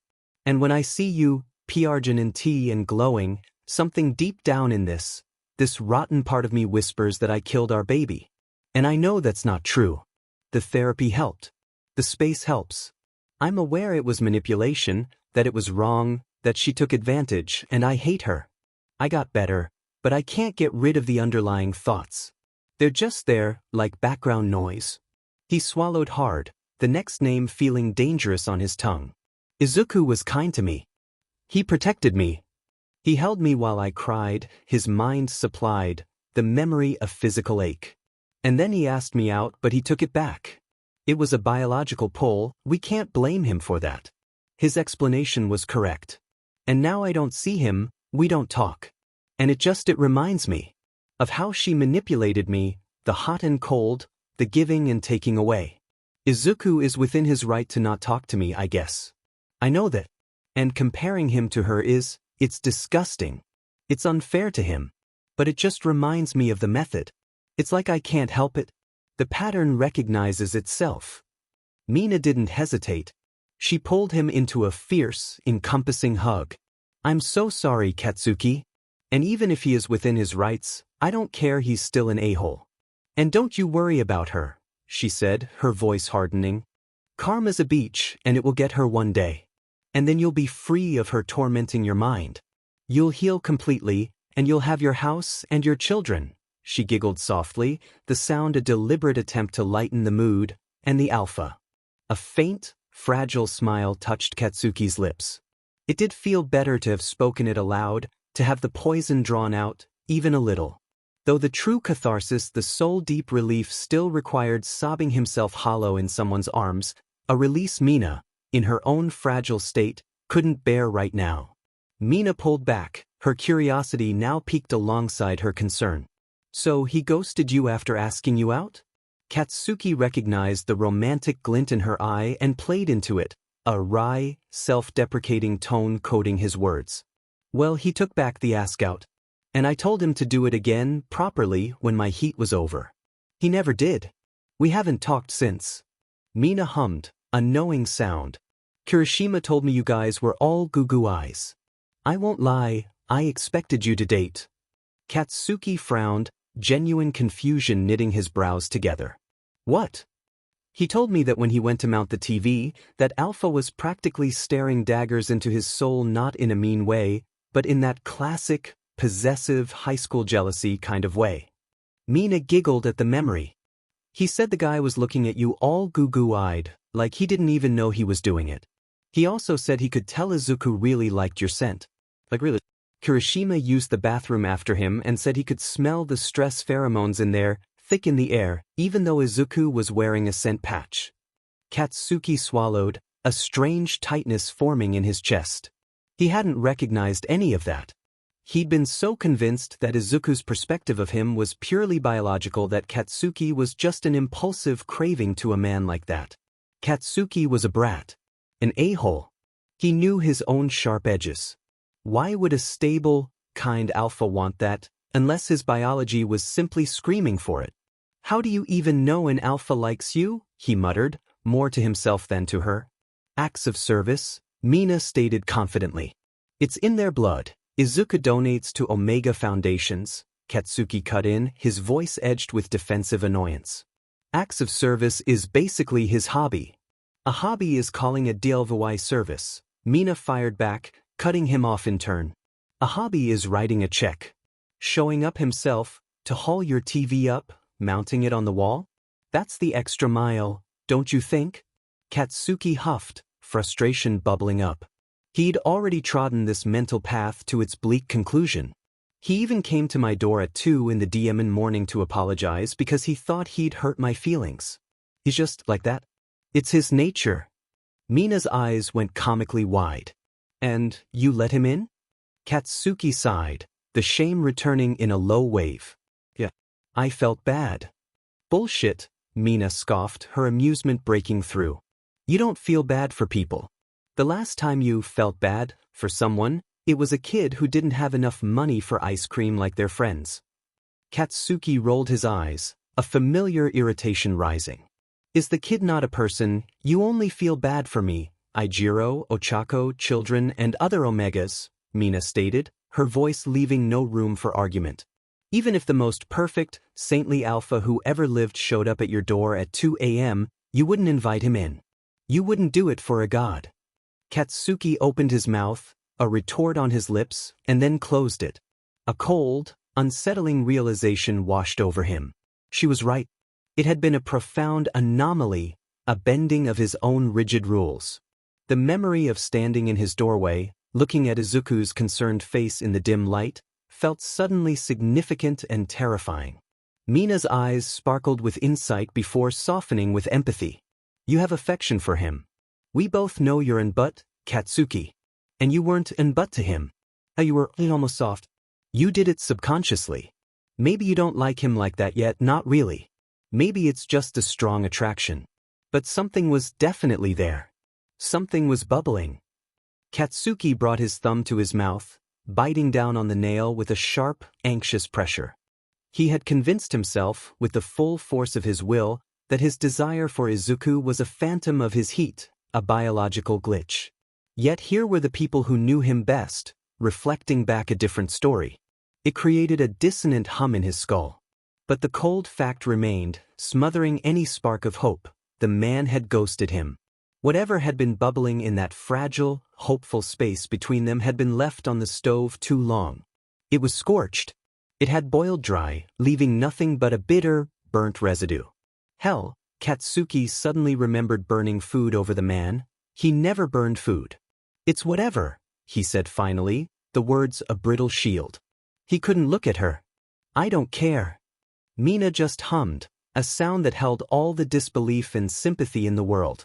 They lapsed into a heavy, wordless silence, the only sounds the rustle of packing materials and the unspoken truths hanging thick in the air between them, as they continued to prepare for a new life while Katsuki quietly mourned the faint, fading echo of a possibility that had never truly been his to hold. The air in the expensive district felt different, cleaner, quieter, heavy with the scent of money and discretion. Katsuki was here because the high-end children's store was, and he wanted something truly special for his incoming niece.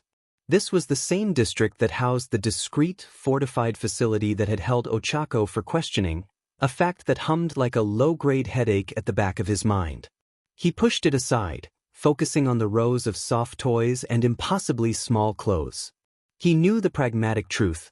Newborns did little more than cry, sleep, and fill diapers. Yet he wanted to get her a toy. Not just any toy. He wanted it to be unique, not predestined by her parents' passions, no fireman themes, no dance motifs. He wanted to wander until he saw something and simply felt it, a deep, resonant certainty that this was hers. His eyes scanned the shelves until they caught on a beautifully woven blanket, subtle and soft, with a tiny pair of embroidered boxing gloves in one corner. His breath hitched. How that felt right. Maybe the kid would have a fighter's spirit, a passion for sport. A complicated wave of emotion washed over him, pride, hope, and then a sharp, protective pang. Maybe not like me, he thought, the old shame whispering. Better than me. Dad, can I get this one? I really want it. Please, please, please, please, please. The shrill, excited voice cut through the store's hushed atmosphere. Katsuki snorted softly, a ghost of a smile touching his lips.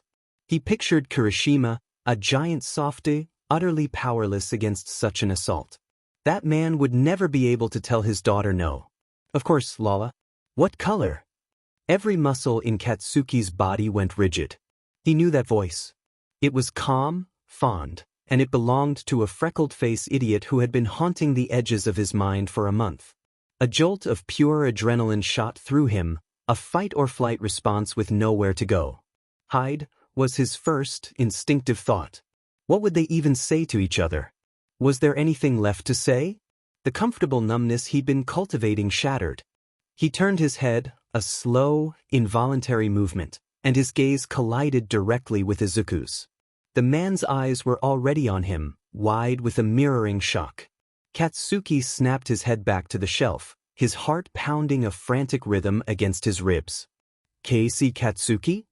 The name, the stumble over the old nickname, sent a fresh wave of heat up his neck.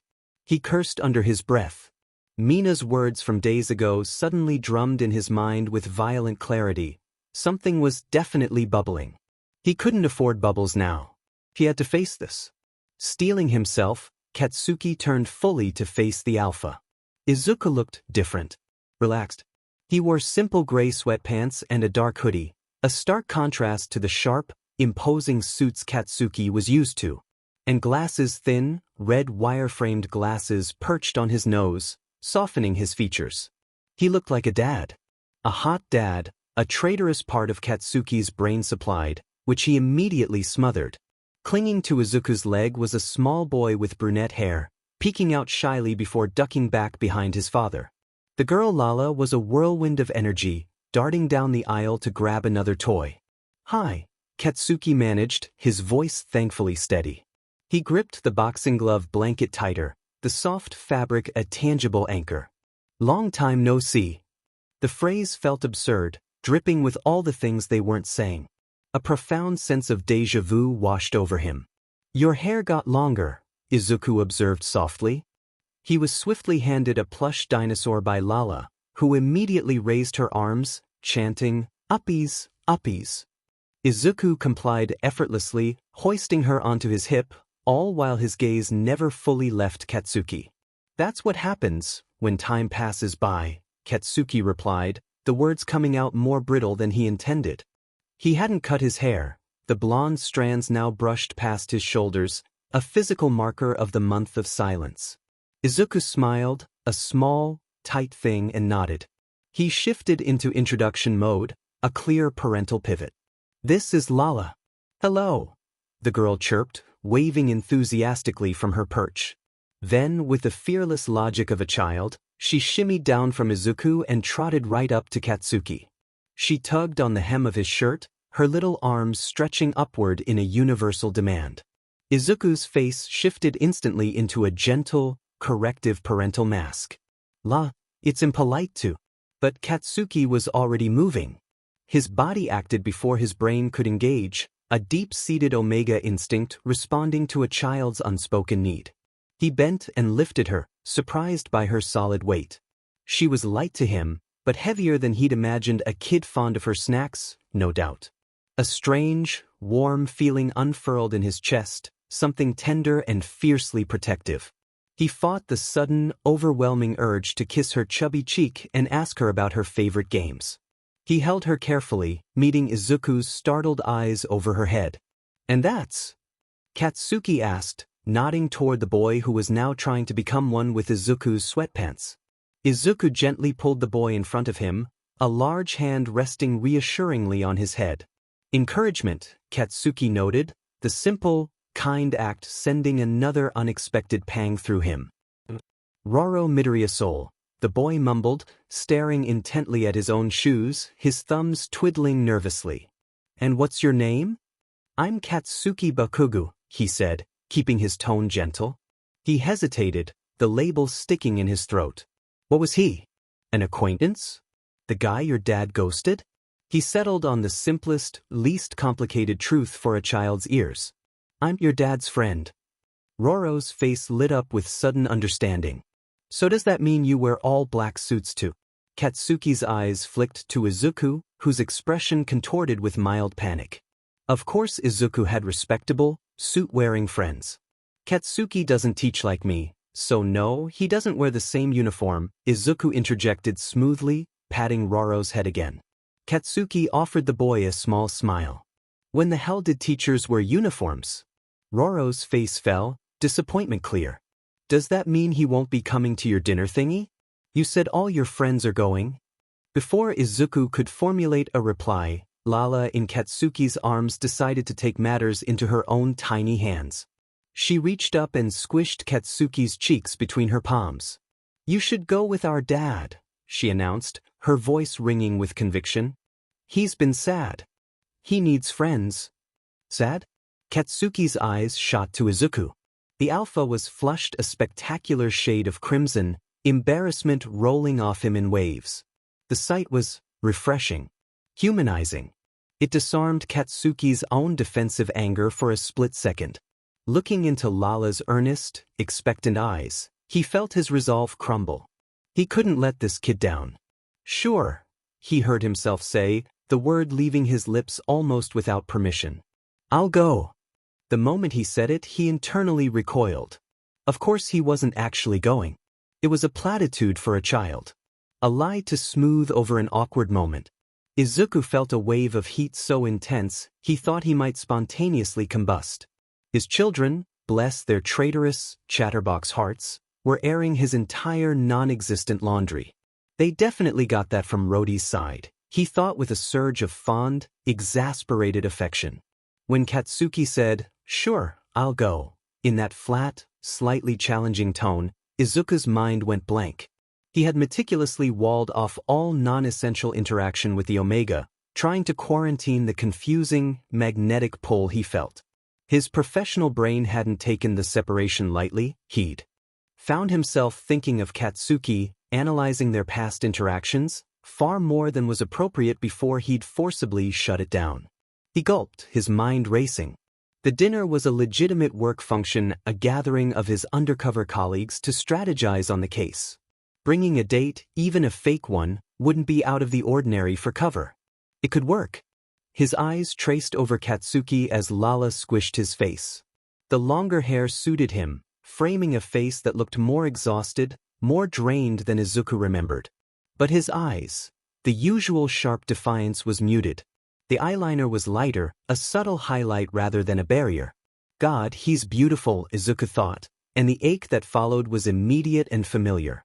He felt cursed by his own baggage, the specter of his violent father, the terror of inherited jealousy, the bone-deep fear that he could become the monster in his memories, even if every rational cell argued otherwise. He couldn't risk it. Not with someone who already felt so dangerously important. It's at 8 o'clock, Izuku heard himself say, his voice surprisingly firm. Next Friday. I'll pick you up. Katsuki's head snapped toward him, his eyes wide. He'd only said yes to appease the kid. A spike of pure spite, fresh from the wound of being ghosted, rose in his throat. He wanted to say no, to throw Izuku's own silence back in his face. Really? Katsuki asked, his voice dipping into a sarcastic drawl. He looked down at Lala, who was still holding his face.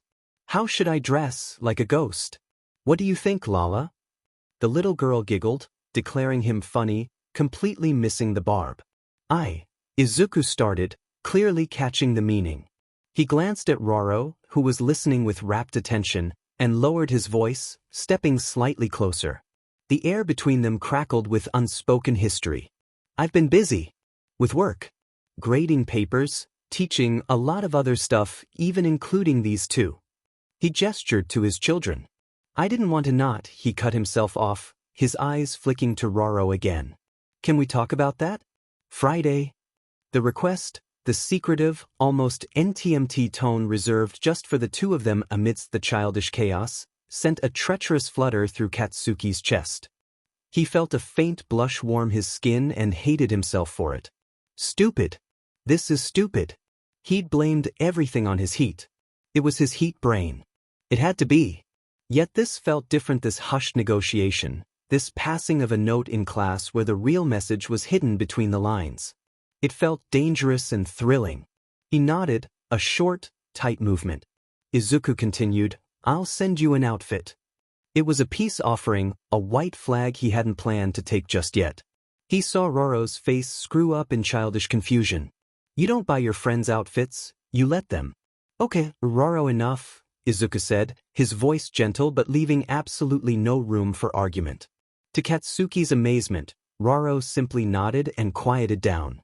No pouting, no rebellion. Just immediate respect.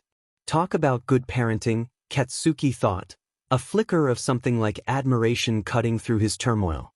Lala shimmied out of his arms and bounced back to her father's side.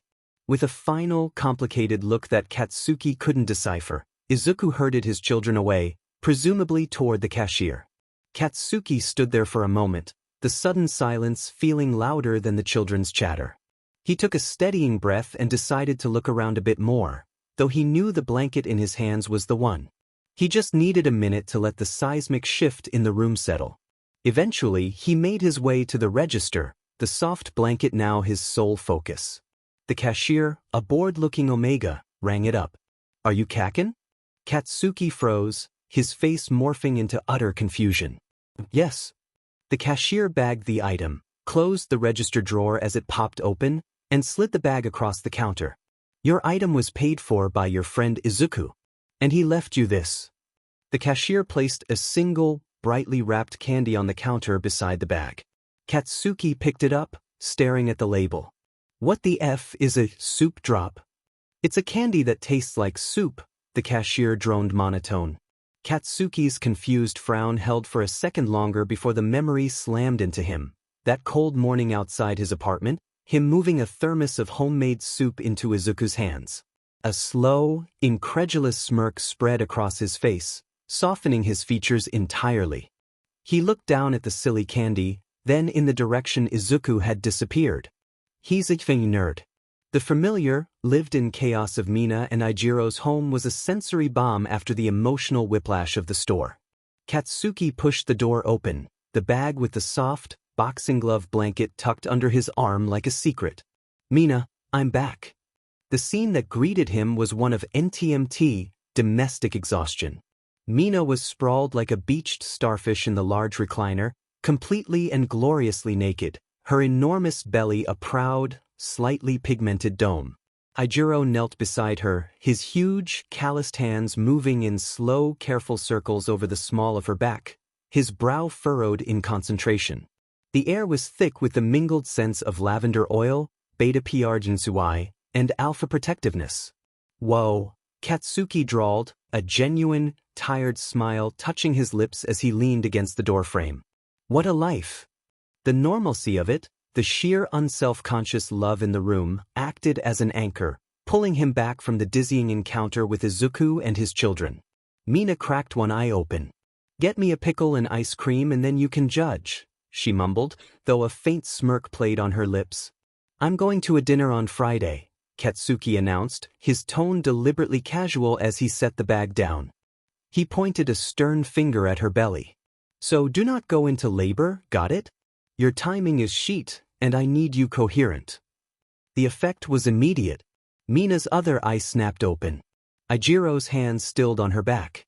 "What dinner?" Mina asked, her voice sharpening with interest, the exhaustion momentarily pushed aside by sheer curiosity.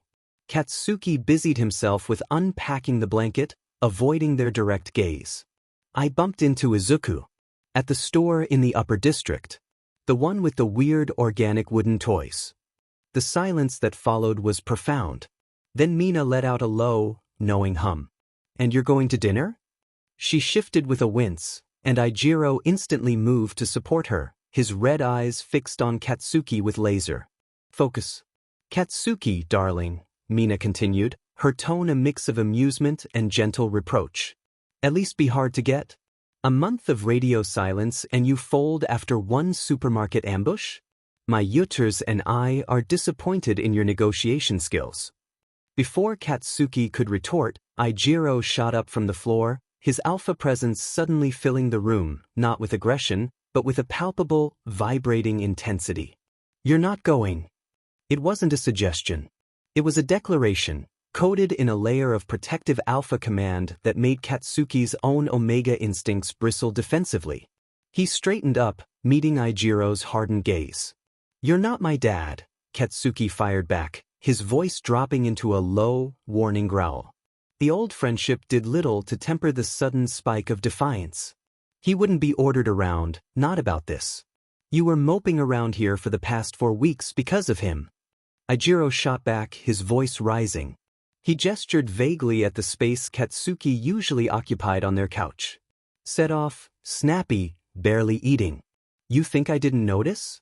You think she, he pointed at Mina, needed that stress? And now he clicks his fingers and you just run back? No. The words landed like physical blows, each one ringing with a truth Katsuki had tried to ignore. The image of himself sullen, picking at food, snapping over nothing flashed in his mind, framed by the concern in his friend's eyes. Shame, hot and prickling, crawled up his neck. He had been a burden. Eijiro. Enough. Mina's voice, though soft, cut through the tension like a knife. She reached out, her hand finding her alpha's trembling wrist. Her touch was grounding. She looked from her mate's worried, angry face to Katsuki's defensive, shamed posture. A soft, understanding smile touched her lips, though her eyes were weary. You should go, she said to Katsuki, her voice firm. Enjoy yourself. And ignore Eijiro. She gave her alpha's wrist a squeeze. His instincts are all over the place right now. Protection, attack, nest building, the baby's almost here, and his inner alpha is basically a caged tiger looking for a problem to solve. He's gonna take it out on you, and me, and probably the mailman later. It's not about you. It's about the imminent tiny human. Eijiro deflated slightly, the rigid anger leaching from his shoulders. He scoffed, but it was a sound of defeat, not disagreement. He looked down at Mina, his expression softening into one of helpless frustration. I just don't want him hurt again, he muttered, more to her than to Katsuki. The fight left Katsuki as quickly as it had come. He saw it now. The fear in Eijiro's eyes wasn't controlling. It was the same fear Katsuki had felt when he was around Eri, a desperate, primal urge to shield someone you love from pain. He'd been the source of their worry for weeks along with Uraraka. He was adding to it now. He looked away, his earlier bravado crumbling. It's not a big deal, he muttered, more to himself than to them. He picked up the blanket again, focusing on the tiny embroidered gloves. We're just gonna talk. Clear the air. About how he was a bit of an a-hole for ghosting after everything. And that we can, I don't know, be adults. Remain friends. That's it. As he said the words, he tried to force himself to believe them. Just talk. Remain friends. The plan felt flimsy, a script he was writing for a play, though knowing Izuku the ending would be simple. He remembered with sudden, jarring clarity the conviction he'd voiced to Mina earlier today. Izuku is within his right to not talk to me. A cold knot of confusion tightened in his stomach. Which was it? Was Izuku an a-hole for disappearing, or was he just exercising his rights? Was Katsuki's own anger justified, or was it just him being in but refusing to acknowledge the complexities Izuku might have been facing? He shook his head slightly, as if to dislodge the conflicting thoughts. He was being in but to himself, to his friends, maybe even to Izuku, by holding on to a grudge that was tangled up with his own past traumas and instincts. The dinner was an apology, definitely. More importantly, it was a conversation. A chance to replace the haunting, unanswered silence with words, however difficult, and finally close a door that had been left swinging in the wind for a month. It's just dinner, he repeated, his voice quieter now, lacking its earlier edge. He looked at Eijiro, offering a slight, conciliatory nod. I'll be fine. Mina's smile turned warmer, more approving. Good. Now, about that pickle and ice cream. The domestic rhythm of the house began to reassert itself, the storm of emotion passing as quickly as it had come. But as Katsuki went to fetch the bizarre snack, the blanket for his niece held tightly in his hands, the flutter of anticipation and dread for Friday settled deep in his chest, a live wire humming beneath his skin. The journey back to his apartment felt longer than usual, A slow-motion slog through city streets that blurred into a monochrome haze. The key turned in the lock with a heavy, metallic clunk that echoed in the silent, empty space beyond. Katsuki pushed the door open, stepped inside, and let the weight of the day finally settle upon his shoulders, bowing them with an exhaustion that was more than physical. He didn't bother with the lights. The dim, ambient glow from the city outside filtered through the blinds, casting long, familiar shadows across the sparse furniture. It was a relief, this darkness. It asked nothing of him. Mechanically, he went to the fridge.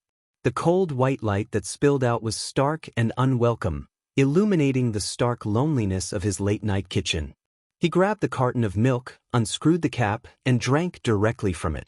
The milk was bone-achingly cold, a shock to his system that grounded him briefly in the simple, tangible present. He swallowed, the chill tracing a path down his throat and into the hollow pit of his stomach. It did nothing to warm the strange, restless chill that had taken root there since the children's store. He recapped the carton, placed it back in its spot, and closed the fridge door, plunging the room back into merciful gloom. His feet carried him to the bedroom on autopilot. The door yawned open, revealing his most private sanctuary, his nest. It was a fortress of comfort built from memory and instinct, a deep pile of that blanket, worn pillows, and at its heart, a single, out-of-place item, a dark, finely woven jacket that no longer smelled strongly of its original owner. Katsuki stood at its edge for a long moment, just looking at it. The events of the day replayed behind his eyes in fractured snapshots. Mina's anxious smile, Ijiro's protective glare, the weight of a little girl in his arms, the shocking green of Izuku's eyes meeting his over a shelf of plush toys, the soft, parental cadence of his voice saying, "Can we talk about that? Friday?" A dinner. A conversation. A simple thing that felt as monumental and treacherous as stepping onto a frozen lake, listening for the crack beneath his feet. With a sigh that came from the very marrow of his bones, he shed his clothes, letting them pool on the floor, one more barrier discarded. He climbed into the nest, the fabrics whispering as they conformed to his body. He burrowed deep, pulling the edges up around his shoulders, creating a cocoon. Here, in the sacred quiet, surrounded by the textiles that held his own scent and the fading echo of another's, he was finally, utterly alone. Alone with his thoughts. And his thoughts were a tempest. The forced nonchalance he'd displayed for Mina and Ijiro evaporated, leaving behind raw, prickling uncertainty. The conviction that had sustained him for 4 weeks that it was just his heat, that Izuku was merely kind, that he was baggage, that silence was the only fair outcome now felt flimsy and cracked, unable to withstand the reality of Izuku's embarrassed flush, his children's candid words, the tangible, nerdy proof of a soup drop candy now sitting on his kitchen counter. "He's been sad." The little girl's voice echoed in the quiet room. What did Izuku, an alpha who seemed to have the world on a string, respect, wealth, a beautiful family, have to be sad about? And why did the thought of it make something in Katsuki's chest clench with a sympathy he hadn't given himself permission to feel? He replayed the moment in the store, the secret language that had passed between them under the cover of childish chatter. The way Izuku had looked at him, not with pity or distant politeness, but with a focus that felt like a physical touch. The apology hovering in the air, waiting for a time and place away from small, listening ears. Katsuki turned onto his side, curling tighter around a pillow. The ghost of a scent sandalwood and rain seemed to whisper from the coat beside him. He had convinced himself the longing for it was a biological phantom. But now the line between biology and something else felt dangerously blurred. Was the flutter in his chest at the memory of Izuku's low voice instinct, or was it recognition? And Friday? What was Friday? A peace treaty? A confrontation? The end of something, or the hesitant, terrifying beginning of something else?